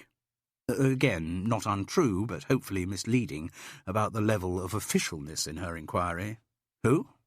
He sounded genuinely mystified by the name. "Tadeusz Jankowski? A young man who died in Fethering some 10 days ago. I've never heard of him." "Well, there's been a lot of media coverage, on national television and in the papers." I wouldn't have seen it. I've been in Dubai the last 3 months. Oh? I work in oil exploration. I tend to be away for long periods. Ah, well, in fact, it was your wife I wanted to contact. Melanie, is that right? Yes. She wasn't in Dubai with you? No, so far as I know, she was here in England. So far as you know? Yes, as far as I know, Giles Newton said testily. She may have gone travelling. She went abroad last summer to Holland and Germany, I believe. You believe? Carol echoed again. Yes, look, Miss, I'm sorry I didn't get your name. Carol Seddon. Well, Mrs. Seddon, as you may well have deduced, the fact is that my wife and I are no longer together. Oh, I'm sorry, said Carol automatically. I'm not sure that I am. At least I'm no longer involved in the messes Melanie gets herself into. Messes? But echoing his words was not so fruitful this time. Look, Mrs. Seddon, what do you want? If it's something to do with my wife, you're talking to the wrong person. What she does is her own business. I no longer have any contact with her. But you do know where she's living? No, I don't. We used to live together in a house in Fedborough, but since we sold that, we've gone our separate ways, and may I emphasise that I have no responsibility for her financial affairs. In fact, after some of the things she got me involved in, I hope I never see her again. What kind of things did she get you involved in? The question was over-optimistic. Mrs. Seddon, if my wife has once again got herself into trouble, I suggest you talk to her rather than to me. Well, that's what I want to do, Mr. Newton, but I don't have any means of contacting her. I can give you a mobile number. Is it still current? I've no idea. I've made no attempt to contact Melanie since last November. And so it was that Carol got hold of Melanie Newton's phone number. The words Home Office did still command a measure of authority. She knew she should really share her discovery with Jude, but the temptation to present her neighbour with some kind of dramatic coup was too strong. Carol rang the number. It went straight on to voicemail. No identification of the phone's owner, just a terse, leave a message after the tone. A pity, but Carol's gratification outweighed her disappointment. She now had a name and a phone number for Melanie Newton, and she had heard the woman's voice. Zofia Jankowska stayed in her bedroom late on the Sunday morning, but Jude knew the girl was awake because she could hear music. At about 11:30, she tapped on the door. Just wondered what you'd like to do about lunch. The girl was dressed and sitting on her bed. She looked as though she might have been crying, her pigtails once again emphasizing her youth and frailty. After a quick look at her watch, she said, No, I don't think I have time for lunch. Ted wants me to do a shift at the pub starting at 12. So you must have done all right last night. Jude had been in bed before Zofia returned from the Crown and Anchor. I think so. Not that you would have known it from Ted. He watched me all evening like he thought I was about to steal from the cash register. He'll get used to you. He's naturally distrustful. Distrustful of foreigners, yes. If he's asked you to come back, you can't be too worried.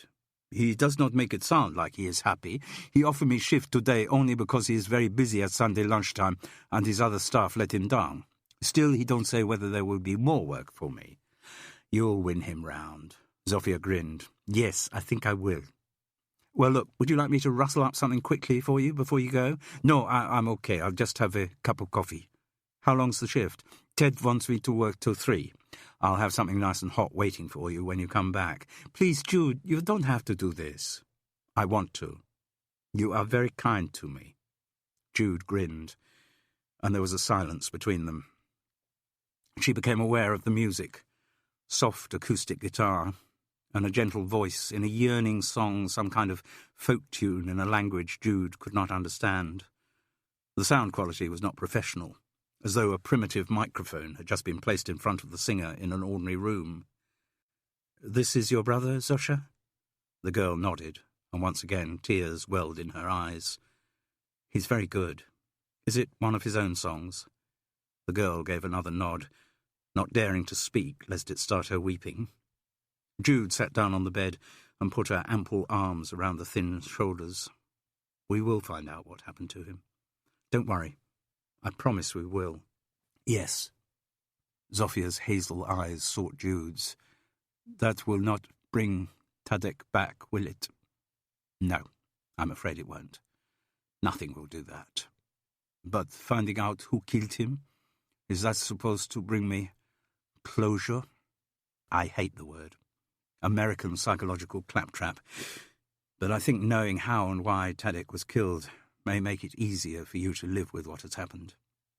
I'm not stupid or simplistic enough to tell you that the grief will ever go away. Another silence. Jude could feel in the tension of the girl's shoulders how hard she was trying not to cry. I'm sorry, not knowing any Polish, I have no idea what this song is about. What does it sound as if it's about? Jude listened to the music for a moment. Love, yearning, a love that is doomed. Then Tadek has written a good song, if you can understand the feeling without understanding the words. Yes, it is about a love that is doomed. He wrote songs for all of the women he loved. She let out a wry little laugh. And with every woman he loved, I'm afraid the relationship was doomed. You said most of them were older women. Yes, this song was for one of his music teachers at the university. She was married with 2 small children. So did they have an affair? No. A lot of his relationships were not, hands-on. He worshipped from afar. That is a good way of saying it, yes. The love was mostly in his head. He put the women on, what was it, that word you told me? A pedestal. That is correct. What do the words of the song say? I can't translate exactly, but Tadek is saying that though he and the woman can never be together, this does not stop his love from being beautiful. Jude nodded. That explains it, because although the song is yearning, it doesn't actually sound sad. It isn't a miserable song. No, sometimes I think Tadek likes it that his love affairs never work out. Perhaps he finds it easier to write about an imagined woman than a real woman. Typical romantic. It's much easier to remain romantic about an imagined woman than a real one. There was a moment of stillness as Jude listened to the song. He was very talented. I don't know. I like his music, but he's my brother, and he writes old-fashioned songs. If he could be successful in the commercial world, that I do not know. Did he write songs about all the women who he put on a pedestal? Yes, I think so. I think it is these hopeless loves that make him able to write songs. Perhaps if he had had a real love affair that really worked, he would not have felt he needed to write songs. So if, and I suppose it's possible, he came to England because of a woman, then you might have expected him to have written songs about her? I am sure he would have done. I am sure Tadek could not have been in England as long as he had without writing songs. And yet there was no evidence of any in the belongings you collected from the police. No, not only his guitar is missing, also there are no notebooks, no CDs, no tapes. So if we could find those, where we found them might be a good clue to what happened to him. Yes, and if the songs were written to another older woman here in England, finding that older woman would also be another very good clue. At that moment, Carol rang to tell Jude the good news that she had now got a mobile number for Melanie Newton. Chapter 22. The police could do it, said Carol gloomily. Do what? Track down where a person is by their mobile phone. The technology's there, it's just not yet available to amateurs. Just as well for some. If you could always tell where someone was phoning from on their mobile, it would considerably slow down the activities of certain philanderers. Oh, darling, I'm in the office, when in fact the speaker is in a travel lodge bedroom and not unaccompanied. Would smell the death of adultery as we know it. Carol couldn't stop her face from looking disapproving at that. Though she was fully aware that adultery existed, indeed even thrived, something in her background prompted a knee-jerk reaction of censure. So, we're really no further on, she continued in gloomy vein. How can you say that? We've not only got a name for the woman Tadek spoke to in the betting shop, we've now also got her mobile number. That's a huge advance. Yes, but she's not answering the phone. True. So how on earth are we going to track her down? I could try the internet, if she's in a phone book, wherever she happens to be. But if she only moved out of the Fedborough house in November, she isn't likely to be in a phone book yet. Maybe not, but there are other things I could try on the laptop. Just Googling her name. See if that brings anything up. Carol was silent. She was still a bit of a dinosaur when it came to computers, which she knew was silly because she had the kind of brain that would respond well to that sort of technology. And indeed, had computers played much of a part in her work at the Home Office, she would have embraced them and developed her skills. But they hadn't, and as always when faced by something new, Carol Seddon didn't want to expose her ignorance. "Well, you can try," she said, her voice full of resentful scepticism. "I will," Jude responded, her optimism, as ever in such circumstances, even stronger than usual. Carol looked at her watch. "Is Zofia at the Crown and Anchor?" "No, she's having a lie down. We had some lunch together. She's exhausted. I think the reality of what's happened to her is beginning to hit home." "Yes. I'm surprised to hear that Ted would take on a foreigner. He seems to be getting more right-wing with every passing day. I kind of put him in a position where it was difficult for him to refuse. Give him a few days with Zosha, and I bet he'll come round." "Zosha? I thought her name was Zofia." "Her friends call her Zosha. Apparently most people in Poland have kind of pet names, like Tadek." "Ah." A sudden thought came to Carol. "I say, you don't think that what you heard the boy say, that Fifi, could be a reference to his sister, Zofia?" I asked her. No. He had only ever called her Zosha. "Well, maybe Fifi means something in Polish?" I asked her that too. She said it could be the beginning of certain Polish words, that he was trying to get out, but she couldn't think of anything that had any potential relevance. "Ah," said Carol, disappointed. Her disappointment, however, was short-lived, as Zofia came rushing down the stairs, holding her mobile phone. "Jude! Oh, hello, Carol. Listen, I have just had a call from Marek. Is he back in Brighton?" "No, not yet. But they did give him the message to call me when he rang the restaurant." "And had he seen Tadek since he'd been in England?" "Oh, yes, they were in contact, but Marek did not know about what happened to my brother." "How could he avoid knowing?" asked Carol. "It's been all over the national newspapers and on television. Marek has been off travelling with a girlfriend the last week. He does not see any television." "When did he last see Tadek?" asked Jude. "Round Christmas they meet and drink, but, and this is the interesting part, he fixed to see Tadek on the day he died." "But he didn't see him?" "No." "Where were they going to meet?" "At Tadek's room in Littlehampton. The door is left open in case Tadek is not there when Marek arrives. They are both not good with being on time. Marek gets to the room, he waits an hour, 2 hours, Tadek does not come. Marek goes back to Brighton. He has a shift to be at work." "So he was probably in your brother's room?" asked Carol, "at the time that the murder took place?" "Yes, I think so." "Did he say what he did while he was waiting?" "He sat around being bored, he told me. Then he finds Tadek has a bottle of vodka, and he drinks some. He wants to play music, but there is nothing there." "No CDs, no nothing." Zofia shook her head so vigorously that the pigtails slapped against her face. "No, and that is not like Tadek. Wherever Tadek is, he always has his music. And his guitar. Yes, and his guitar. So someone must have been into the room to steal those things. And I do not know why anyone would do that." Jude pieced her thoughts together slowly. "You said your brother always wrote songs about the women he was in love with?" "Yes." "So his songs, if he had recorded them, would probably have identified the woman he was in love with?" Zofia nodded. "And if that person had something to do with his murder, then she would try to remove anything in his room that might make the connection between them?" "Certainly." "Then I think that must be the explanation. It becomes even more imperative that we find the woman your brother was in love with." "We may be closer to that than we were before," Carol interposed with renewed pride, and she told Zofia of the advances they had made in tracking down Melanie Newton. "This is good. There must be a way we can contact the woman.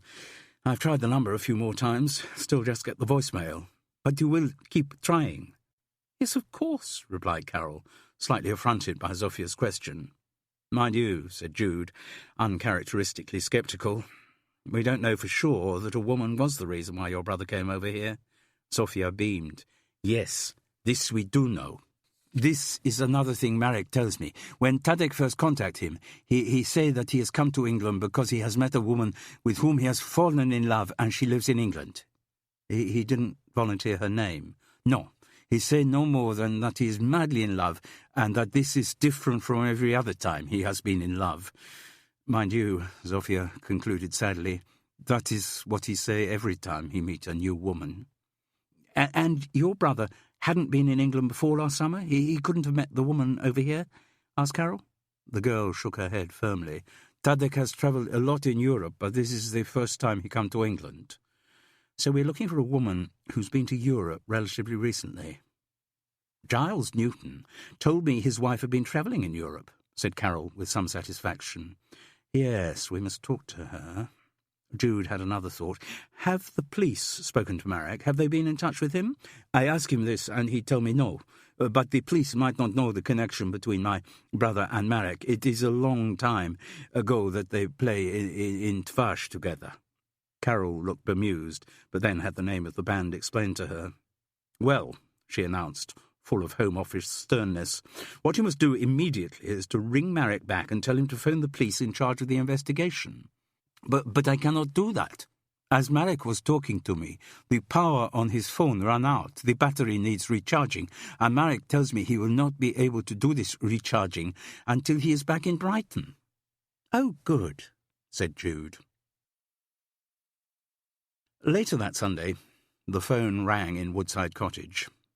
Jude answered it, and was not wholly surprised to hear Andy Constant's voice. Listen, I'm sorry. I was a bit churlish on Friday. Though this was undoubtedly true, she made no comment. Sorry, I was preoccupied with the show. You know, I get like that when I'm in production, a kind of creative tunnel vision, if you know what I mean. Oh, yes, I know what you mean, thought Jude.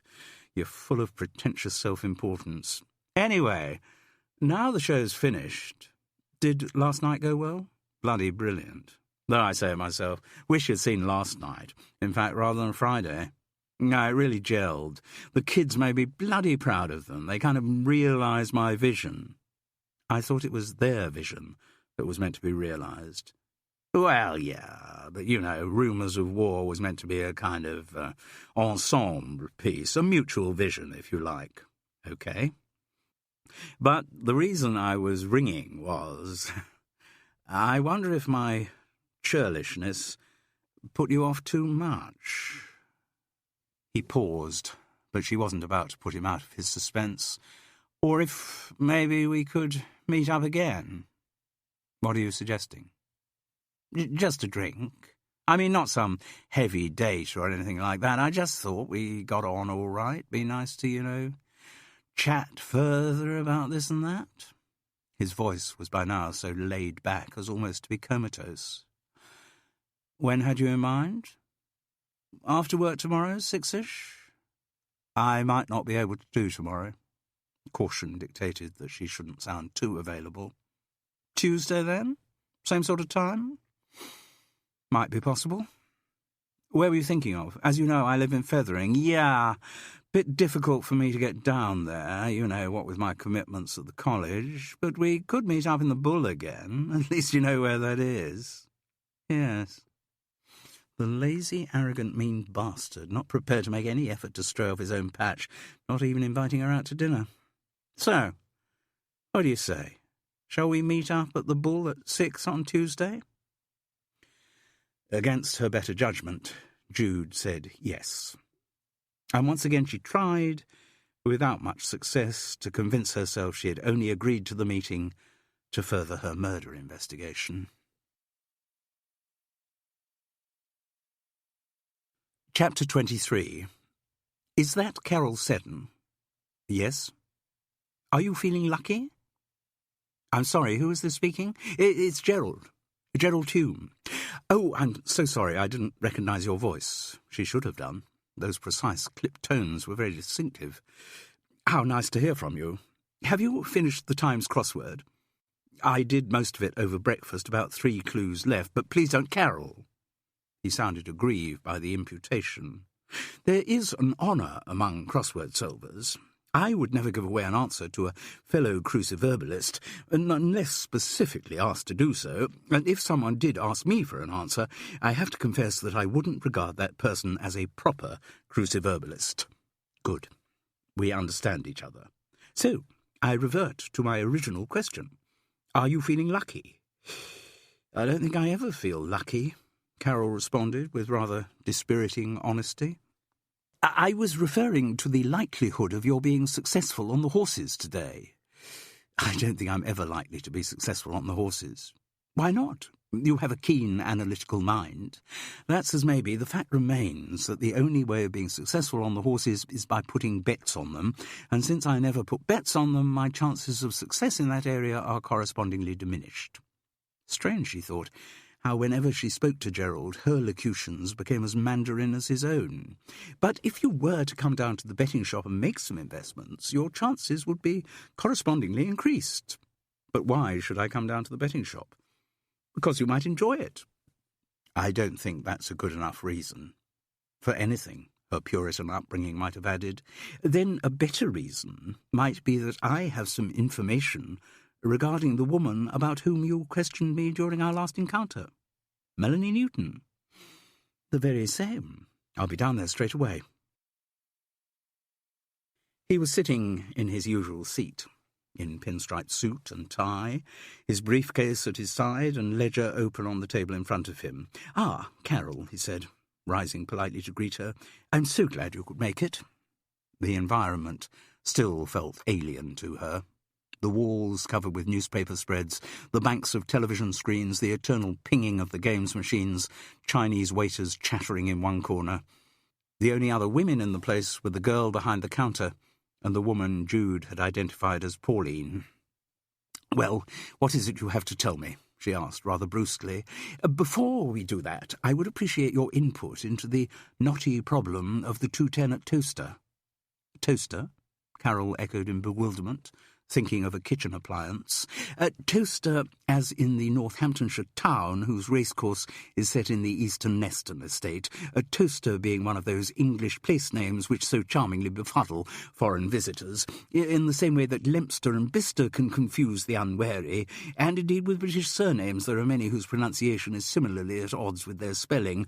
One need only mention Chumley, spelt Cholmondeley, Dalziel, spelt Dalziel, and Fanshawe, spelt Featherstone-Haugh, though there is further confusion with this last, because some owners of that surname do insist on pronouncing it Featherstone-Haugh. Carol couldn't help smiling. "Yes, Gerald, I think I've got your point. I am delighted to hear it. So, the 210 at Toaster, a treat for lovers of alliteration everywhere." "I'd really rather you just told me," he raised a hand that was at once deferential and commanding, "after the 210 at Toaster." He held out a copy of the Times, folded back to show the relevant runners and riders. "Because of the recent frost, the going will be quite hard, which factor, I am sure, will affect your assessment of the race, Carol. Gerald, I know nothing about horse racing. Perhaps you don't have a great deal of education in the matter of horse racing, but you do have an instinct for the sport. I don't. It doesn't interest me. Carol, would you do me the kindness of approaching this race as if it were a crossword puzzle?" "I would, if a horse race had any features in common with a crossword puzzle. It has many. In a horse race, there are many variables, but only one answer. Yes, and one reaches that answer by a process of deduction and elimination." She couldn't help being intrigued as well as amused. "Could you spell that out to me a little?" "Very well." He pointed down to the list of runners. "Here we have 12 horses, only one of whom is going to win the race. Yes. So, before we commence on the process of deduction, let us deploy our skills of elimination. Remove from consideration the ones that have no chance." "Exactly. And to do this, we look at the recent form." "Where is that?" "In front of the horse's name. The position in which they finished in their previous races. You see that list of numbers. So that one with the 4-6-5-6-0, in its last race it was unplaced. That's the 0. In the previous one it came 6th, the one before that 5th, the one before that 6th again, the one before that 4th. Not much of a prospect, then." "No." "And what about this one? This has got letters too. Look," she spelt them out. OFFPOP. "Well, that, Carol, is an even worse prospect. The zeros, as you know, mean the horse was unplaced, and F stands for fell. The horse fell. Yes. And P means pulled up. Sorry, I don't know what that means. The horse was doing so badly that the jockey pulled it up. In other words, it didn't complete the course." "Ah. So in the form letters are bad news." "Yes. off-pop, he spoke the word as an acronym, is not the horse to back. And there's another letter to watch out for, which is U. What does that mean? Unseated rider. Again, bad news. Very. So this one, Conjurer's Rabbit, whose form is 33211, is a much better bet, which is why it's the odds-on favourite. Look, it's down to 13 to 8 on. All right. Well, looking at the form, I would say there are 7 of these horses that can be ruled out completely. Excellent. You're catching on to the idea. In fact, I'd say that Conjurer's Rabbit is definitely going to win. Maybe. Why maybe? It's obvious, Gerald. Look at the form. But because of that form, because of those 2 recent wins in particular, the handicapper is making the horse carry more weight. What, a heavier jockey? More likely weights put into the saddle. Well, that seems a rather dirty trick. It's punishing success, isn't it? A horse wins and immediately something's done to make it less likely to win next time. That's how it works, yes. But if one didn't have some compensatory system of that kind, the same horses would win all the time. Well, that'd be fairer. It might be fairer, but it would remove the excitement from the racing, the thrill of the unpredictable. Generally speaking, I don't find unpredictability thrilling. Oh, Carol, I'm sure you do. I don't. So anyway, this poor Conjurer's Rabbit is now carrying too much weight to have a chance of winning. No. It has a very good chance of winning. That is why it's favourite, and the ground is in its favour. I'm sorry?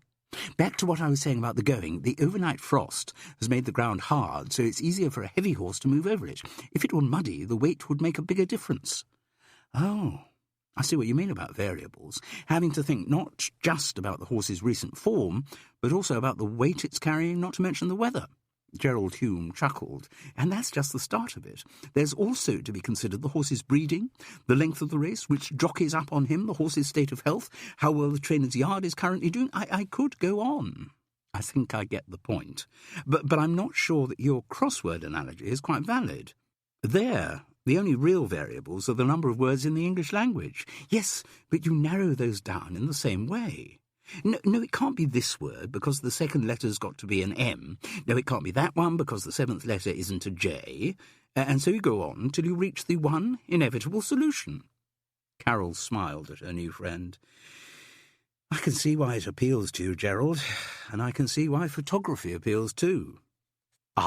Do you want me to start on the variables that have to be considered when taking the perfect photograph? There's the shutter speed, the light, She held up her hand to stem the anticipated deluge. No need. I'll take your word for it. So, after all that exegesis of the form book, it is now 2:08 and 53 seconds. Are you going to make an investment on the 2:10 at Toaster? Well, I'm sure Conjurer's Rabbit is going to win. And are you going to put your money where your mouth is? Why not? She opened her handbag, took out her purse, and held up a £2 piece. Last of the big spenders, said Gerald Hume. Would you mind putting it on for me when you put your bet on? Very well. He went to the counter. Carol tried not to look self-conscious. She needn't have worried. Nobody was interested in what she looked like. So, she asked as Gerald returned, have you done the favourite too? No. So what have you done? Shh! They're under orders. I'll tell you when the race is over. They watched, along with the rest of the crowd, including Pauline, the Chinese waiters, and Wes and Vic. The decorators were noisy with their "Go on, my sons." Conjurer's Rabbit showed his class from the start, easing himself into third early on, and holding that position until they turned into the straight with 2 fences to jump. Finding another gear, he moved smoothly forward to overtake the 2 ahead of him and sailed over the penultimate obstacle. Then, 6 lengths ahead, with the race at his mercy, he approached the last. Carol began to get a distant inkling of what the attraction of gambling might be about. But the calculation of her modest winnings was interrupted. Suddenly, Conjurer's Rabbit seemed to break his stride. He crashed into the top of the last fence, stumbled on landing, and neatly deposited his jockey on the ground.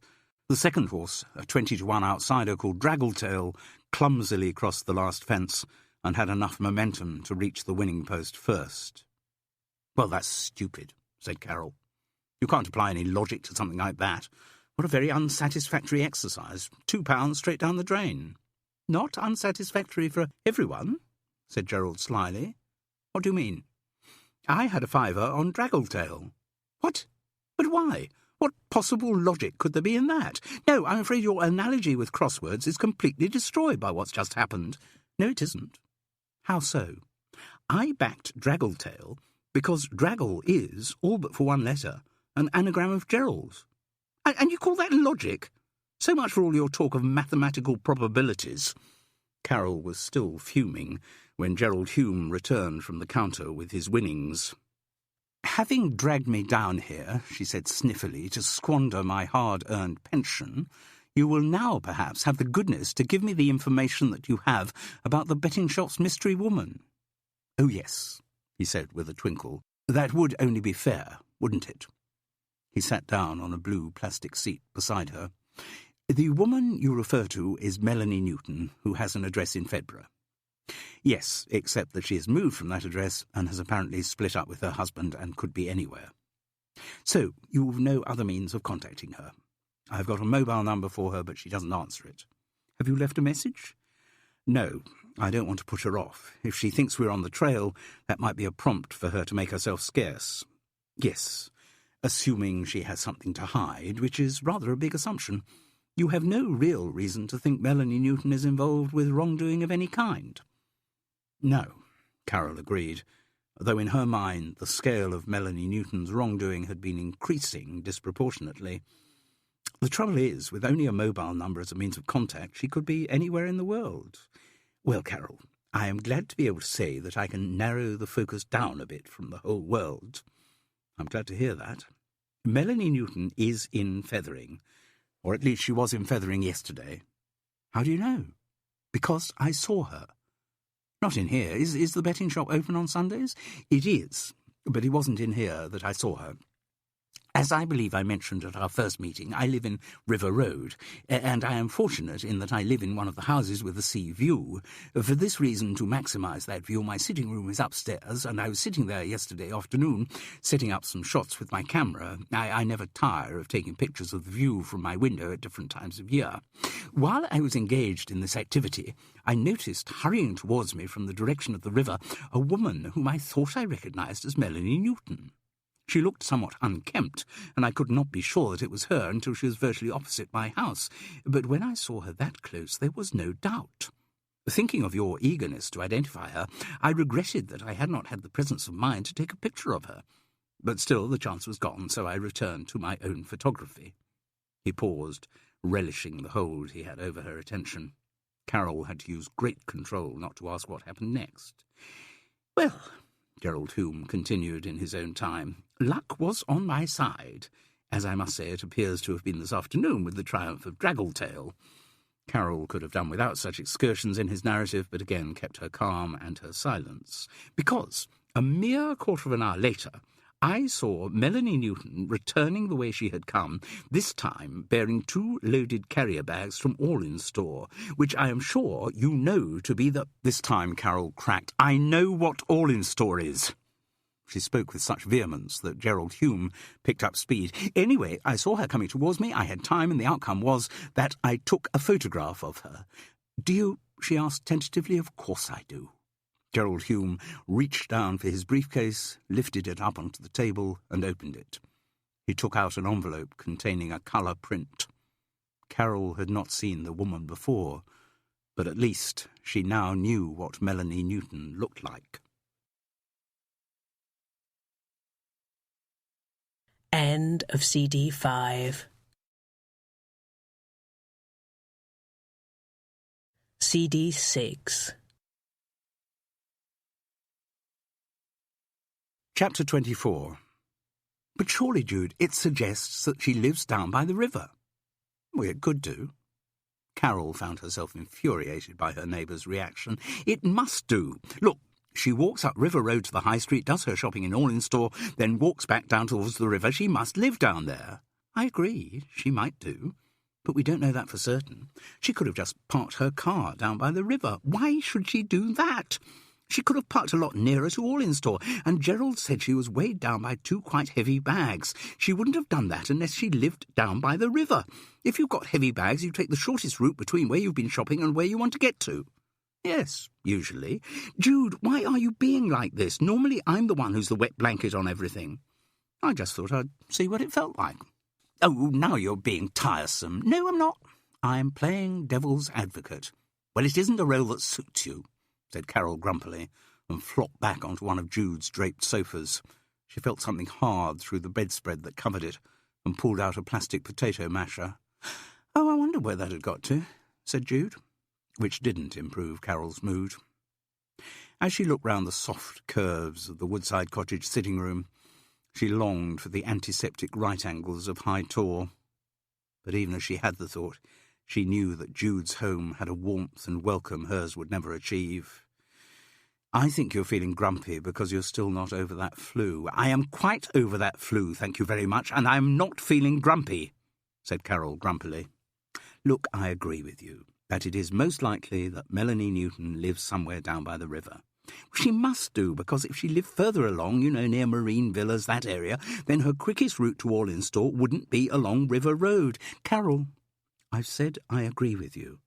The question is how we find out exactly where she lives. Carol looked shamefaced. I did sort of lurk about a bit down there this afternoon, just to see if there was any sign of her. Lurk about? Jude was intrigued and amused by the image. Were you in disguise? Don't be silly, of course I wasn't. I took Gulliver down by the river for his walk, and I made the walk rather longer and slower than I normally would. I let Gulliver sniff at anything along the towpath that he wanted to, and then later... What did you do later, Carol? Asked Jude, trying to keep the smile off her face. I drove down in the Renault and parked there for a while. You mean you did a stakeout? I don't think there's any need to call it that, but I did kind of, look out to see who was coming and going. How long did you stay there? Till it got dark. Then I came back home. Good, because I wouldn't like to think of you being arrested for curb crawling. Jude, I don't know why you're being so childish this evening. No, nor do I. Sorry. You may have lost interest in this murder investigation, but I haven't. Nor have I promise. I promise. Good. Carol sighed. Oh, it's so frustrating. We've got this woman's name, we've got her mobile number, we know what she looks like, we have strong reason to believe she lives in Fethering, but we can't find her. I'm sure if we worked out the right thing to say, we could leave a message on her mobile that would make her ring us back. What? Hello, we're from the Reader's Digest, and we're ringing to tell you you've won £250,000 in our prize draw. No, it's got to be something she'll believe. Nobody believes it when the Reader's Digest says they're going to win £250,000. They know they're just being sold some rubbish CD. Maybe if we just leave a message saying it's in connection with the death of Tadeusz Jankowski? If Melanie Newton's got anything to do with that, then there's nothing that would frighten her off quicker. No, I take your point. Well, we can ask around in Fethering about new people who've just moved in. Let's be logical about it, Jude. If Melanie Newton only moved out of the Febra house in November, and she moved into a new house of her own, well, surely her husband would have known about that. He'd have to, unless she's got lots of money of her own, which he implied she hadn't. So that probably means she's currently renting. We don't have an in with any of the local estate agents, do we? Well, perhaps we do. I was given a lift back here on Friday by you and Urquhart. Yes, I could give them a call. I don't think estate agents are meant to give out details of their clients, but I suppose he might respond to your feminine wiles. Carol knew that Jude had these. She suspected that she herself didn't. I'll see how I go, and I think that's probably all we can do at the moment. Are you going to continue your stakeout of the towpath of the River Feather tomorrow, Carol? No, of course I'm not. Well, Zosha should be able to contact Tadek's friend Marek tomorrow. I'm pretty sure it was Tuesday he was due back. Let's hope he knows something. The Polish girl did indeed speak to her brother's friend the following morning. He was working in a cafe-bar restaurant in Hove. His shift started at 12, but if they could be there by 11, he could spare time for them. He wanted to talk to Zofia. He still hadn't taken in the news of his friend's death. If we leave Brighton by 12, can we be back in Fethering by 1 o'clock? She had asked Jude. Certainly if we go by car. I'm sure Carol would be happy to drive us, but why do you need to be back by 1? The girl had grinned. Ted wants me to do another shift. Ah. Coming round to the idea of employing foreigners, is he? You would not think so, the way he speaks. It is only short term, he tell me, just till he get his proper staff back. He has not said anything yet that he is pleased with me, with how I work for him. The fact that he keeps asking you back means he must be. But he do not say so. God, Ted can sometimes be so curmudgeonly. I'm sorry, I do not know this word. I'm not surprised. Well, it means... Jude had been perplexed as to how to explain it. It means the way it sounds, really. Think of Ted, think of any other grumpy old man, and yes, you know what curmudgeonly means. Oh, thank you. That morning, Jude put into practice a plan that she had been nursing for a while. Remembering the circular letter she'd had from Urquhart and Pease, she rang the office and asked to have her home valued. She spoke to Hamish Urquhart, who sounded surprisingly efficient, and they made an appointment for him to come to the house on the Thursday morning at 10. Jude thought with the young man actually on her premises, she could easily question him about rentals in the area, and maybe get a lead to Melanie Newton.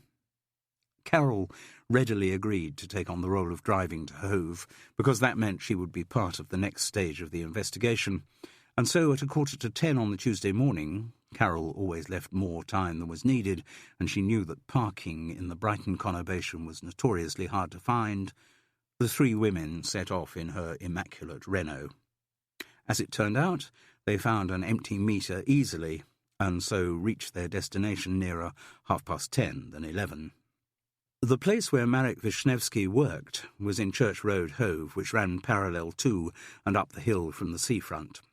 Virtually every business there seemed to be a restaurant of one ethnicity or another. Hove had always had the image of being more staid and geriatric than its louche neighbour Brighton, but that was changing, and its plethora of restaurants and clubs suggested that young people could thrive there too. The ethnicity of Marek's place of work had nothing to do with Poland. A glance at the menu suggested a more Mediterranean flavour, a mix of Italian, Greek and Turkish cuisine. But it was very much open for business at that hour in the morning, and indeed had been since 7:30, serving a variety of breakfasts and coffees to a predominantly youthful clientele, none of whom seemed in a great hurry to leave their conversation in newspapers to engage in the world of work. It felt a bit young to Carol, the kind of place she might have thought twice about entering on her own. She was glad to have Jude and Zofia with her. The girl ordered for them, because she recognised the waitress also to be Polish, and had a quick, incomprehensible exchange with her. She would have a latte, Jude a cappuccino, and Carol a just ordinary coffee black, thank you. Zofia also established from the waitress that Marek was not in yet. Another exchange in Polish followed, which left both the girls laughing. She says, Zofia explained, it is good we fixed to meet Marek at 11. That means he will be in time for his 12 o'clock shift. He is not a good, what do you call it? Timekeeper, suggested Jude. Yes, that is it. So I know Marek has not changed. Always when Tvarz are going to play someplace, the other ones in the band are waiting for Marek. He finally put in an appearance round 11:20. When he took off his anorak, he was wearing black trousers and a black shirt with the logo of the cafe embroidered on its short sleeves.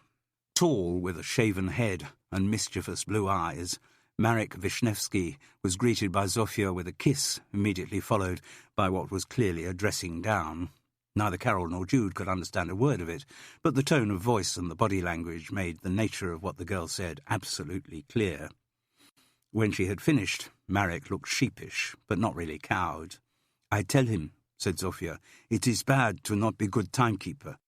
It is bad for the image of Polish people here in England. Already people worry about us taking jobs. They call us sponges. We must show we are efficient and hard workers, so people cannot criticize us for that. Then Marek, completely unsubdued by his carpeting, was introduced to Carol and Jude. He smiled, shook hands and greeted them in English, which was adequate, though his accent was much thicker than Zofia's. He said how desolated he had been to hear of Tadek's death. He was good friend of me. I not really good musician, but he support me when I in band with him." Zofia had got out her blue notebook and was poised to record any information they got from Marek. Carol, too, was eager to get on with the business of investigation. "Did you see a lot of Tadek since he came to England?" she asked. "A few times I see him. We are both busy with work. It is not always easy to meet, but we stay in touch. Messages, texts on phone." "That's a thought," said Jude. "What happened to Tadek's mobile phone? It wasn't among the possessions that the police gave you, was it, Zosha?" The girl shook her head. "Perhaps the police keep it still to check the phone calls my brother make?" "I should think that's quite likely," said Carol. "Or perhaps," suggested Marek, "the phone is taken from his room by the person who take his other things." "You're certain that other things were taken from his room?" "Yes. I go there to meet with Tadek at end of December. His room is like his room always is in Warsaw. Cassettes, CDs all over the place. And of course his guitar. When I go there 2 weeks ago, none of these things is there." "So it does sound like someone cleaned them out," said Jude. "To avoid incriminating themselves," added Carol. Then she fixed the focus of her pale blue eyes on the young Pole. "Zofia told us you said her brother definitely came over here because of a woman." "This is what he tell me, yes. With Tadek it is always a woman." He and the girl exchanged wistful grins. "Always it is the big romance." "Which is not how you treat women, Marek," said Zofia knowingly. He grinned with shamefaced cockiness. "No, with me it is always the big sex." "So this girl you have just been away with for a week?" "It is very good, Zosha. Good sex." He grinned again. "Now I think over. Time to move on." "You do not change, Marek." "I hope not. I like women very much, but not one woman," he explained for the benefit of Carol and Jude. Carol didn't think tales of his philandering were really germane to the current discussion. "This woman," she said, firmly redirecting the conversation, "did you know her name?" "Tadek do not tell me, but he says she's very beautiful. He has never felt like this before. She is the one." Again, he and Zofia exchanged rueful smiles. "Did he say where he'd met her?" "Yes, it was at a music festival last summer in Leipzig." "Ah," said Jude, pleased to have at least one of her conjectures confirmed. Zofia wrote down the new fact in her notebook. "Did he say whether the woman was older or younger than him?" asked Carol. "No, he do not say." Marek looked at Zofia for endorsement as he went on. "But with Tadek it is always older woman, no?" The girl nodded. "Well," said Carol, "there seems a strong likelihood that it was this woman, this older woman, who cleared out his room of all his music stuff." The boy shrugged. "Perhaps. Do you know who this woman is?" "We may do." But Jude didn't give any more information about Melanie Newton. "I think," said Zofia, "that Tadek would have written songs for this woman." "Oh, yes," Marek agreed. "Always, if he is in love, he writes songs." "But he didn't play you any?" asked Jude. "No. Tadek knows I'm not very good with music, only a drummer. When he was asked about the lineup for his band, he always say, old joke, 3 musicians and a drummer. I joined Tvash because I like other people, not because I have musical talent. Which is why," he added philosophically, "the others asked me to leave. So no, Tadek does not play me any songs. If you want to discuss songs, it is always with Pavel." "I told you about him, Jude," said Zofia. Then she explained for Carol's benefit. "Pavel is the other songwriter in the band, very close friend of my brother. They write songs together sometimes. If Tadek write a song, he'd probably show it to Pavel." "What, he'd post a copy to him?" asked Carol. She had turned on her the young person's stare that is reserved for Luddites and other dinosaurs. "No, he'd email the MP3. "Oh, right," Carol responded, as though she had a clue what was being said. "Why didn't I think of that before?" exclaimed Zofia. "You speak to Pavel since Tadek died?" asked Marek.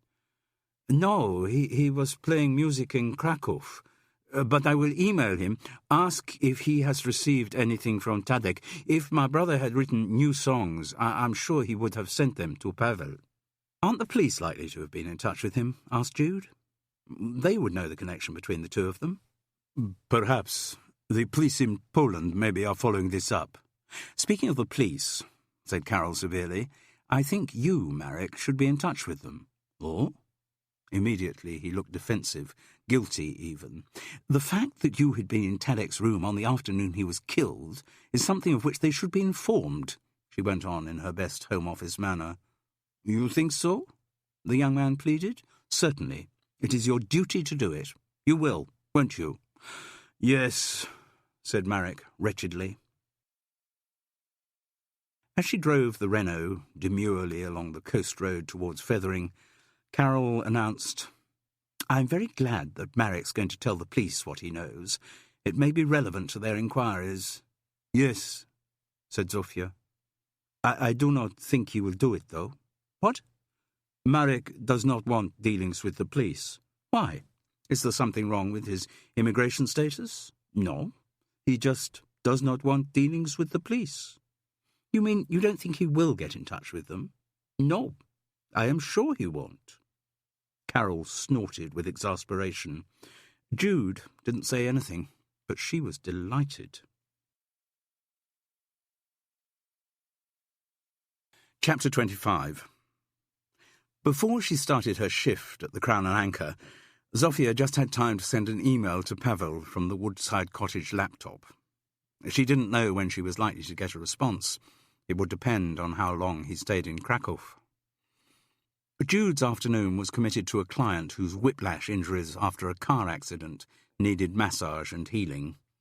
Carol said she was going to spend a quiet few hours reading, but in fact she had other plans. Jude knew she had other plans. Why else would Carol have asked to borrow her mobile? But as she handed it across, she didn't ask for any explanation. The Times crossword was there as an ostensible reason for sitting in the Renault by the towpath at the end of River Road, but Carol had to admit she felt cold. Whenever she'd seen cops doing a stakeout on television, they seemed to have supplied themselves with bottomless hip flasks and a copious supply of cigarettes, and now she could understand why. Surveillance was very boring and unrewarding work. Nor did her distracted concentration allow her to make much headway on the crossword. She knew Tuesdays could sometimes be tricky, but her mind that afternoon was not dissecting and analysing words as it should have been. A few clues made sense, and she got them so quickly that she suspected the others were equally easy, but her brain couldn't see through the verbal obfuscation to the patent truth. She knew if she failed to complete the puzzle, the answers in the next morning's paper would make her kick herself for her ineptitude. There was a phone number that could be rung to get answers to the day's crossword, but Carol Seddon would never resort to that. For a start, calls were priced at the exorbitant rate of 75 pence per minute, and then again, well, it just wasn't the sort of thing she'd do. She felt sure that Gerald Hume would be as much of a purist in such matters as she was. The road by the River Fether was not busy on a chilly February afternoon. The few people out walking their dogs were what Carol thought of dismissively as pensioners, until she realised that she and Gulliver would also fit the description. Between 3:30 and 4, a few schoolchildren, defiantly coatless in the cold weather, returned to their homes. But as the shadows of the encroaching evening closed together and lights came on in the houses before their curtains were closed, the area was deserted. It was nearly 5 o'clock, and Carol could hardly even see the crossword, though she knew that 2 corners of clues remained intractable. There was a 15-letter word straight down the middle of the grid. She knew if she could get that, all the other answers would fall into place. She also knew that the solution was quite easy, but she could not for the life of her see what it was. Stuff this for a game of soldiers, thought Carol. It was not an expression that she would ever have spoken out loud, but it was one she had learnt from her father and cherished. Time to get back to High Tor. Before she turned the key in the ignition, however, Movement from one of the houses along the road drew her attention. A woman was coming out of the front door. She moved in a manner which to Carol's imagination looked furtive, towards the turning into River Road. In the deepening gloom, Carol couldn't make out the woman's face well, nor could she see Gerald Hume's photograph clearly enough to make comparisons, but the stranger was about the right age. When the woman was close to her, Carol put the next part of her plan into action. On Jude's phone, she keyed in the number given her by Giles Newton and pressed the call button. The woman reacted. She didn't answer the phone, but she definitely reacted to its ringing. She was Melanie Newton. Chapter 26. Jude felt empowered after her session with the whiplash sufferer. There were times when her healing really worked, and though she might be drained by the transfer of energy entailed, she felt the peace of knowing she had actually done someone some good. But her contentment was not total. There was something else that was making her feel bad. Her agreement to meet Andy Constant at the Bull that evening. She tried to convince herself that she'd only made the arrangement because he might be able to give her some useful information about the murder case, but she knew that was casuistry. She was going to see Andy Constant because she wanted to see him, and she knew he was seriously bad news. Jude rather despised herself for the aromatic bath she took before her excursion, also for the care she took with what she wore. Andy Constant was an arrogant, selfish bore. He hadn't even had the decency to invite her on a proper date, just a drink in a location which involved her in either a train journey and a long walk or an expensive cab ride. He didn't deserve her attention. But she still wanted to see him. Some instincts were stronger than logic. Carol really did feel like something out of a television cop show. She waited till Melanie Newton was halfway up River Road before driving the Renault slowly along and parking again a little behind her. Then, when her quarry turned right into the high street, she edged the car further up till she could just see round the corner. Melanie Newton's errand appeared to be the same as when Gerald Hume had seen her. She disappeared into All-In store. While the woman was in the shop, Carol turned the Renault round and parked at the top of River Road, facing towards the Feather. Sure enough, Melanie Newton soon passed by, carrying 2 loaded carrier bags, and retraced her steps. Carol waited till the woman was about to turn at the end of River Road, and then drove the Renault back to where she had originally been parked. She was just in time to see Melanie Newton use a key to let herself into the house when she had emerged some 10 minutes earlier. Carol hadn't really planned her next step. Having found where the woman lived was perhaps achievement enough for that afternoon, but not for the first time. She wanted to present Jude with a more tangible advance in their investigation. Also, she recalled that Jude had a client that afternoon and was then going out somewhere for the evening. Either Carol would have to wait till the following morning to tell her neighbour of their quarry's whereabouts, or she should try to consolidate her achievement straight away. She got out of the car. It had felt cold inside, but that was as nothing compared to the freezing blast that hit her when she emerged. That cold evening in Fethering, worries about global warming seemed seriously exaggerated. She crossed resolutely to the house into which her suspect had disappeared. It was a semi, probably with 3 bedrooms. Before she had time for second thoughts, Carol rang the doorbell. A moment passed before it opened, and she found herself face to face with a young teenage girl in school uniform. "Good afternoon. I'm looking for Melanie Newton. She's in a room at the top of the house. Could I see her?" The response was one of those no-skin-off-my-nose shrugs, which only teenage girls can really do properly. After it, the shrugger seemed to lose interest in the proceedings and disappeared into the kitchen from which she had presumably come. Carol closed the front door behind her and set off up the stairs. She found herself on a landing with 4 doors leading off, presumably to 3 bedrooms and a bathroom. But the girl had said the top of the house. That must mean up the uncarpeted wooden staircase, which led up to what must be a loft conversion. Carol went on up. The final step at the top of the flight was not much wider than the others. She stood there for a moment, gathering her thoughts, and then knocked on the door. There was a gasp from inside, Then silence. She knocked again. This time she heard movement from the room, footsteps approaching, and the door was opened a fraction. In the narrow gap, Carol could see the frightened face of the woman Gerald Hume had photographed. "Melanie Newton?" Carol asked, although she knew the answer. "How did you find me?" The voice was cultured, but taut almost to breaking point. "Who let you in?" A girl in school uniform. She's not supposed to. The fact that I'm renting this room is supposed to be a secret. Her mother swore they wouldn't let anyone in. Well, she let me in. Who are you?" "My name's Carol Seddon." "And which one of them do you come from? Who do you represent?" Carol couldn't really supply an answer to that rather strange question, so she just said, "I want to talk to you about Tadeusz Jankowski." The woman's reaction was mixed. Her face still showed fear and suspicion, but there was also something in it that looked like relief.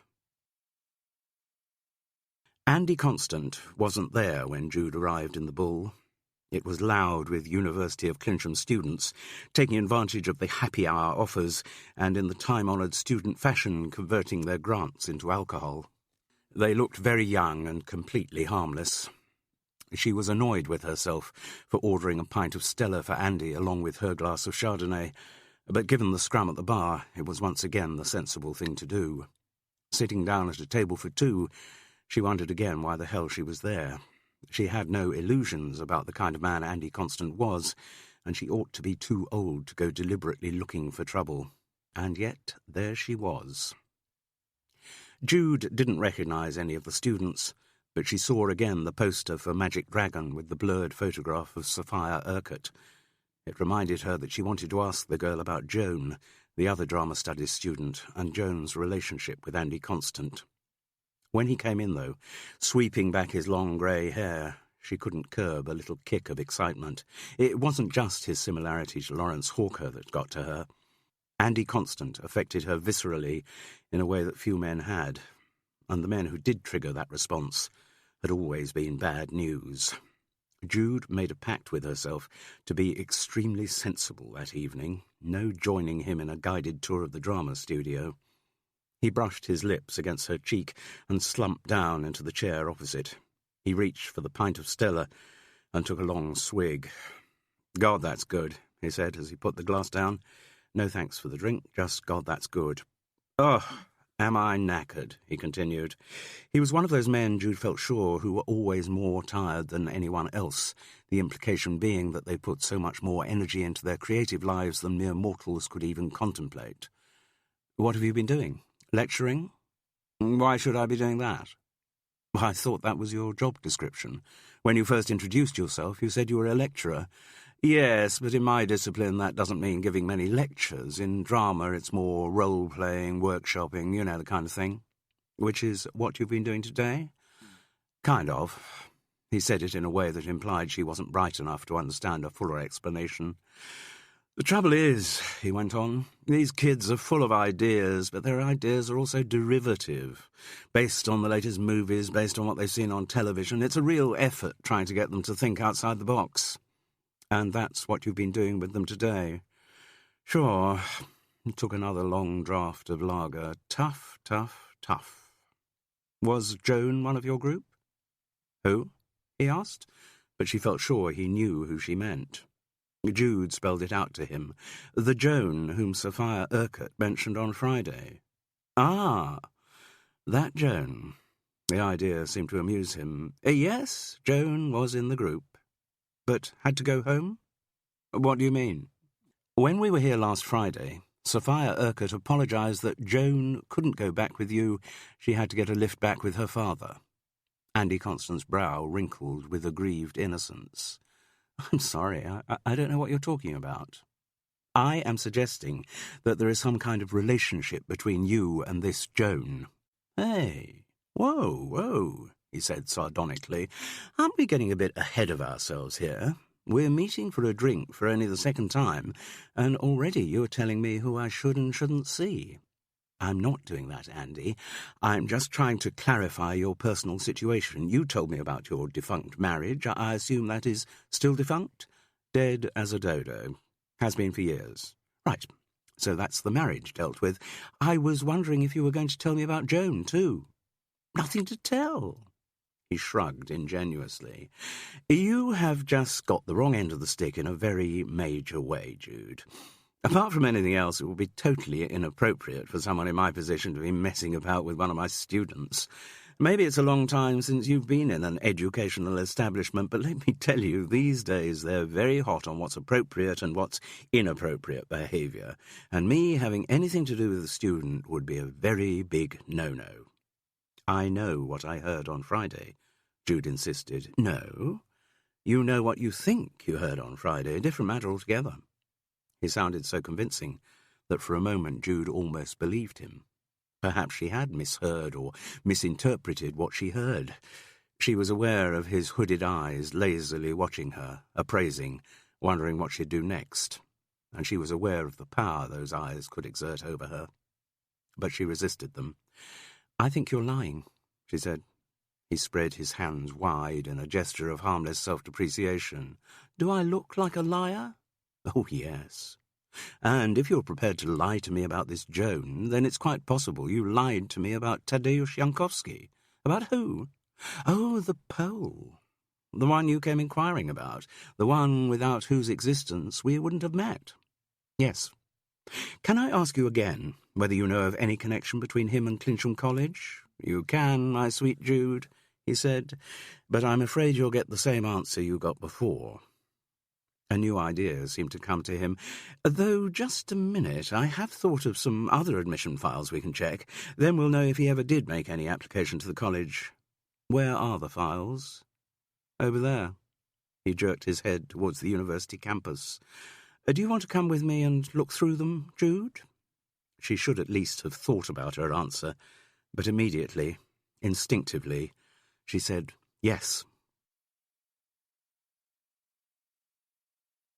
Chapter 27.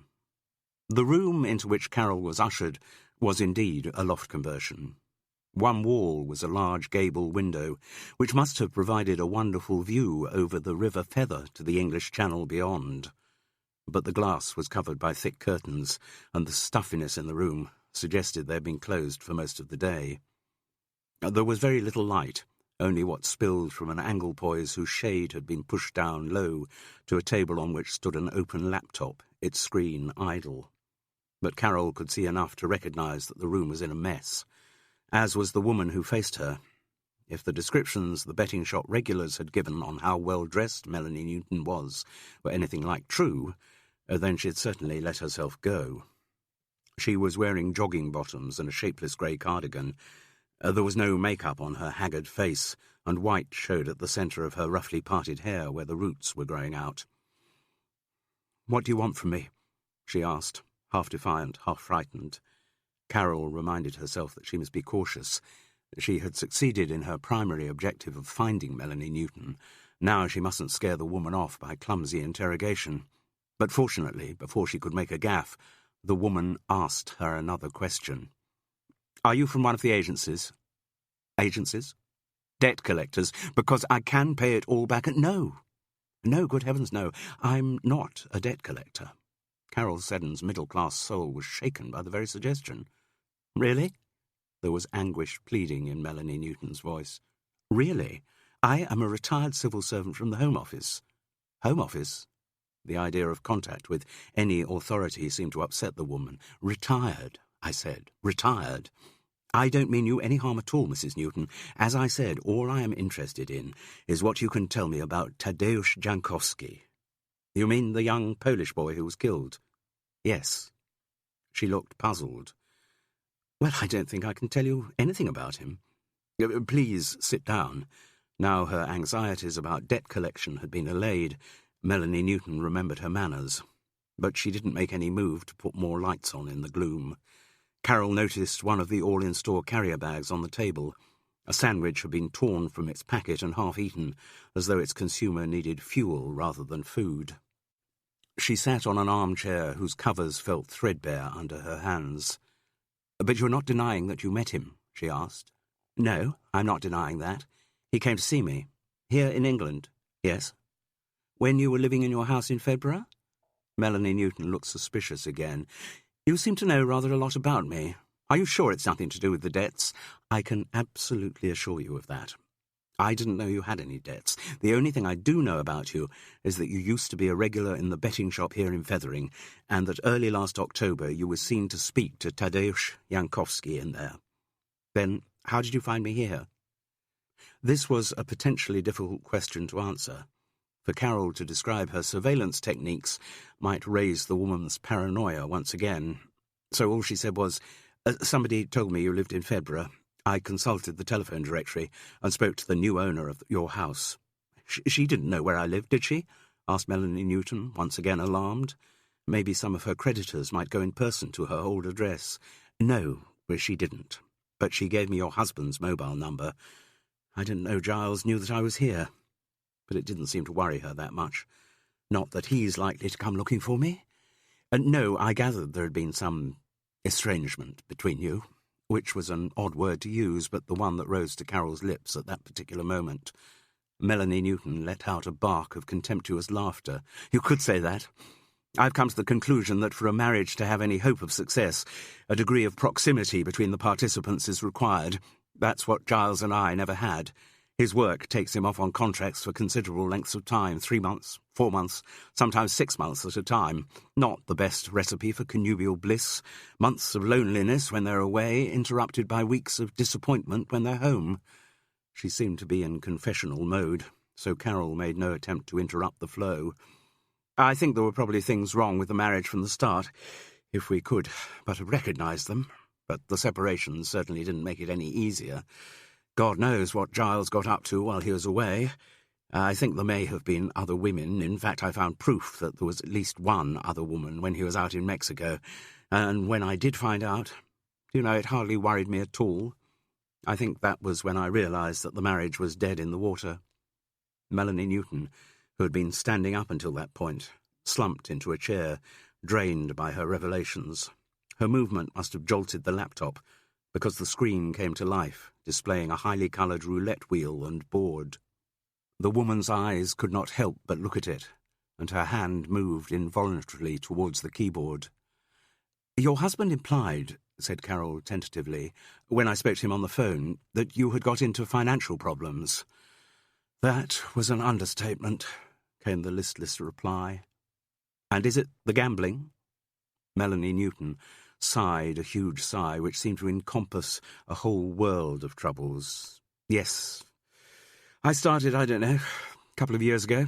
It was at a time when Giles was away on one of his really extended trips and I was feeling low. I think I just found out about the woman in Mexico and that hadn't done a lot for my self-esteem. Then I went for a day's racing at Ascot. It was a corporate freebie. I worked for a PR agency, got offered lots of stuff like that. Well, she corrected herself. I say I worked for them. What I mean is I did work for them. Anyway, up until that point, I'd never really thought much about horse racing. Might put a small bet on the Derby or Grand National, join in the office sweepstake. Like most people, I could take it or leave it. But that day at Ascot, I really enjoyed myself. I had a good day. I was with nice people. There was even a man there who made me think I might not be a totally unattractive has-been as a woman. And also, when it came to backing horses that day, I couldn't do anything wrong. First horse that won, I remember, was called Mel's Melon, and I backed it for purely sentimental reasons because my friends call me Mel. Well, used to call me Mel. That romped home at 12-1, and for the rest of that day, it didn't matter what method I used, the form book, a horse's name that appealed to me, just sticking a pin in the paper, I was invincible. Came home more than £500 to the good. I didn't think any more about it for a few weeks.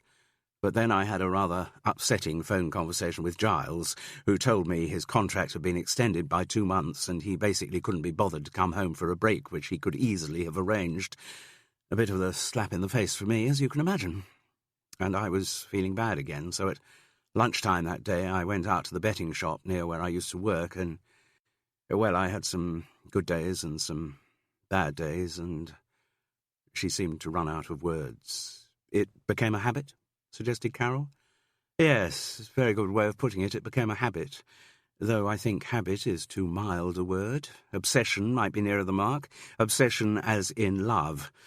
I came to love the thrill of gambling. It replaced ordinary love for me. Giles was out of my life so far as I was concerned. Whether he was abroad or at home, he wasn't part of me or anything to do with me. He had stopped loving me. Perhaps he never loved me. But I could close my mind to that.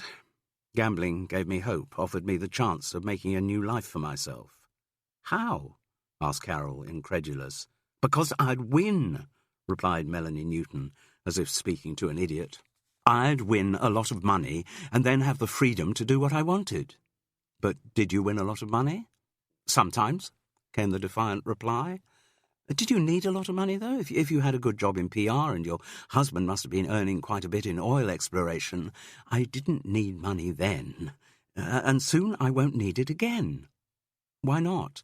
Because, she explained patiently, I'll soon have a big win. Soon I'll pay off all the debts on all the credit cards, and then I'll get my life back on track.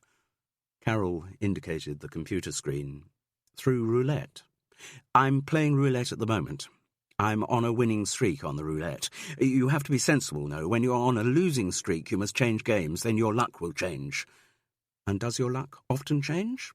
All that got was another recalcitrant sometimes. Melanie, have you ever asked for help? Help? I don't need help. I can gamble perfectly adequately on my own, thank you. I meant help with stopping gambling. This sparked another paranoia of suspicion. Has someone sent you?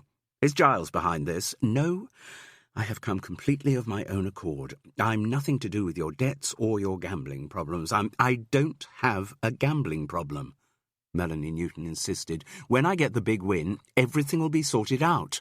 All right. Carol held her hands out in a pacifying gesture. Then I'll just ask you what I came to ask you. What was that? The woman sounded distracted now. Her eyes kept darting to the laptop screen, and her hand was itching for the keyboard. About Tadeusz Jankowski. The boy, oh yes. How did you come to meet him? He came to the house in February last autumn. Just out of the blue? No. By arrangement, then? Yes. So after your first meeting in Leipzig, you kept... What? Melanie Newton asked curiously. Your husband told me that you went travelling in Holland and Germany last summer. I wanted to get away. I wanted a clean break. Giles was abroad, as ever. I thought going off on my own might be the answer. It wasn't. I booked a fortnight and came back after 5 days. But during those 5 days, you met Tadeusz Jankowski. I don't know what you're talking about. He came to see me in February in answer to an advertisement. An advertisement for what? I put a card in the newsagent's window advertising a room in the house. Well, the fact is I was rather hard up. Giles was going to be away for 4 months. He would never know if I got in a lodger. Not that I'd have cared much if he did find out. We'd already decided to split up and sell the place. I thought a bit of income would help the interest payments on the credit card, so I advertised. Tadeusz Jankowski was about the only response I got. But he didn't take the room. No. He didn't think he could afford what I was asking. He said he'd look round and get back to me, but he never did. Though you did see him again in the betting shop. Yes, that was while I still used to go in there. Why did you stop going? The woman gestured to her laptop, as if it was something of exotic and unparalleled value. Why bother making the effort to go into a betting shop when I can get all this at home? Carol found it sad to see how narrow the focus of the woman's life had become. So what did you say to Tadeusz Jankowski in the betting shop? I can't remember. We're talking about last October. I don't know. I suppose I said, hello, how are you? Asked about how his girlfriend was. His girlfriend? Carol, who had been about to question Melanie Newton about her affair with the boy, was completely wrong-footed. Yes, he mentioned a girlfriend when he came to see the room. He said that she was why he had come to England, but that he just wanted the room for himself. They wouldn't be cohabiting. Did he tell you her name? No. Anything about her? Just that she went to the University of Clincham. He asked me how to get there. I didn't know where it was, so he asked somebody else. Ah, said Carol. Thank you. Chapter 28. Andy Constant strode through the University of Clincham campus as though he owned the place, and the proprietorial manner was increased when he pulled out a large bunch of keys to open the block marked drama studio and rehearsal rooms. "Is this where the admission records are kept?" asked Jude, with some scepticism. "I keep everything to do with me here." "A little empire?" "Yes, one that has declared UDI from the rest of the university and its policies." He pushed open the glass door and ushered her into the unlit lobby. As Jude knew he would, he put his arm round her ample waist as he propelled her into the darkness. He opened another heavy door, and she found herself in a space which felt larger but was totally black. Andy released his hold on her and said, "Just get some light on the situation." He seemed to know the way around his empire blindfold. There was a click of another door, then after a few seconds, the space was filled with light. Not bright light, but subtle, warming light which seemed to focus on the edges and corners of the room. Jude looked up and saw the source, stage lights hanging from a gantry in the ceiling, their harshness muted by gels of pink and orange. The space they revealed was painted matte black, a functional studio for drama workshops or even small-scale productions. Folding audience chairs were stacked against the walls. On the floor were large blocks, a freestanding door in a frame, other chairs, all painted matte black. Against the wall were a couple of crestfallen sofas and, surprise, surprise, a double bed mattress covered with black sheets. Andy Constant appeared from the lighting box, a bottle of whiskey and 2 not-very-clean glasses in one hand. "Drink?" he asked. Jude nodded. "You seem to have got yourself very nicely set up here." He shrugged as he poured the drinks and gestured to one of the sofas. "Need a versatile space for the kind of stuff I do." Jude wondered if the ambiguity was deliberate, and decided it probably was. She sat down on the sofa, and he slumped beside her, passing across a glass of scotch. "Cheers." She echoed the toast and took a long swallow. The whiskey burned its comfort down her throat. "So, were you going to have a look through the admissions files to see if Tadeusz Jankowski ever applied for a place here?" "I'll do that in a little while," he replied. "Just let's enjoy a drink first. I've had a hard day. I need a break." They both took a long swallow. "Workshopping, were you?" "Yes, right here. We were doing some role-playing about broken relationships, which no doubt involved a lot of rolling about on the bed over there." "A certain amount, yes." He read the potential censure in her eye. "Nothing inappropriate, I can assure you. This generation of kids are very hot on what's appropriate and inappropriate.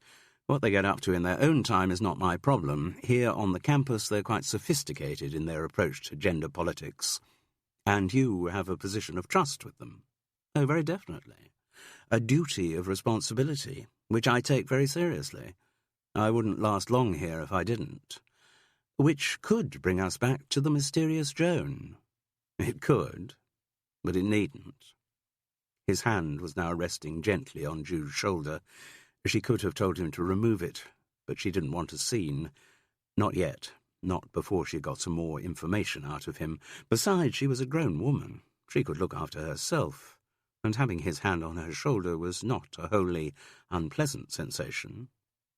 "So you deny that you're having a relationship with her?" "I've told you. It'd be more than my job's worth, and it'd be far too public for me to do such a thing. A campus like this is a breeding ground for gossip. Everyone would immediately know all the details. How could I possibly manage it?" "This place seems quite private. We didn't see anyone when we came in here this evening, did we? The CCTV cameras would have clocked us." "Yes, and the security people might be interested in me, because I have nothing to do with the university but you.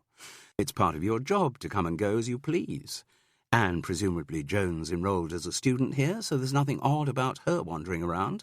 If she's studying drama, why shouldn't she come into the drama studio? Jude, might I say that you do have rather a one-track mind?" "Maybe." His hand was now holding her shoulder rather than just resting on it, and he was moving his face closer, as if to kiss her. Jude, tempted but strong, held up a hand. "I came here because you said you kept the admission files here." "Yes, they're on my laptop." Recognizing that he wasn't going to get anywhere with her at that moment, he raised himself out of the sofa's depths. "I'll get it." He went back to the lighting box. Jude swallowed the rest of her whiskey. She topped up her grubby glass from the bottle on the floor. She looked around the room. Andy Constant's convenient little seduction venue.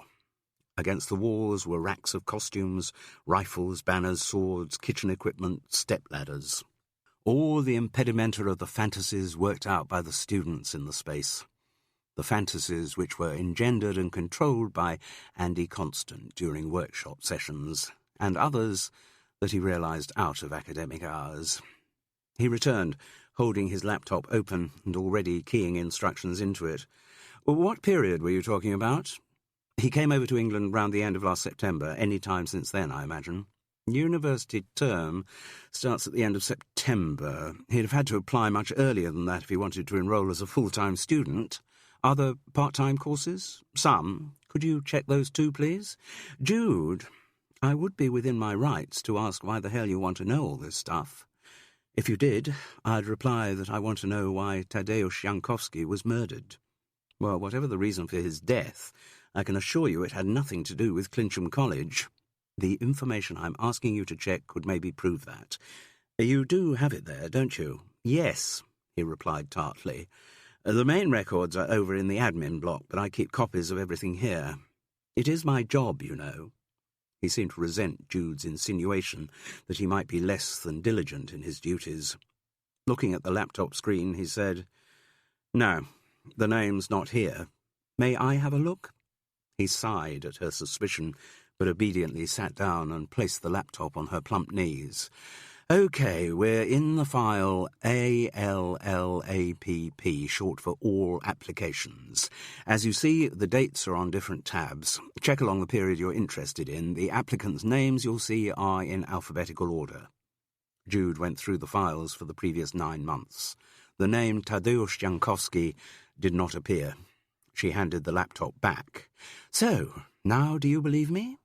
"About that," said Jude. "Yes." He deliberately closed the laptop and placed it down on the floor.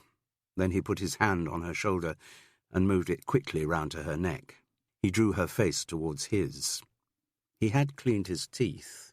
He had at least made that effort to meet her. She could smell the fresh mint from his mouth. She could feel the strength of his eyes as they locked with hers, and he did have very kissable lips.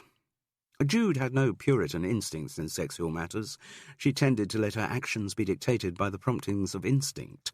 Such an attitude had frequently led to disaster, but the way to that disaster had sometimes been a pretty one. Their mouths engaged. It was pleasant. He seemed in no hurry. His lips teased and nibbled at hers, his tongue flicking against her teeth. Their eyes had disengaged, and over Andy's shoulder Jude could see the contours of the room, the black walls washed by honey-coloured light, the jumble of stage equipment against the wall. She felt his hand slip over the curves of her shoulder towards the more rewarding curves of her breast. She liked the feeling. She didn't like the man, but she liked what he was doing to her. Suddenly, her eye was caught by a flash of colour amongst the black of the props. She saw the outline of a face, red, with 2 black and white eyes over a circular mouth. Propped up against the wall of the drama studio was a red-painted guitar. End of CD 6.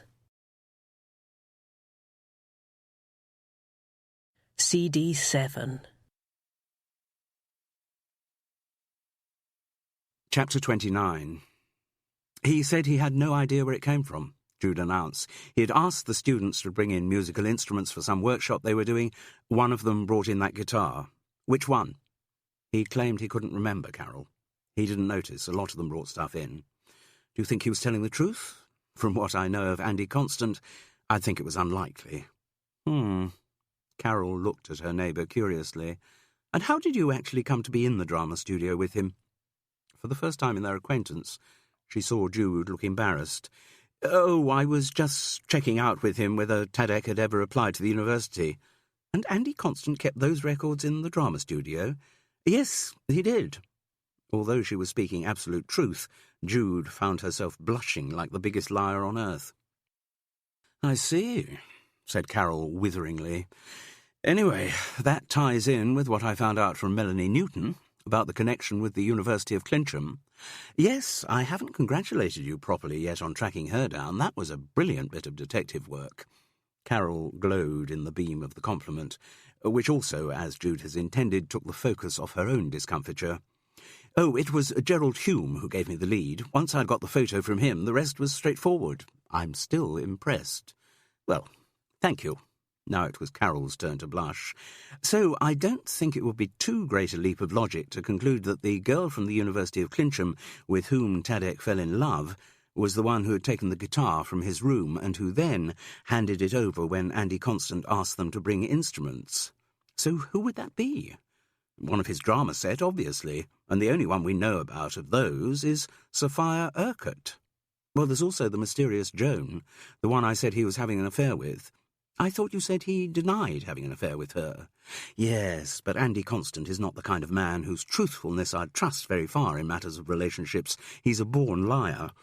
So you haven't even met this Joan? Well, I wonder. You remember that day when we went to see Andy up at the college and he took us for coffee? Yes. The girl who came to fetch him, do you remember her? Dark-haired, looked a bit Spanish. Jude nodded. I saw her with him again just before that show I went to see, and she was in the pub afterwards, and then I didn't notice her there when Sophia gave Andy the message about Joan not being able to make it. I reckon there's a strong chance she's the one. So how do we contact her? Through the college, or university, or whatever it wants to call itself? We didn't have much luck there when we were trying to find out about Tadek.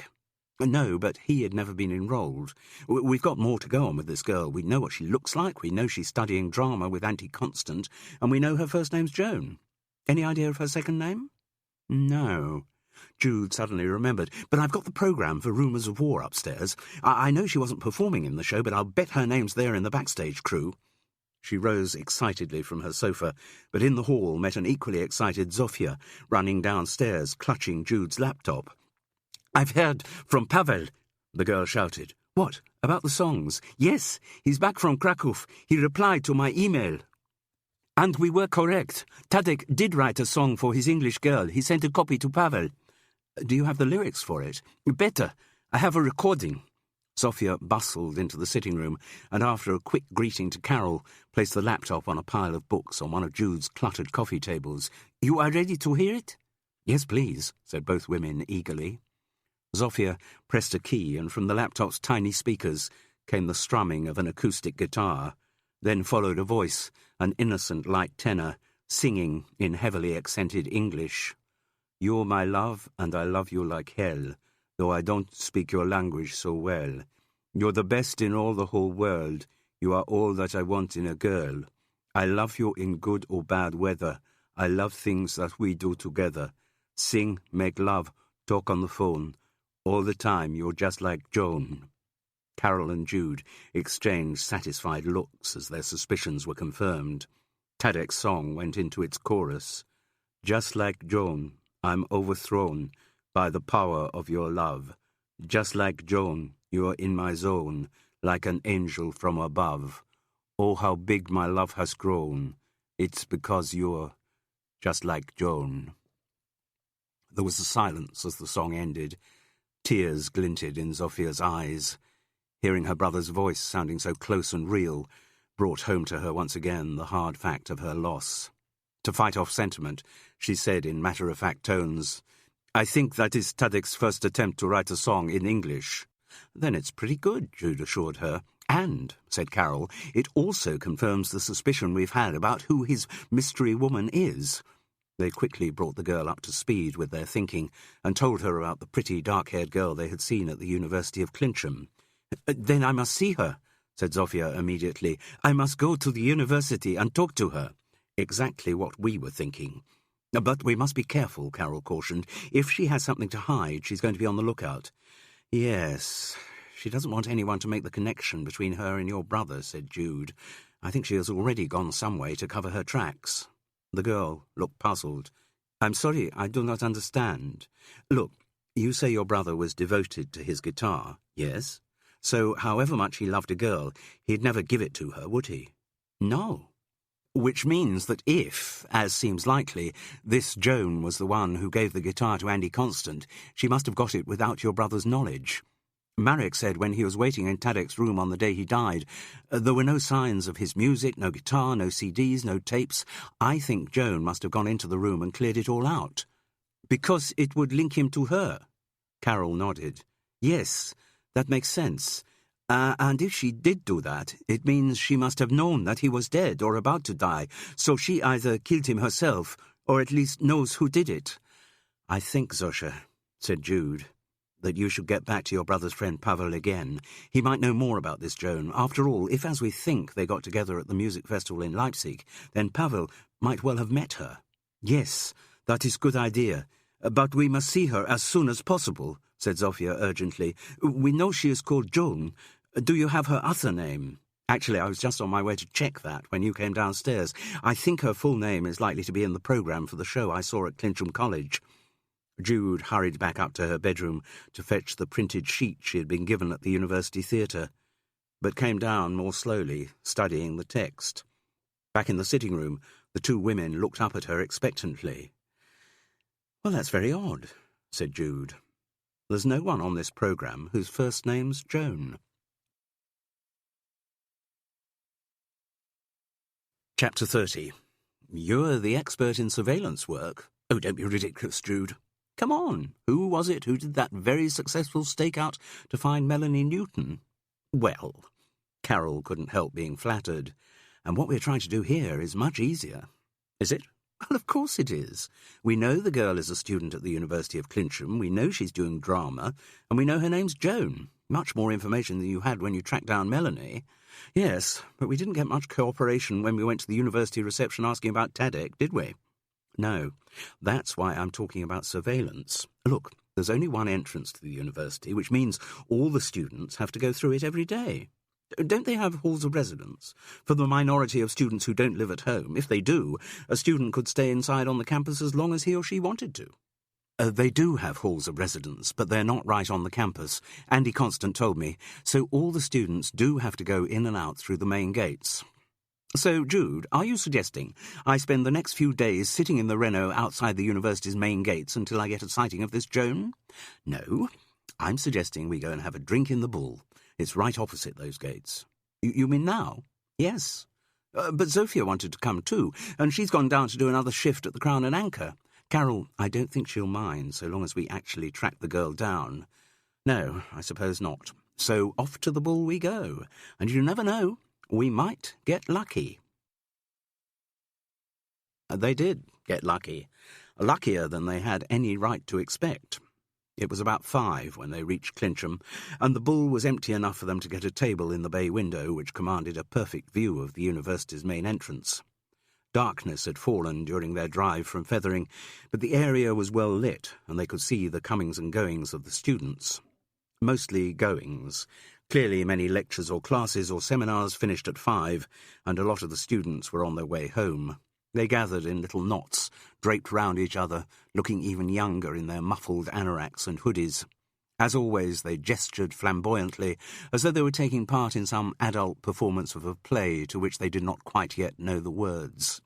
Some were busy texting on mobile phones, some waving elaborately dramatic farewells to friends they would undoubtedly see the next day.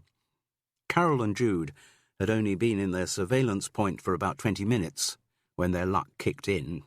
A bunch of students emerged from the campus, behaving even more flamboyantly than the others, and Jude was quick to recognise some of them from the cast of Rumours of Wars.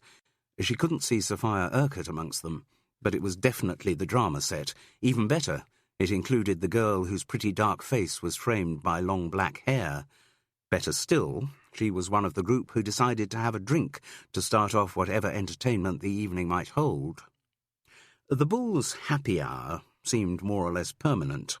The management recognised the value of their location and used low prices to encourage the students' alcoholic consumption, not that many of them needed much encouragement. The drama lot equipped themselves with pints of lager for both genders and commandeered a large table over the other side of the bar. Their presence doubled the decibel level in the pub. "Well, there she is," said Carol. "How do you propose that we start talking to her?" "Not a problem," said Jude, rising to her feet. "If you want to start a conversation with anyone involved in the theatre, All you have to do is to tell them how good their last show was. Unfortunately, I had the dubious pleasure of witnessing this lot's last show. Carol, as someone who hadn't seen Rumours of War, thought she should stay put, while her friends sashayed across the bar towards the loud assemblage of students. Two of the boys were just coming to the end of some routine in cod French accents, and Jude timed her entrance so that she rode in on a wave of laughter. "Sorry to interrupt," she said, "but you lot were in Rumours of Wars, weren't you?" Their attention was duly grabbed. Someone actually wanted to talk to them about their work. They confirmed that they had been in the show. One or two of them put on faces they had practiced in their mirrors for the moment when they would be interviewed on television about their professional lives. Time for the tactical half-truth. "I thought the show was terrific. Saw it on Friday. Really packed a punch." A couple of the girls agreed that it was powerful stuff. "We felt like absolutely drained at the end of it," said one. "Yeah, like the director really made us get into our parts, even if it's only a couple of lines," he said. "I want to feel like the energy you're transmitting to that person." Yes, I bet he said that, thought Jude, and a lot more garbage along the same lines. Their eyes were gleaming, pathetically hungry for praise. "Well, I thought you were all terrific. I mean, I used to act, and I do know what I'm talking about." They lapped it up. "And the staging, too. It was a real ensemble piece." "Yeah, that's what Andy, he's like the director. He said he wanted us to be an ensemble. Yeah, he said we should be like the, Berlin Ensemble," the girl hazarded. "Berliner Ensemble. Right, whatever." A lot of backstage effort went into that show, too. She looked at the dark-haired girl. I didn't see you in it. Were you part of the stage management?" "No," the girl said in an accent that sounded very slightly Spanish. "I was the assistant director." "Oh, yes, like working very closely with the director," insinuated one of the boys. "Oh, shut up." But he'd got the others going. "You sound guilty to me," said one. "Teacher's pet," crowed another. "Or teacher's heavy petting, maybe." "Oh, just shut up," the girl said again. But there was no vindictiveness in her banter. I wonder, actually," said Jude to the girl, "if I could just have a quick word with you." Time for another tactical lie. "I'd love to ask you about how the improvisation element worked out." "Sure." The girl seemed quite ready to detach herself from the teasing boys around her. Picking up her pint, she sidled out of her seat. "Let's go and join my friend. Is she interested in the theatre too?" "Oh, yes, very," Jude lied. Then, as they approached Carol, she continued, I was just saying how interested you are in the theatre." "Really?" Carol's pale blue eyes looked daggers at her neighbour. "What was it you wanted to ask about?" said the girl as she sat down easily between them. "Well, I know Andy Constant, and I just wondered how closely you worked with him on the production, you know, as his assistant." She grimaced. "Not very closely at all, really. I mean, like, I had this title of assistant director, but really, Andy did everything himself. I don't think he's very good at delegating." "No, I can believe that," thought Jude. "Andy has all the ideas. He wasn't really interested in what I had to say." But did you work with him on the improvisations?" "Well, yes, but they were pretty useless. I mean, we all did improvisations, but Andy didn't use much of our stuff. It was like he had the whole thing planned from the start, almost like he was working from a script that was already written. Something he had done before. It felt like that at times," which didn't surprise Jude one bit. She could imagine Andy Constant bringing out some long-written script, dusting it down, slotting in a few contemporary references and making his students think they had worked it out through their own improvisation. That would be typical of his control-freak approach to his work, and would also explain why Rumours of Wars had felt so old-fashioned. You imply that being assistant director to Andy Constant wasn't the most rewarding creative experience of your life?" "No way. He just used me as cheap labour, photocopying, typing up rehearsal schedules. That was the extent of my creative input." "So was that why you didn't let them put your name on the programme?" The girl's forehead wrinkled with bewilderment.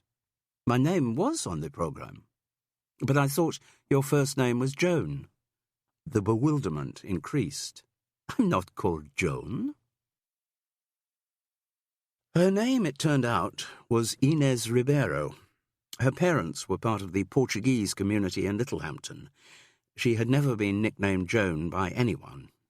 She didn't know anyone in the drama set who was called or nicknamed Joan. She had never met Tadeusz Jankowski, and in spite of the insinuations of her friends, The suggestion that she might have been having an affair with Andy Constant shocked her to the core of her Portuguese Catholic being. It was not Carol and Jude's finest hour. After a very offended Inez Rivero had left them, they hastily finished their drinks and beat an ignominious retreat back to Fethering. Chapter 31. That evening Jude was getting ready for bed when Zofia returned from her shift at the Crown and Anchor. "Please, I'm sorry for intrusion," said the girl. "May I just check the email on the laptop?" "Of course you can, but it's actually not here. I took it downstairs so you'll be able to get at it. It's on the kitchen table." "Oh, I'm sorry, I did not look down there." "No reason why you should have done." Jude belted her dressing gown around her substantial waist. "I'll come down and see if anything's come through." "I just wish to see if there's anything more from Pavel," asked Zofia as they made their way down to the kitchen. "I asked him if he knew about Tadek's Joan." "Well, let's hope he knows more than I thought I did." And while Zofia got to work on the keyboard, Jude spelt out the failure of her trip with Carol to the Bull. "Ah, yes, there is a reply from Pavel," said the girl excitedly. "Quite a long one. And look, he has attached another song as well." Jude looked at the lines of incomprehensible words on the screen. "So what does it mean? What does he say?" I tell you. First I get out my notebook, make some notes." She opened the blue book on the kitchen table. Then, as her eyes scanned down the text, the girl translated from the Polish. He say yes, Tadek did meet the English woman at the festival in Leipzig last summer. He said Tadek did call her Joan, but he think perhaps it is a nickname. The girl come up on stage and sing with the band one evening when they are in the club. That is how my brother meet her. And Tadek is in love. Yes, like he has never been in love before. Always the same with my brother. And Pavel says the woman is very beautiful." "What does she look like?" He does not say. Maybe later. It is a long email, and Pavel writes like he talks, all out of order, just thoughts as they come to him. And then he says the songs he is attaching are the ones Tadek recorded in Leipzig with the girl, her singing to his accompaniment. Now he says why Tadek call her Joan. He think her voice like one of his favourite singers, Joan Baez. Of course.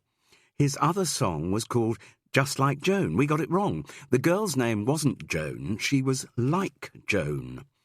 Jude was pretty sure now she knew the mystery woman's identity. "Can we hear the song?" Zofia's nimble fingers set up the playback. Again it was an amateur recording. "The Night They Drove Old Dixie Down," another Joan Baez standard, with Tadek's acoustic guitar accompanying the pure soprano that Jude had last heard in the theatre at Clincham College, singing Where Have All the Flowers Gone? Chapter 32. Jude grinned with satisfaction.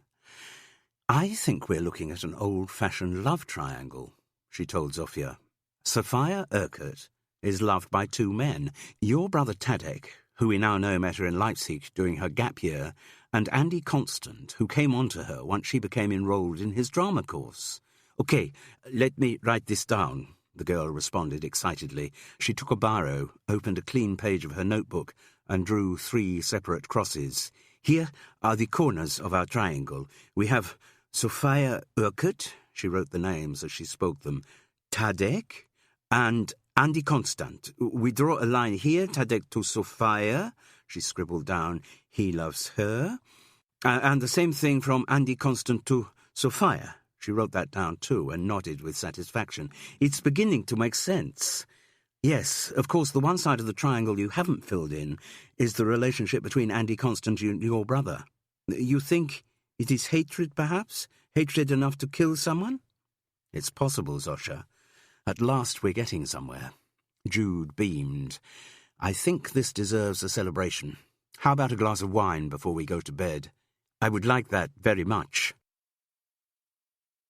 The buoyant certainty Jude had felt the night before received a predictable inundation of cold water the next morning. "I don't see how you can be so sure she'd even been to Leipzig," said Carol, reverting to her customary wet blanket role. "Carol, of course she was there. She was the woman Tadek talked to his friend Pavel about, the one he followed to England." I don't understand how you can make that assumption. I can make it because I heard Sophia sing in Rumours of Wars, and now I've heard the song she recorded with Tadek in Leipzig. I'd put money on the fact that it's the same voice. You'd put money on anything. Jude grinned. She reckoned her neighbour was behaving like this because it was not she who had made this latest leap of logic. Carol could be very competitive at times, and that quality, coupled with her recurrent paranoia, could make her a difficult companion. I'm not so sure, Carol went on sniffily. Anyway, if what you say is true, who's our murderer? Well, having seen the kind of anger Andy's capable of when he's thwarted, I think he has to be way up the top of the list. You think he killed the boy? 2 rivals for the love of the same woman? Wouldn't be the first middle-aged man who's felt his virility challenged by a young upstart. But Jude, there's so much we don't know. Tadek came to England to follow Sophia Urquhart. All right, it sounds from what his friend Pavel said that that's true. So he was in love with her. But was she in love with him? And what did she think about her drama teacher, or him about her? It all seems terribly vague. You don't know Sophia was having an affair with her teacher.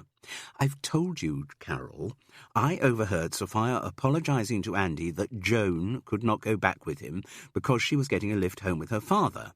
And that made him angry because he wanted her. We now know that Joan didn't exist, but was a nickname for Sophia, and I actually travelled in the car from the university with Sophia, so it was her father who was giving Joan a lift home. It can't be plainer than that. I don't know, said Carol, infuriatingly unconvinced. Anyway, Jude looked at her watch. I'll soon be able to find out about whether Sophia went to Leipzig or not. How? Because her brother Hamish is due here in 10 minutes. Why is he coming? To value the house. Oh. Carol also looked at her watch. She had already exercised her dog on Fethering Beach that morning, but she said curtly, I must go. Gulliver needs a walk. There was something of the play actor about Hamish Urquhart. His manner was studied rather than spontaneous. Maybe, Jude reflected, being an estate agent was similar to the professions of lawyer, doctor and teacher, where young recruits took on the manners of people much older than themselves. In Hamish's case, of course, he took on the manners of his father, becoming a hearty facsimile of Ewan Urquhart. He was dressed in a gold-buttoned blazer and mustard-yellow cords. Under his arm was a brown leather briefcase, from which he produced a clipboard, some forms and a pocket-sized laser distance measure. He also handed Jude his business card and some stapled sheets of details from houses Urquhart and Pease had recently sold. The property market's still very buoyant at the moment, I'm pleased to say, particularly down here in the southeast. We could sell every house that comes onto the market 3 times over. Just not enough product, that's the problem. No, we'd have no problem in getting you a very good price for this. He looked without total conviction around the clutter of the Woodside Cottage sitting room. Jude reckoned he was thinking, even in this condition, but he was too courteous to vocalise the thought. Now, if you don't mind, I'd just like to go round the property, take some details, make some notes. You may accompany me if you like, or... No, you just wander round at your own pace. The place is empty apart from me. I do have a friend staying, but she's out this morning. Anyway, I've got some stuff to put in the washing machine. Fine. Well, I'll have a look at the kitchen first, and then be out of your way doing the rest of the house. Yes. Would you like a cup of coffee or something? No, thanks. Just had some at the office. He quickly checked out the dimensions of the back garden and the kitchen, then said, It's not pivotal at this juncture, but when you do sell, you'll have to decide whether you want to take or leave your kitchen equipment, oven, washing machine, what have you. Oh, I'm not definitely thinking of selling, just sort of testing the water, trying to find out where I stand financially. Yes, of course, Miss... Just call me Jude. Right, Jude. She had decided that she'd question him about his sister after he had finished the valuation, so she set her load of washing going while he surveyed the house. It didn't take long. Soon he was downstairs again, tapping at the kitchen door. They sat down either side of the kitchen table for him to give his verdict. Jude told him to push aside some of the clutter so that he would have room for his clipboard. She noticed that Zofia had left her notebook open on the table from the night before. Well, to be quite honest, Jude, said Hamish cheerily. "Urquhart and Pease could get you a buyer for this property tomorrow. No problems at all. Fethering is quite a property hotspot, a much sought-after area, because it's still one of those villages which has kept its, Englishness." "I'm sorry? What do you mean?" "Well, I mean, most of the people, not to put too fine a point on it, you don't see too many coloured faces in Fethering, and you don't hear too many Eastern European accents when you're shopping in Orlin's store." The guffaw which followed this, not to mention the sentiments expressed, made him sound exactly like his father. Jude didn't approve of what Hamish had said, but made no comment and let him continue. "So, as I say, very much sought after, and you'll be surprised how many wealthy city folk are looking for that ideal of a country retreat. Woodside Cottage would tick all the boxes for them. As far as I can tell, the structure's very sound, though, A blush spread across his face and down to his thick neck. Not everyone might share your taste in decor. Some of the windows are getting a bit shabby and the exterior paintwork needs to be done, so I think any potential purchaser would be looking to spend a bit of money on the place. Or you could have some of the work done yourself before you put the place on the market. Mind you, having a house redecorated with a view to selling doesn't always work either. In a lot of cases, the new owners are going to want to redo everything anyway. Yes, it's supposed to be a natural human instinct, marking one's territory like dogs peeing at lampposts. Really? The young man looked puzzled. I hadn't heard that. So what sort of price would we be looking at? Although she had had an ulterior motive in asking for the valuation, Jude was still intrigued to know how much her property was worth.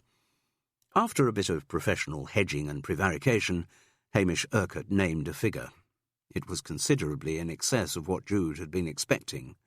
Of course, she'd read the constant newspaper reports about the inexorable rise in house prices, but was still shocked to hear the sum spelt out for Woodside Cottage.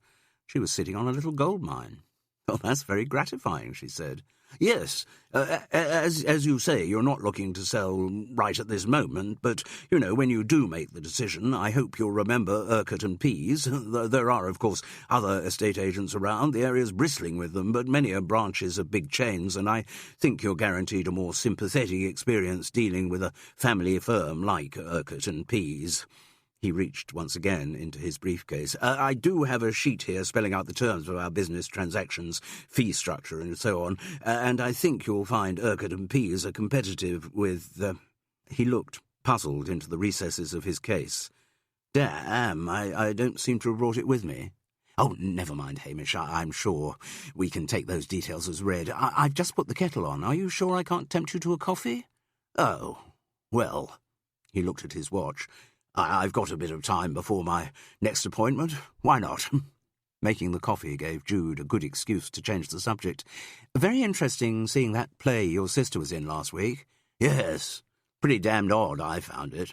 I mean, I don't pretend to know much about the theatre. I like a good musical, Lloyd Webber, that kind of thing. Something where you don't have to think too much. But that thing of Soph's, can't say I got all of it. I mean, she was very good, but also the message it seemed to be putting across... I'm not sure I went along with it." "In what way, Hamish?" asked Jude, as she put the coffee cup in front of him. "Thanks. Well, the show seemed to be saying that war is always a bad thing." "And you don't agree with that?" "Good God, no. I mean, I'm not recommending that countries should go around invading and bombing other countries whenever the fancy strikes them, but sometimes action has to be taken. Every country needs to have an army, and I reckon we've got one of the best in the world, so I don't like it when I hear our brave boys being mocked. They do a damn fine job in extraordinarily difficult conditions, and they're bloody necessary. Always have been. I mean, if Mr. Hitler had been allowed to go his merry way in 1939 without anyone trying to stop him, well, we'd probably now be conducting this conversation in bloody German." Again, he sounded as if he was quoting his father verbatim. "Talking of Germany," said Jude, snatching at the most tenuous of links, "your sister was saying she had been there in her gap year." "Yes, lucky old Soph actually getting a gap year. I didn't have one. Straight out of school into the family business. None of that university nonsense for me."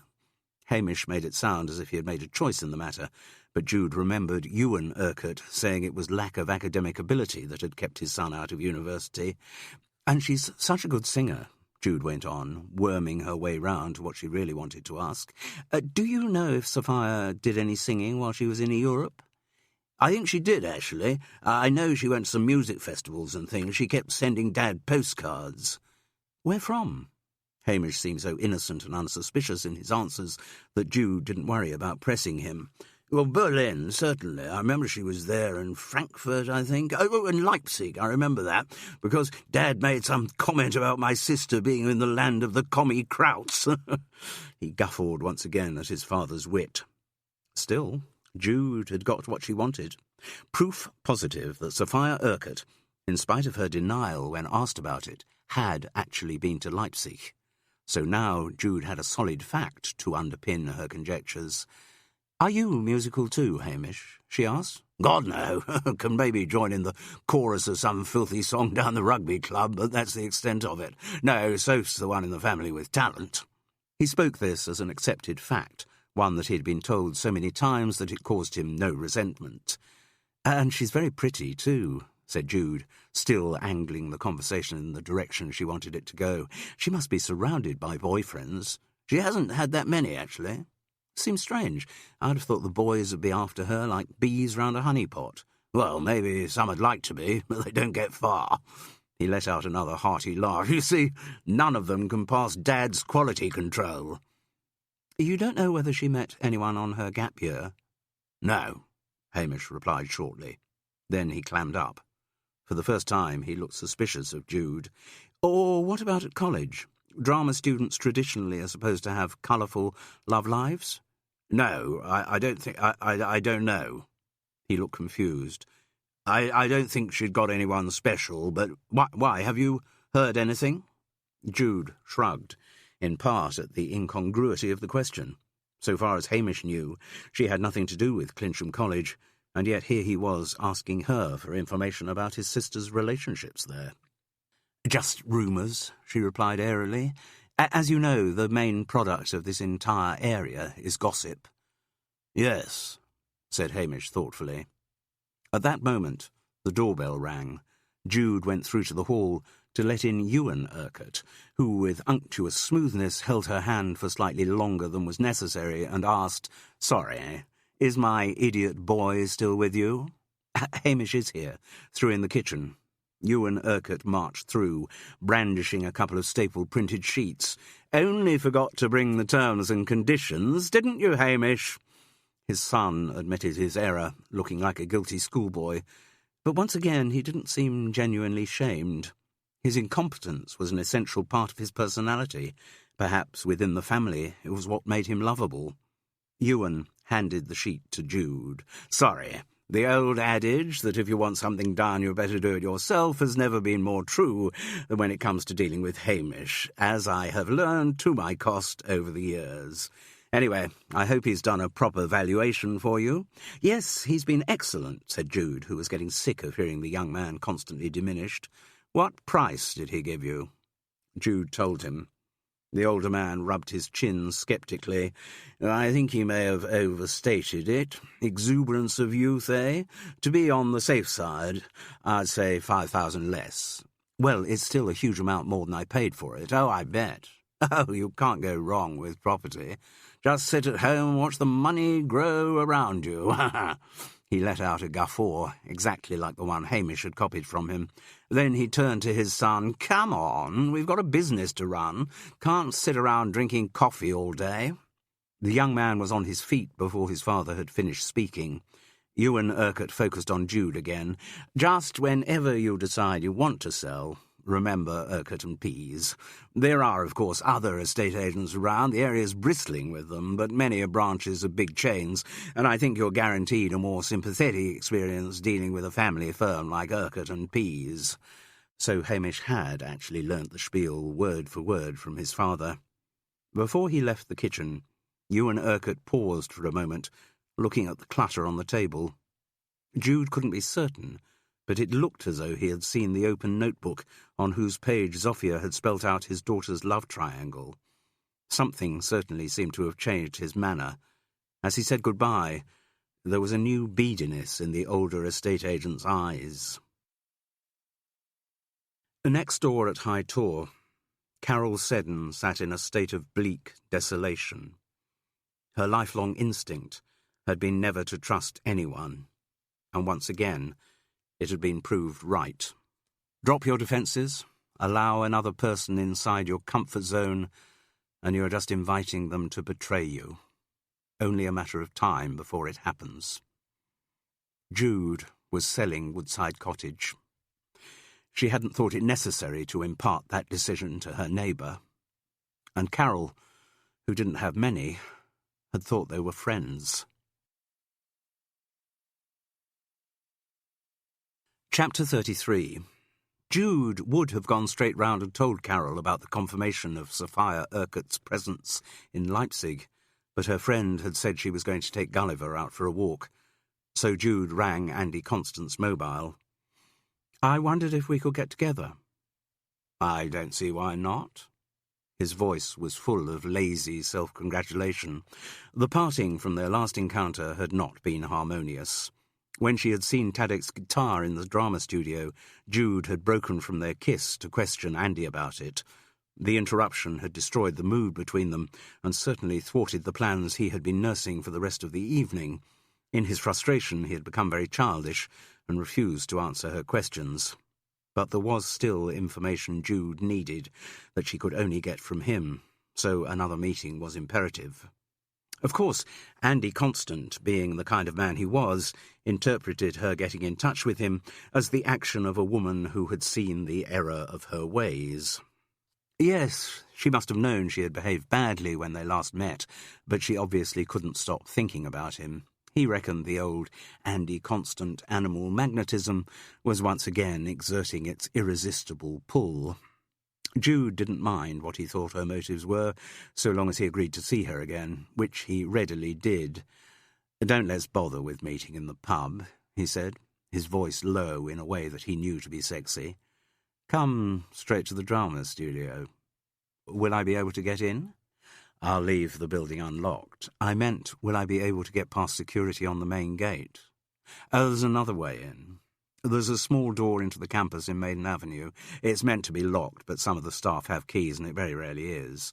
A lot of the students come and go through it." There was something unappealing about the practised ease with which he went through these details.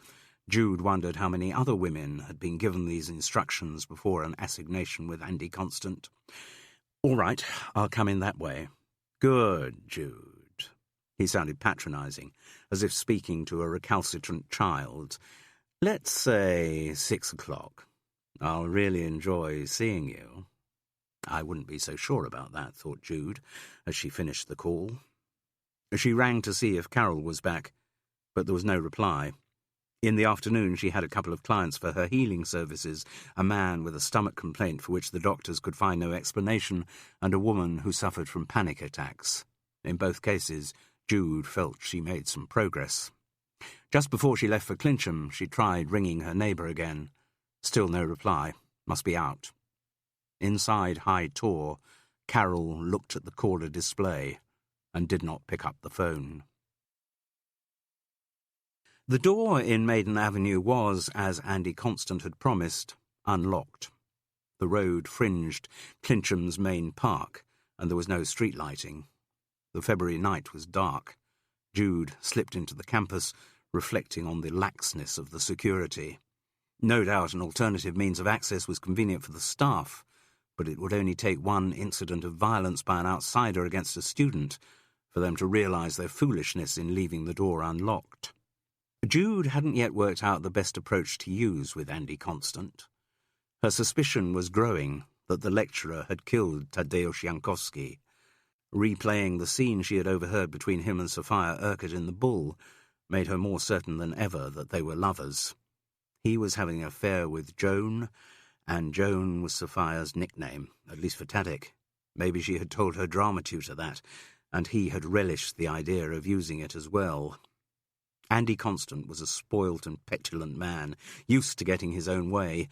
He wouldn't have taken kindly to having a rival for his beautiful student's affections. Quite how he had come to be in Fethering to meet and kill the young Pole, Jude didn't know, but she felt sure she could find out. As she pushed open the door into the unlit drama studio block, She felt a little stab of fear. If Andy was the murderer, and she threatened to reveal that fact to the world, he might not think twice about killing again. Pauline's late husband's view that the prime motive for murder was to keep people quiet came into her mind. She needed to be very circumspect in her approach. There were no lights on in the lobby, but memory guided her towards the door of the studio itself. She pushed open its heavy mass. The only light inside came from an illuminated exit sign. It wasn't a lot, but sufficient for her to see the body of a man lying on the double mattress, and sufficient to be reflected in the glistening of wet redness on his chest. Jude heard a sound behind her in the lobby. She reached for her mobile and pressed the buttons to dial Carol's number. In high taut, as soon as the caller was identified, the phone remained untouched. Chapter 34. There was a call that Carol did take later that evening, and selfishly she almost wished she hadn't. It was from Gabby, at her wit's end because Lily had developed a high temperature and would not be comforted. The doctor had been called and was going to come again in the morning. If the little mite wasn't better then, she'd be taken into hospital for observation. For Carol, already desolated by Jude's betrayal, that was all she needed. She knew she wouldn't sleep a wink that night, expecting every minute a phone call with terrible news from Stephen or Gabby.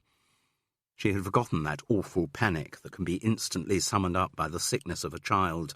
Lily was so perfect but so tiny.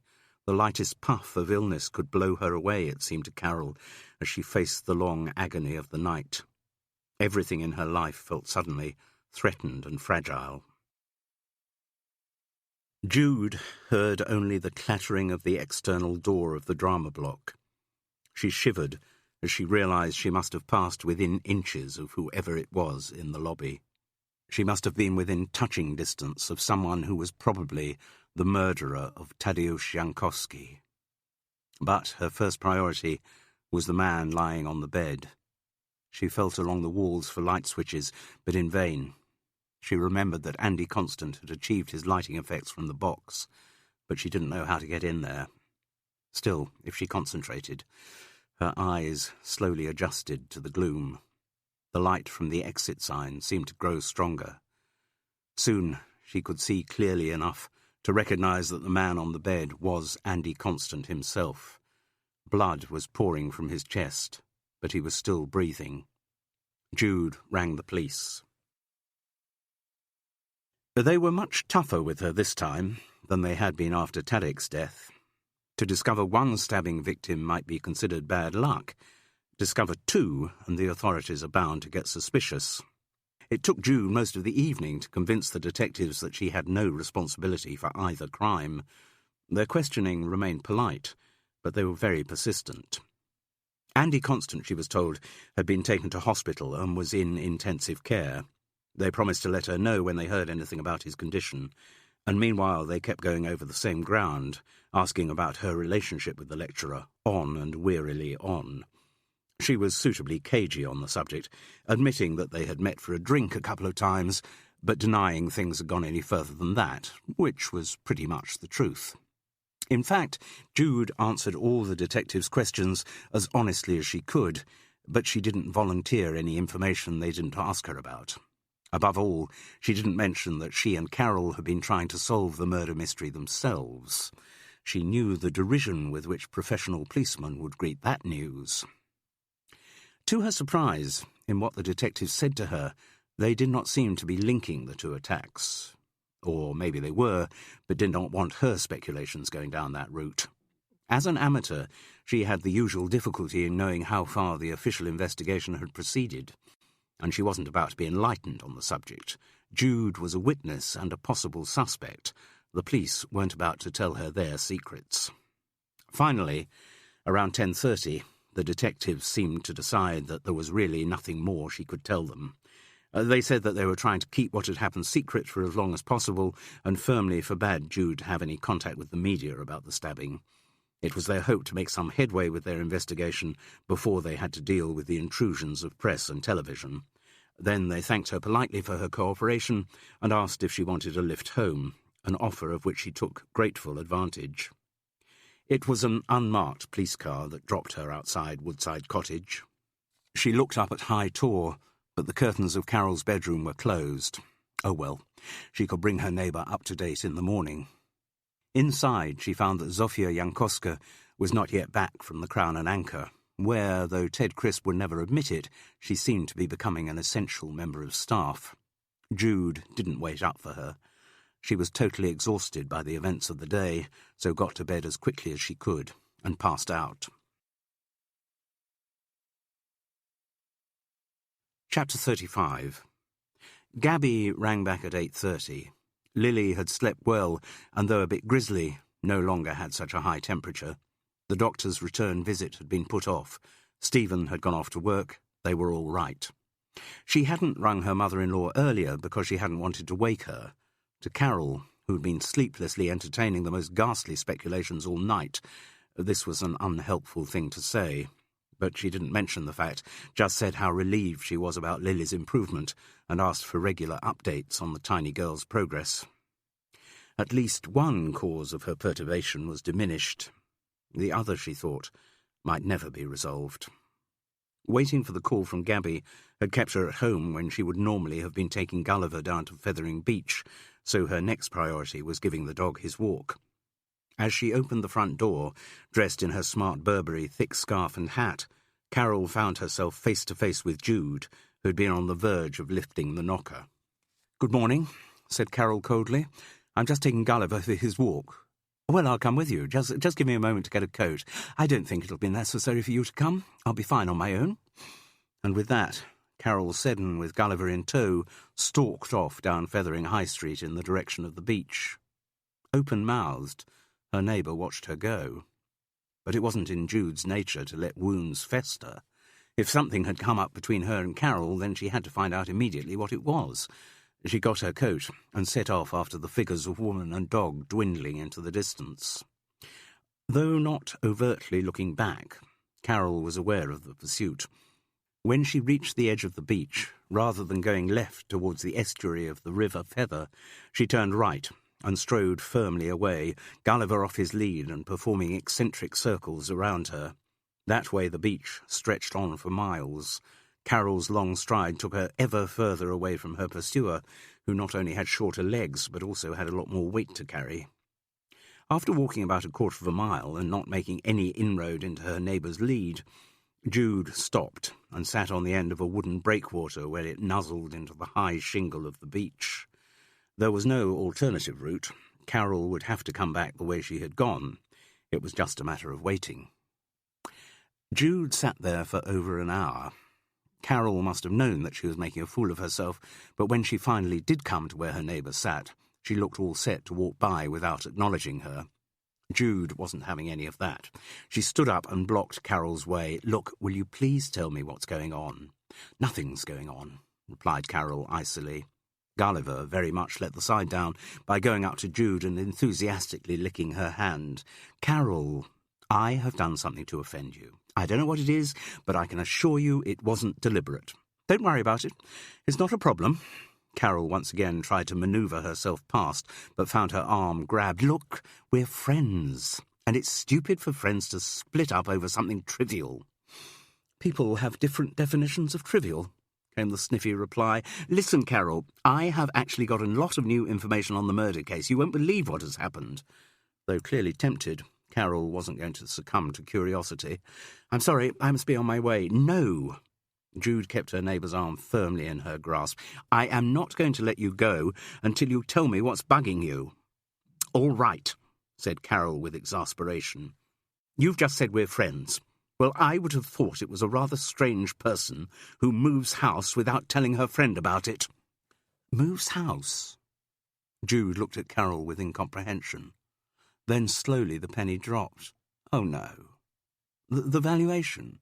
You didn't think—" "That was not because I was really selling the house. I set it up just to get some information out of Hamish Urquhart, and it worked. He confirmed that Sophia had been in Leipzig last summer, which is where she must have met Tadek."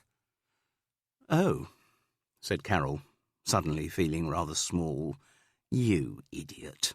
said Jude affectionately. "You absolute idiot. Now will you please let me tell you what has happened in the last 24 hours?"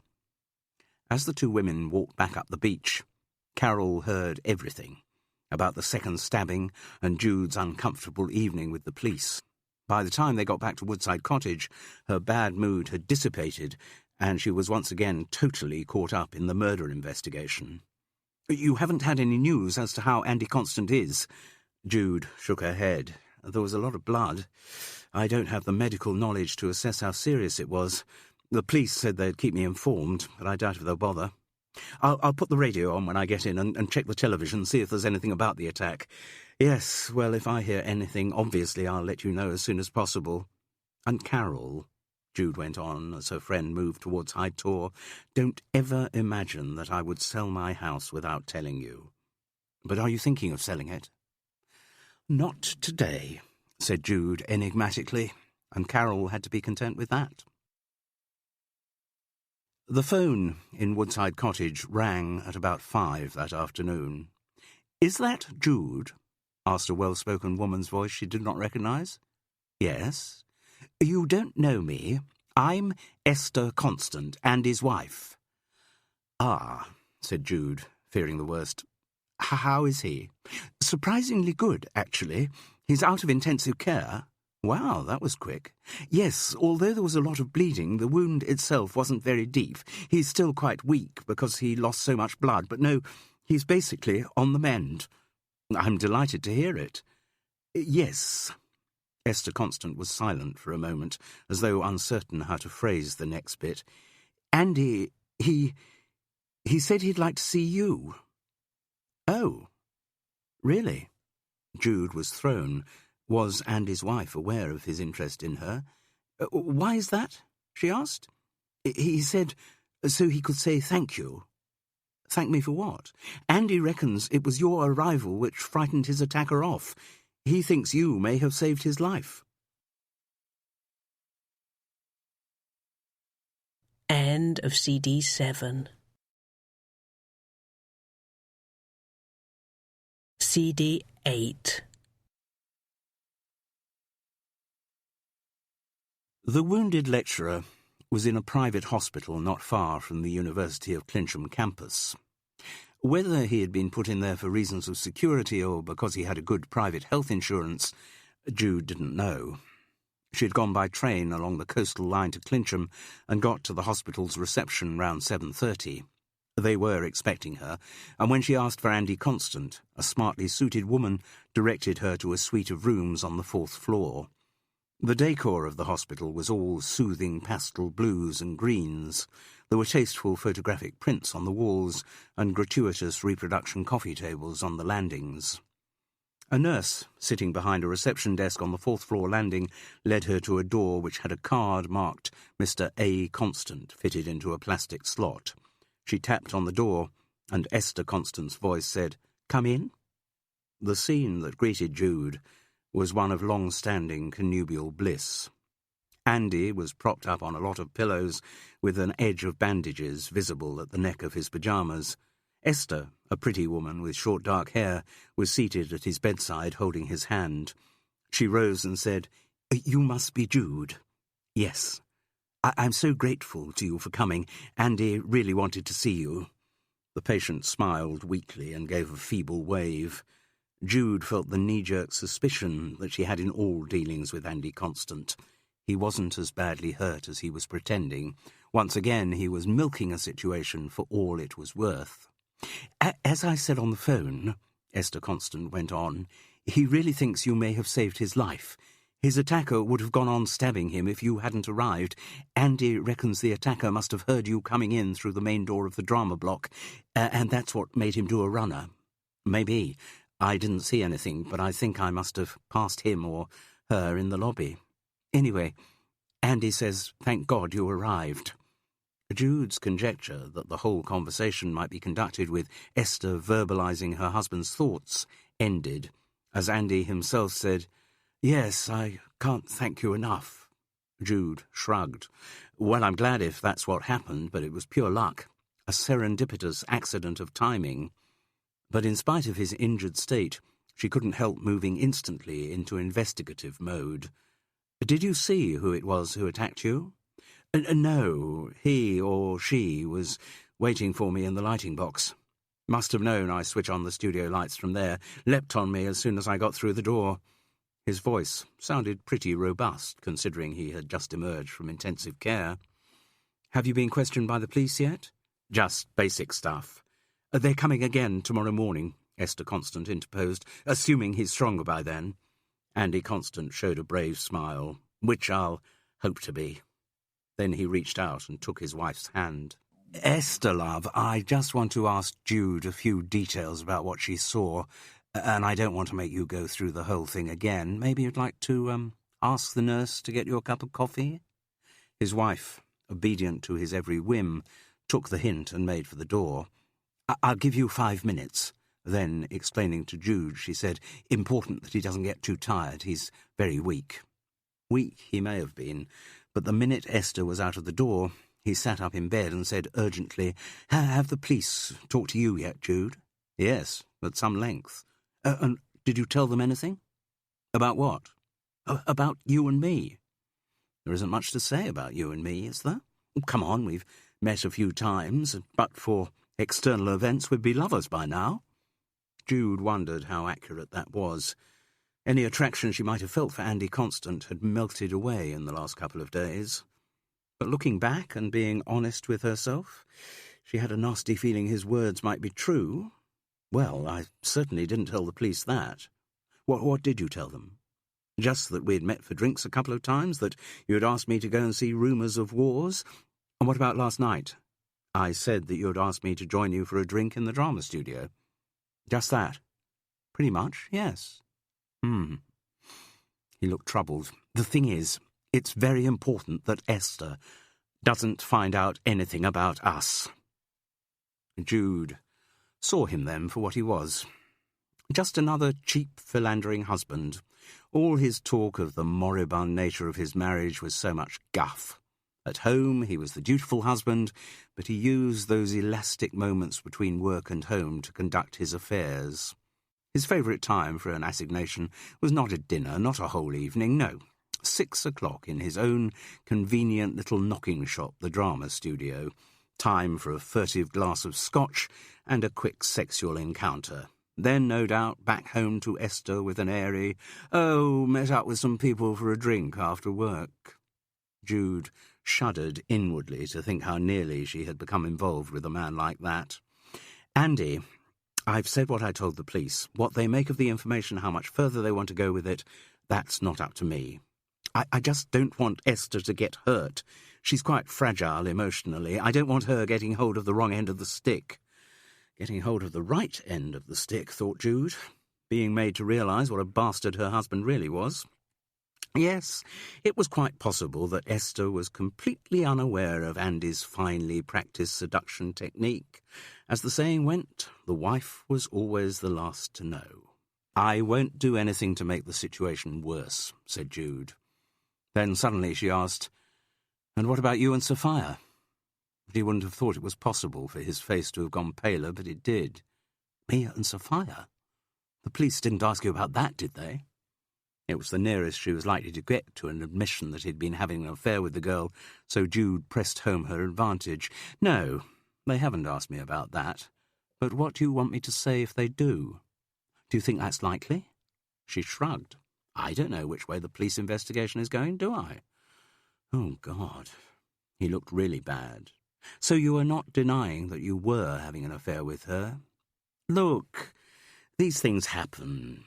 He was trying to sound disingenuous, but it wasn't cutting any ice with Jude. Two attractive people who are attracted to each other, sometimes the emotion can just get too strong to cope with. Even with the difference in ages. I think, in fact, the difference in ages made it even more powerful. We could learn so much from each other. Come on, haven't you ever been in a situation like that, Jude? She had, but she wasn't about to tell him so. How long had it been going on? I suppose the attraction was there since the beginning of the academic year when we first met. That made sense. Sophia had met Tarek in Leipzig in the summer. He had followed her to England in late September. Maybe they had begun or continued an affair, but round the same time Sophia had started her university career and found the archetypal lecherous lecturer coming on to her. As Jude had deduced before, it was a classic love triangle. "And when did you become lovers?" she asked implacably. "I suppose it must have been in the run-up to Christmas. You know, there were lots of parties and things on the campus, and I was working closely with Sophia on some one-to-one role-playing exercises." "Yes, I bet you were," thought Jude. He shrugged helplessly as he went on. "And, you know, one thing led to another. We both admitted how much we fancied each other, and—" Jude suppressed her fury. Andy Constant had shamelessly abused his position of responsibility and was now trying to get sympathy for himself as a plaything of the gods, a man incapable of resisting the surging power of a grand amour. All she said, though, was, "And are you and Joan still love's young dream?" "Joan? How did you know about—" "I know it was Sophia's nickname, one given to her by her other boyfriend." "Other boyfriend? Didn't she mention that she had another boyfriend?" "Oh, yes," he recalled. "There had been someone, apparently, but she implied that that had been over for a long time." "Taking a leaf out of your book, then," thought Jude. "No more details?" "No, she said she'd got rid of him." Jude took in the implications of this for a moment, then said, "I actually asked whether your affair with Sophia was still going on." "Well, no." He screwed up his face wryly. "We had a bit of a falling out during the last week, really. I mean, often the really powerful loves have only a limited duration. So quick, bright things come to confusion and all that. I had to tell her that it wasn't working. And, you know, I was beginning to feel guilty about Esther. Oh, yes, very handy.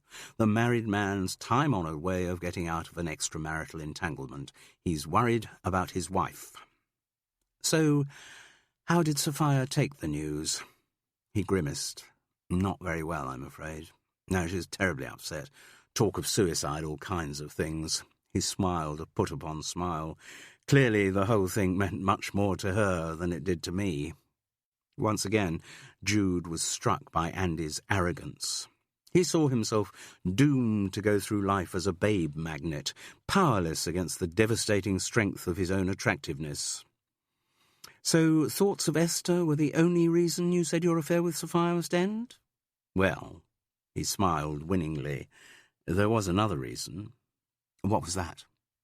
"I thought maybe things were going to work out with you." This time, Jude had great difficulty containing her anger. Even from his hospital bed, the sleazebag was coming on to her. One moment he was talking of breaking off one relationship out of consideration for his wife, the next he was proposing to start a new one. She calmed herself and said, "Going back to what happened to you last night, you didn't get any sight of your attacker, did you?" He shook his head. "It was pitch dark, and it happened so quickly the whole thing was over in a matter of seconds. So nothing? No glimpse of a face, no touch of a body?" "Well, as a matter of fact, as I tried to defend myself, I got hold of his or her coat, and it felt like waxed fabric." "A barber?" "That kind of thing, yes."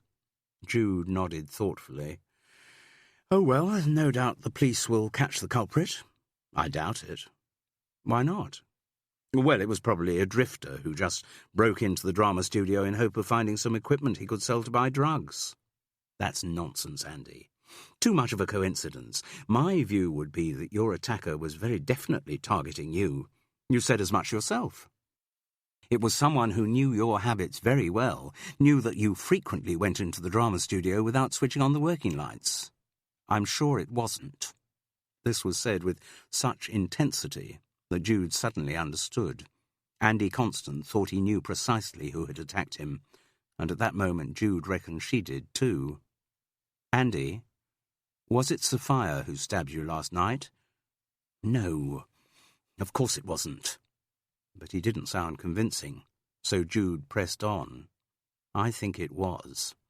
And I think that's why you're going to push your theory about the perpetrator being some nameless drifter. You're afraid that if the police get onto Sophia, Esther will find out about the affair you've been having with her. No, Jude, I'm sure it wasn't Sophia. It wouldn't be in her nature to do something like that. You don't think so? Hell hath no fury, etc. I'm sure it wasn't her. But now he sounded as though he were trying to convince himself. It could have been, though, Jude persisted. His silence was more eloquent than an admission. Come on, Andy. Tell me what it was made you think it was Sophia. Well, he said feebly, it was just an impression I got, split-second thing. But there's a very distinctive scent she wears. I thought I got a whiff of that last night. Chapter 36. It was nearly 9 o'clock when Jude left the hospital. Her route back to Clincham Station took her past the university campus, which meant that she also passed by the Bull, from which emanated the sound of music and weak applause. Of course, Friday night. She had witnessed the workings of synchronicity too often to be surprised by its magic. Friday night was the night the Bull hosted Clincham Uni's #1 folk rock band, Magic Dragon, the band fronted by Sophia Urquhart, who were actually playing in the pub at that moment. Now that was magic. She called Carol on the mobile. Look, I haven't got time to explain the details, but could you come to Clincham straight away? Meet me in the Bull. And could you check at Woodside Cottage to see if Zofia's there? If so, could you bring her too? Magic Dragon didn't seem to be much of a Friday night draw. Maybe the University of Clincham students went further afield for their weekend entertainment, to the clubs of Brighton or Portsmouth. Or maybe they wanted a more up-to-date musical repertoire than the band provided. There had been so many 60s revivals, but Jude was still surprised to hear the songs that Magic Dragon had chosen. It was mostly the Joan Baez's back catalogue. Given Sophia Urquhart's voice, this made sense. The songs suited her pure soprano, but they seemed an odd choice for a student group in the early 21st century. Farewell, Angelina, Banks of the Ohio, Go Away From My Window, There But For Fortune, With God on Our Side. They all brought back Jude's youth, and she loved hearing them, but she wondered who had made the selection. Was one of the band members an enthusiastic researcher of the period? Had there been some influence from Tadek, with his love of 60s music, or from Andy Constant, who seemed never to have left the 60s? Maybe Jude would find out when she finally spoke to Sophia, though she had more serious things to discuss with the girl than her musical tastes. Carol and Zofia arrived in the pub at about 20 to 10, which was good timing, more synchronicity, thought Jude, as Magic Dragon took a break after their first set at 9:45, so she was up at the bar buying drinks when the thirsty band approached. "Sophia!" she cried. She was aware once again of the girl's expensive perfume, the smell that Andy Constant had detected on his attacker. I'm Jude, remember?" "Yes, of course. Wanted to hear your band. Your father was telling me how good you were. Wonderful stuff. Can I get you a drink by way of congratulation?" "Well, go on. What would you like?" Like most students, the girl didn't prevaricate long over the offer of a free drink. Pint of Stella, please. I get very thirsty singing." "I'm sure you do." Jude added it to her order. Do come and join us. I've got a couple of friends who'd love to meet you." "Well, She didn't want to. She wanted to be with her mates. But Sophia Urquhart was a well-brought-up girl and knew that accepting a drink from someone did involve certain social responsibilities. "Yes, fine, but I'd better not be long because we don't get much of a break before the next set." Sophia helped Jude carry the drinks across to her table, where she was introduced to Carol and Zofia by first names only. Excellent music. Carol had only heard one number, but she knew it was the appropriate thing to say. "Not much of a turnout tonight, though." Sophia Urquhart looked round the room with disappointment. Now she had a chance to study the girl. Jude could see that she looked stressed and tired. The gold-red hair didn't quite have its usual lustre, and there was a redness around the eyes. "Our type of music's not very popular, I'm afraid. Most of the people at uni want stuff they can dance to. Think this could be the last gig we do here." "Oh?" "Landlord said if we didn't pull in a bigger crowd, that'd be it." "Well, hopefully you'll be able to get booked in somewhere else." "Maybe." The girl sounded listless, as though the fate of Magic Dragon didn't matter one way or the other. Jude decided it was time to move into investigation mode. "Sophia, Zofia is the sister of Tadeusz Jankowski. The shock took their suspect's breath away. She looked at the Polish girl with a mixture of incredulity and fear. "I think you knew him," said Jude. No, I don't know what you're talking about." Sophia Urquhart's hastily scrambled together defence didn't sound convincing. "You met at a music festival in Leipzig last summer." In the face of the facts, her resistance crumbled. "Yes," she admitted apathetically. Zofia took over the interrogation. "We know you play music together. Pavel has sent me recordings." "Pavel," came the echo. "I have come from Warsaw to England to find out what happened to Tadek, to my brother. He was killed. I know that. I want to know why he was killed and who killed him." The English girl slumped like a rag doll. Her spirit was broken. "Everyone wants to know that. Everyone always asks the same questions." "When you say everyone," asked Carol, "do you mean the police as well?" Sophia looked puzzled. "Well, presumably the police will be asking questions if they're investigating Tadek's death." She was now making no pretence of not having known the murder victim. "But have the police questioned you? About Tadek's death? Why should they?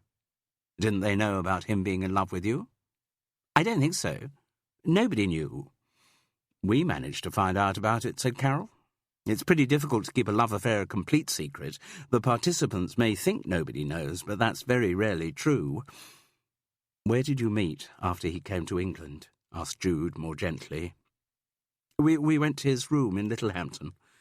First he found me at the college. He had been texting and calling me and sending me songs ever since we met in Leipzig. He kept saying that he would come to England, and I didn't believe him. Then one day, early in the term, there he was on the campus, and he's telling me he loves me." "Were you pleased?" "Yes, but it was difficult. I didn't want people to know about him." Zofia was offended by this apparent slight on her brother. "Why you not want people to know about him?" Because," the English girl looked confused, "because things were more complicated than he thought. Tadek thought if we loved each other, everything would be fine. That was all that mattered.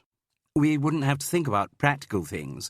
He wanted me to drop out of uni, travel Europe with him, play music. I told him life could not be as simple as that. You have to get qualifications, make a living, get on with things. You can't just drift." As her brother had, Sophia Urquhart sounded as though she were parroting her father's sentiments.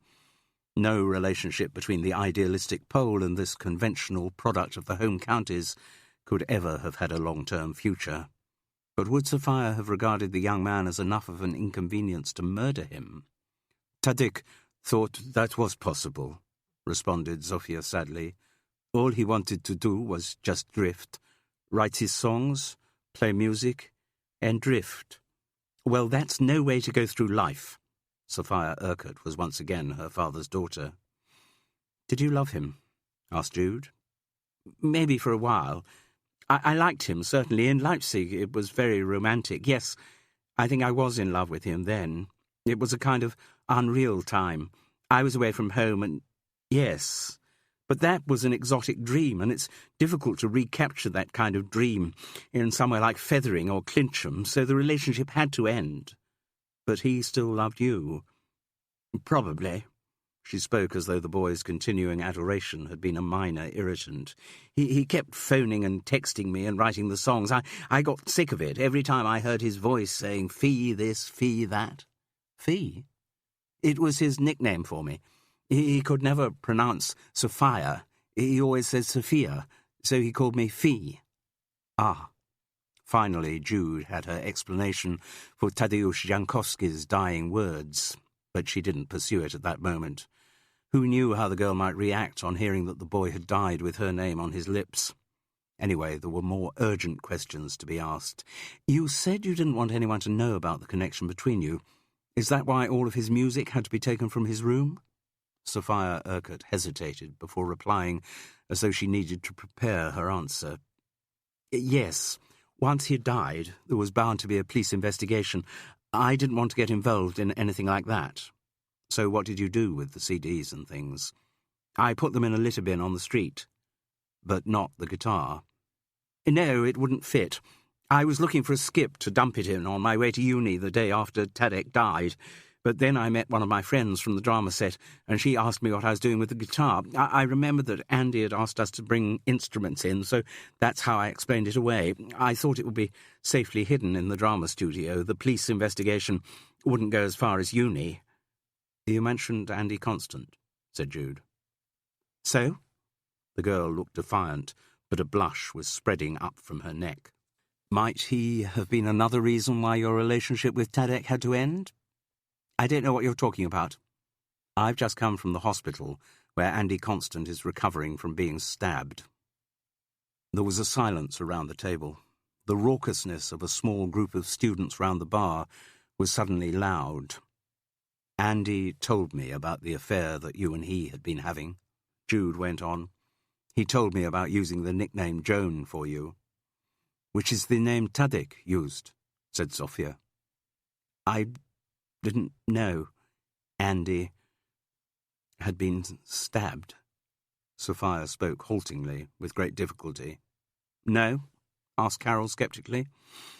I thought it possible that someone might have attacked him, but I didn't know he had been stabbed, she said again. You say he's in hospital. Is he badly hurt?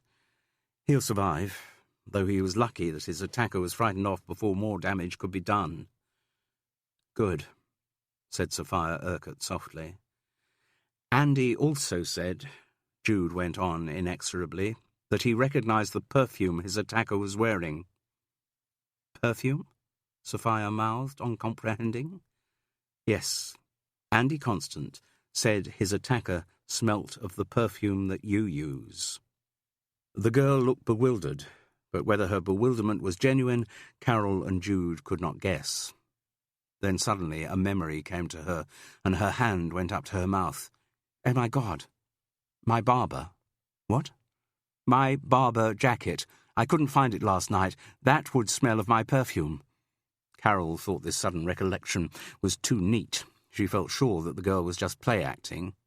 And what time did you go out last night? About 8. I went to meet Daddy in a restaurant for dinner. Sophia Urquhart caught sight of the other members of Magic Dragon, who were gesturing that they should start playing again.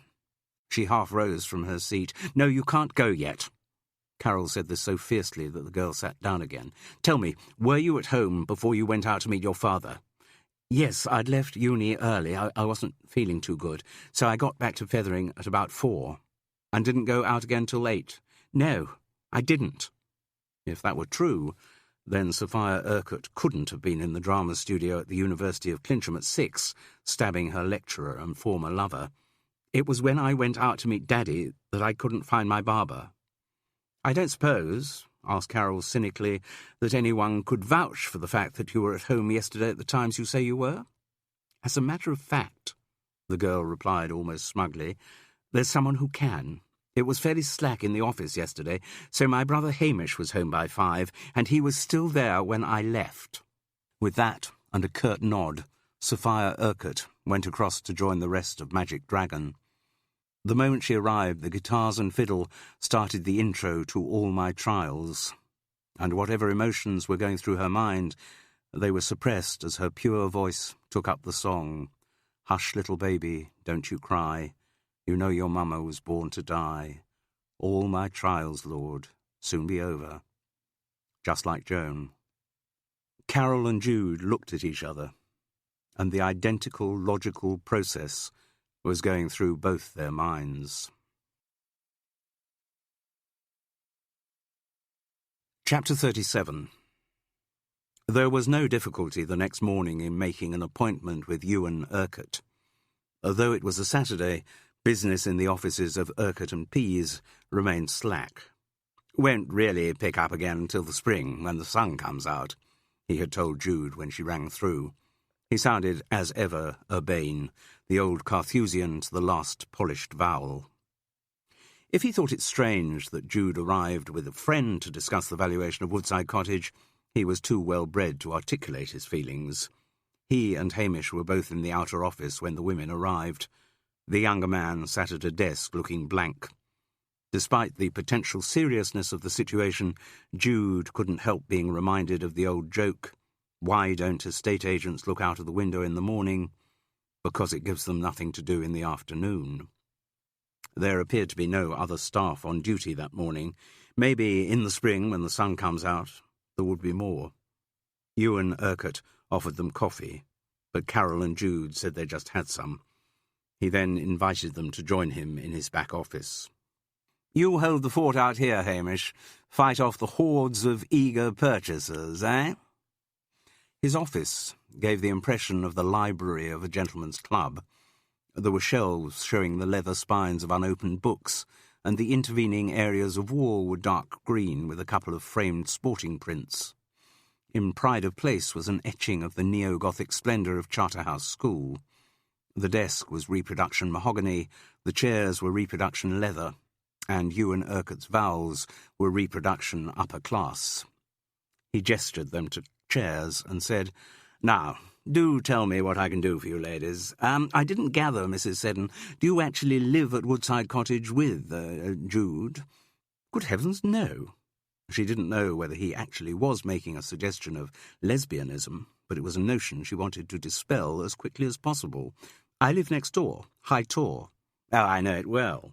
Part of my business to know the names of all the houses in the immediate vicinity.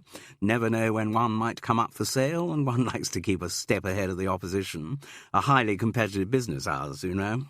"I'm sure it is." There was a silence. Having built themselves up to the confrontation, neither of the women was sure how next to proceed. They should have planned what to say.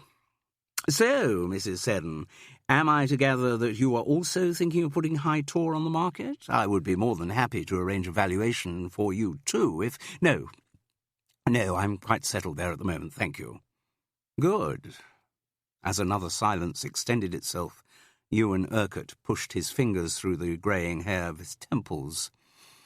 "So, please tell me, what can I do for you?" Jude had had enough of prevarication. "We've come to talk to you about Tadeusz Jankowski." He looked surprised. "Don't pretend you don't know the name." "I am making no such pretence. I read the newspapers and watch television. I know that Tadeusz Jankowski was the name of the young man stabbed here in Fethering a couple of weeks ago. But I don't know what he has to do with me." "He has to do with you, the fact that he was in love with your daughter, Sophia." Ewan Urquhart chuckled lightly. "My dear Jude, I'm sure there are a lot of young men who have been in love with my daughter. She is an exceptionally beautiful and talented young woman. It's inevitable she attracts the interest of the opposite sex. Whether she would give any encouragement to a Polish immigrant, though, is another matter." "Your daughter met Tadeusz Jankowski at a music festival in Leipzig last summer," Carol announced, "while she was interrailing in Europe." He did look shaken by this revelation, but they couldn't tell why. It could have been new information to him, or he could have been surprised by how much detail they knew of his daughter's life. "They had an affair out in Germany," Carol went on, "and then Tadeusz Jankowski came over to England to look for her." For the first time, Ewan Urquhart began to lose his cool. "My daughter would not have a relationship with a foreigner." "What you mean, Ewan," said Jude, "is that you wouldn't like your daughter to have a relationship with a foreigner. I don't have children, but I've seen often enough that they do not always turn out as their parents want them to. Sophia is an intelligent girl. She wouldn't mix with people who are unworthy of her." "And what makes you think that Tadeusz Jankowski was unworthy of her?" "His nationality, apart from anything else. All right, I know we have reason to thank some Polish airmen for the help they gave us against Hitler, but as a race they're not to be trusted. Sophia has been brought up to keep foreigners at a healthy distance." "Didn't it occur to you," asked Carol, "that if she went interrailing round Europe she might meet some foreigners?" "Yes. I wasn't keen on the whole idea of a gap year, but Sophia managed to persuade me. She went against my better judgment, but I can assure you you've got the wrong end of the stick if you think she's been having affairs with foreigners. When Sophia does get to the point of having affairs, I'm sure she will be very selective in her choice of men." "When she gets to the point of having affairs?" Jude echoed. "How old is your daughter, Ewan?" 19, nearly 20. Well, surely you know from the media that these days most young women of nearly 20 have been sexually active for some years. Most young women, maybe, he snapped. Not Sophia. For the first time, they realized the depth of his obsession with his daughter, and his obsession with her purity. In her father's eyes, no man would ever be good enough for Sophia Urquhart.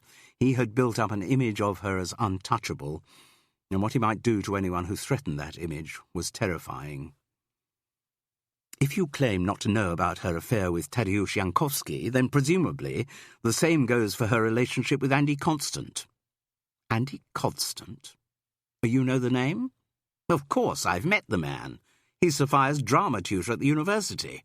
He was now very angry. Look, what is this? What are you two up to? I don't have to listen to malicious slander of my daughter from small-town gossips. It is not malicious slander, it is the truth. Andy Constant was, until recently, your daughter's lover. No, he couldn't. Sophia wouldn't. Not with a man of that age. She's not like her mother.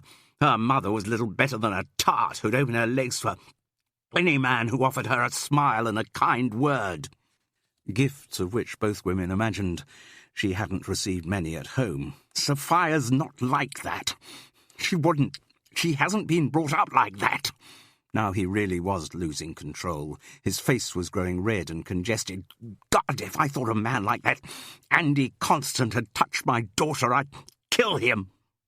He seemed then to realize what he'd said, and opened and closed his mouth as if trying to take the words back. Which, said Carol calmly, is what you failed to do last night. What? You stabbed Andy Constant, said Jude, but you didn't kill him. I'm sorry. Where is this supposed to have happened? In the drama studio at Clincham College.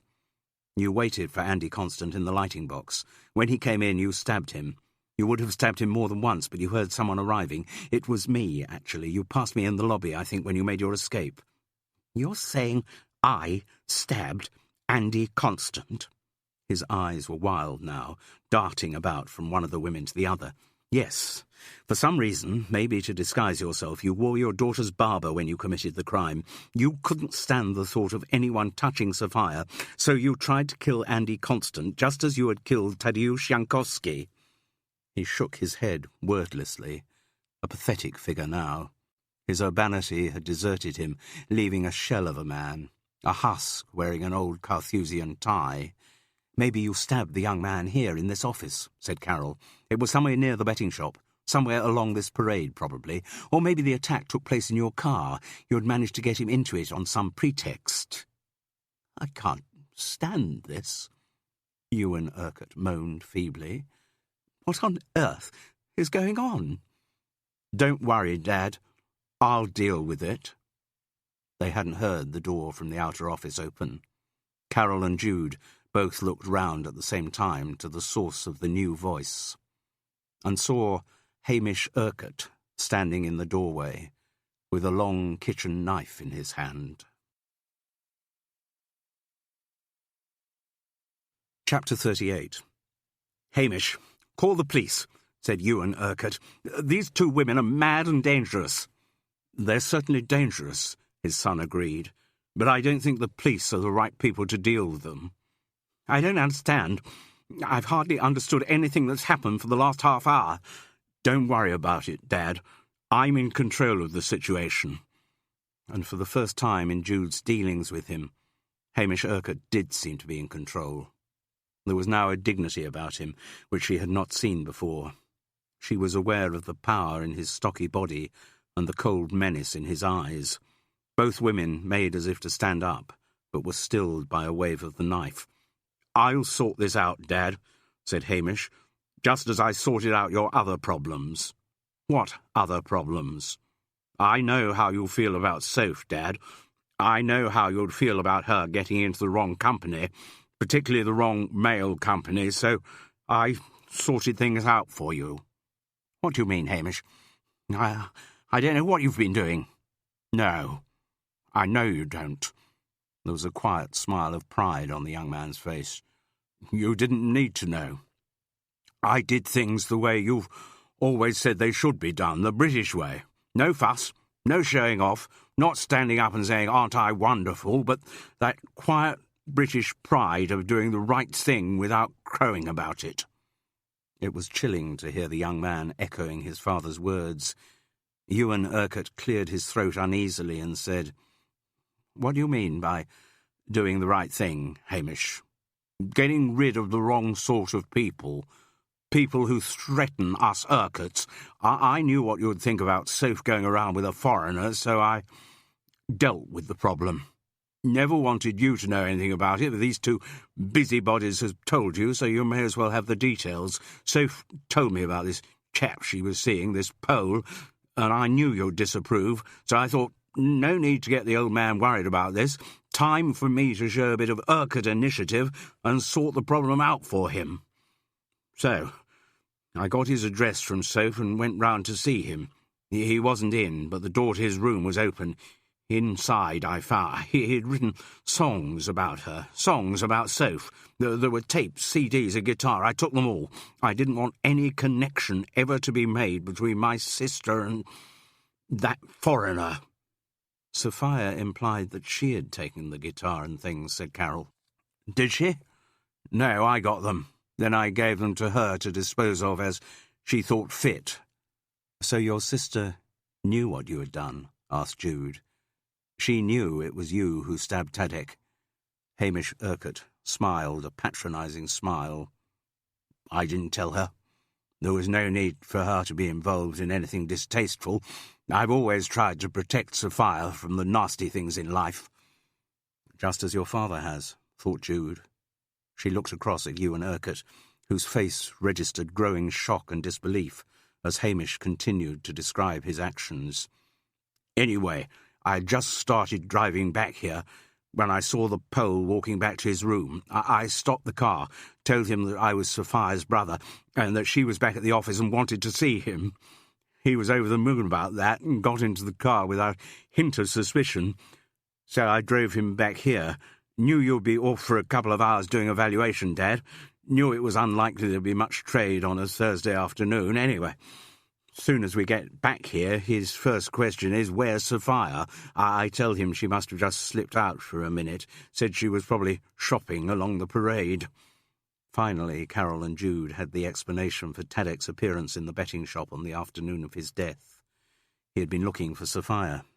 His last moments of life had been spent looking for the woman he loved, though whether they would ever be able to pass the information on to anyone else looked at that moment unlikely. Hamish smiled in self-congratulation. "I thought that was rather clever." Thinking she was nearby and would be back in a minute, he relaxed. I asked him to take his coat off and then revealed the real purpose of his visit.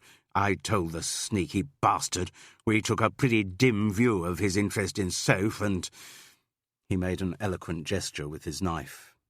Ewan Urquhart was having difficulty in believing what he was hearing. "You stabbed him?" "Yes." "In the chest?" Hamish grinned with self-satisfaction. "Worked out rather well, really.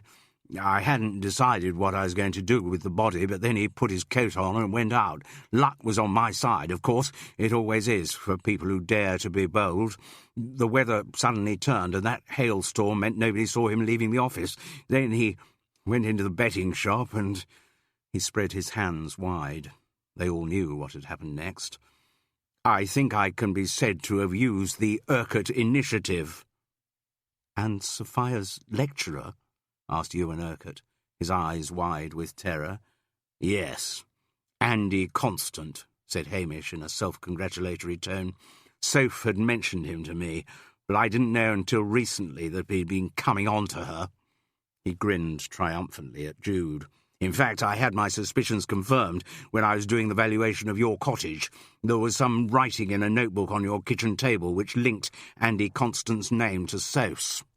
Well, I knew what your views would be about that, Dad. The idea of someone nearly your own age messing around with your daughter, and I was right, because I just heard you telling these ladies what you thought about that.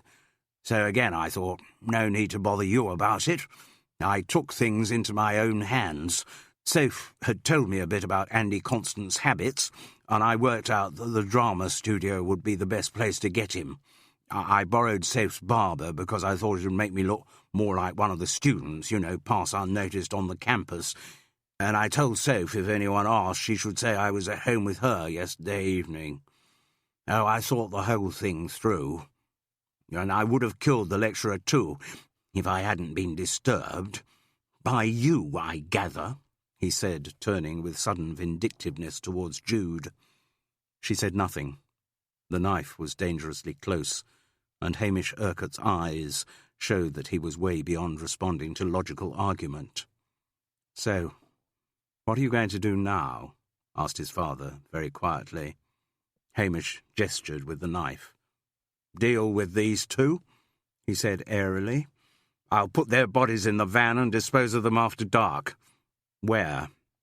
I don't need to bother you with the details, Dad. Trust me, it's all in hand." His sill sounded like a parody of Ewan Urquhart. Hamish was relishing the reversal. For once he was patronising his father. He was the one making the decisions. "We need never talk about it again.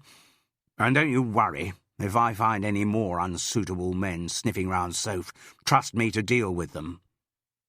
"Are you telling me, Hamish, that you killed Tadeusz Jankowski and nearly killed Andy Constant because you didn't think they were suitable men to mix with your sister?"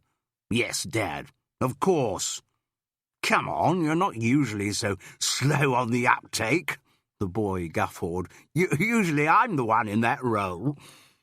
"But, Hamish, don't you realise, killing someone because they're having a relationship you disapprove of, well, that's no different from an honour killing, the kind of thing Asian immigrants get involved in." "Nonsense. Totally different. I'm just upholding the honour of the Urquharts, that's all." He looked around the room, then turned to his father and said compassionately, "Look, I'll sort this out, Dad. No need for you to be involved. Why don't you nip out to Polly's for a coffee and a tea cake? Come back in half an hour, and the whole thing will be sorted." He spoke so airily that Carol and Jude had to remind themselves that what he was proposing to sort was their deaths. To their dismay, Ewan Urquhart rose, zombie-like, from behind his desk and said, "Yes, Hamish, maybe that's a good idea." When his father reached the door, the son stopped him with an arm on his sleeve. "One thing you haven't said, Dad." "What?" "You haven't said you're proud of me for what I've done." The appeal in the young man's face was naked and pathetic. "No, I haven't," said his father dully. "Well, please, say you're proud of me." The two generations looked at each other. In Hamish Urquhart's eyes was abject pleading, asking his father at last to give him a ration of praise. The expression in Ewan Urquhart's eyes was harder to read. The older man moved very quickly. With his left hand he snatched the knife from his son's grasp. His right, bunched in a fist, crashed up into the young man's chin. Hamish Urquhart went down like a dead weight, thumping the back of his head on a shelf as he fell. He lay immobile. As ever, his father had proved stronger than he was. Carol and Jude breathed out, letting the accumulated tension twitch out of their bodies. Chapter 39. Hamish Urquhart was taken in for questioning by the police later that Saturday morning. Their suspicions had been moving towards him for some time, and these were confirmed by their interview with Andy Constant in the hospital. He had also been identified by CCTV camera footage on the campus of the University of Clincham. Soon after, the Maiden Avenue entrance to the campus was bricked up. In police custody, Hamish Urquhart made no attempt to deny his crimes, and was quickly charged with the murder of Tadeusz Jankowski and the attempted murder of Andy Constant. His defence team were in a quandary as to whether they should put in a plea of insanity. He showed no remorse about his actions and kept telling them that he had finally done something that would make his father proud of him. While he was on remand, his sister Sophia visited him as often as she could. Their father didn't. In Ewan Urquhart's view, his son had always been unsatisfactory, Now he was no longer on the scene, the older man found it easier and more convenient to forget he had ever had a son. And once her brother had been sentenced to life, Sophia's visits to him ceased. She dropped out of the University of Clincham before the end of that academic year and went to join her father in the offices of Urquhart and Pease. She learned the business quickly, and her good looks went down well with the male clients. There were plenty of admirers around, but none of her relationships lasted for more than a few months. All of the aspiring swains failed for the same reason. They couldn't match the impossibly high standards set by Ewan Urquhart for the kind of man worthy of my little Soph. A Magic Dragon broke up even before Sophia left the university, and she didn't sing much after that. The gold of her hair faded, and her face and neck thickened out, as she reconciled herself to her fate of looking after her father until he died, which, of course, suited Ewan Urquhart perfectly, and everyone appreciated the sterling work Sophia put in making teas at old Carthusian cricket matches. Maybe, after her father's death, she might be able to carve out a life for herself, but nobody was putting bets on it. Bets continued, however, to be put on horses at the betting shop, though most of the shop's income continued to come from the fixed-price gaming machines. Sonny, perfectly frank, continued to ask, "Know anything?" to everybody who came in. The waiters from the Golden Palace regularly abandoned serving sweet and sour pork for the quick fix of a bet and kept up their high-pitched wind-chime banter. Pauline continued to enjoy the warm, while Wes and Vic continued to neglect their decorating work. They still shouted at every race, surprised like circling goldfish every time their latest brilliant fancy turned out to be a failure. One regular ceased to attend. After his flu, Harold Peskett has resumed going to the betting shop with his elaborate scribbled permutations of doubles and trebles. Then finally one day, the results worked for him, and he won over £1,000. So great was the shock that he died of a heart attack right there in the betting shop. Though it was rather inconvenient for Ryan and Nicky, there was a general view that it would have been the way he wanted to go. Melanie Newton never went back into a betting shop. She didn't need to. Her laptop offered everything she required. She could play the virtual casinos and roulette wheels 24 hours a day, which she did. And as her credit card debts grew, she kept taking up offers of new credit cards and kept moving to ever more dingy accommodation, one step ahead of her creditors.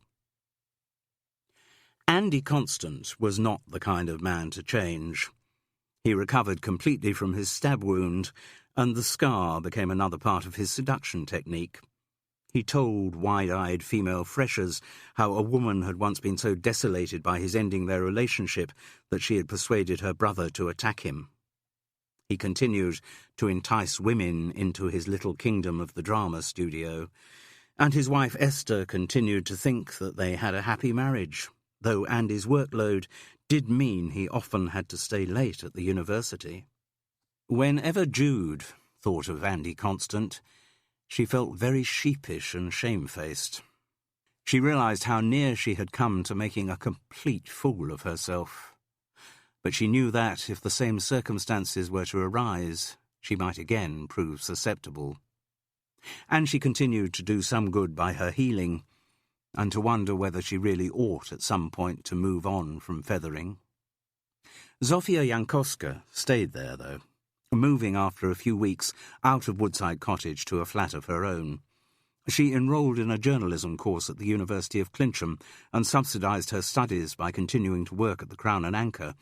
Ted Crisp grudgingly admitted that she was the best bar manager he had ever had, even though she is foreign. Carol Seddon watched the miracle of her granddaughter Lily's development with growing awe. The child's existence brought her closer to Stephen and Gabby, but she resisted their ongoing attempts to include David in family encounters. And she appreciated increasingly the sedate friendship of Gerald Hume. They didn't often go out for meals or anything like that. Such activities would have had too much of the flavour of a date about them. But they did quite often meet up in the betting shop. Carroll became very quickly convinced that Gerald's system for applying his accountancy skills to gambling was just as ineffectual as every other system that had been invented since mankind had first bet on horses. But logic did occasionally work, and she drew satisfaction from her own infrequent wins, though the largest sum she ever bet was £2. Her attitude had changed, though. She could begin to see the appeal of gambling. In fact, one rainy day, some weeks after Hamish's arrest, when she was sitting in the betting shop with Gerald Hume, she surprised herself. Looking at the wet window, Gerald had turned to her with a grin. £2 says the raindrop on the left reaches the bottom of the window frame before the one on the right. Carroll assessed the relative size of the two raindrops. She knew a good thing when she saw it. "You're on," she said.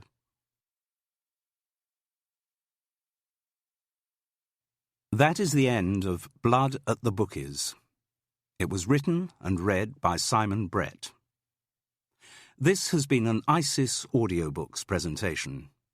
Previous titles by this author include The Hanging in the Hotel, The Torso in the Town, and The Witness at the Wedding. For further details of our extensive catalogue of audiobooks on cassette and CD, please call our free phone number 0800 731 5637.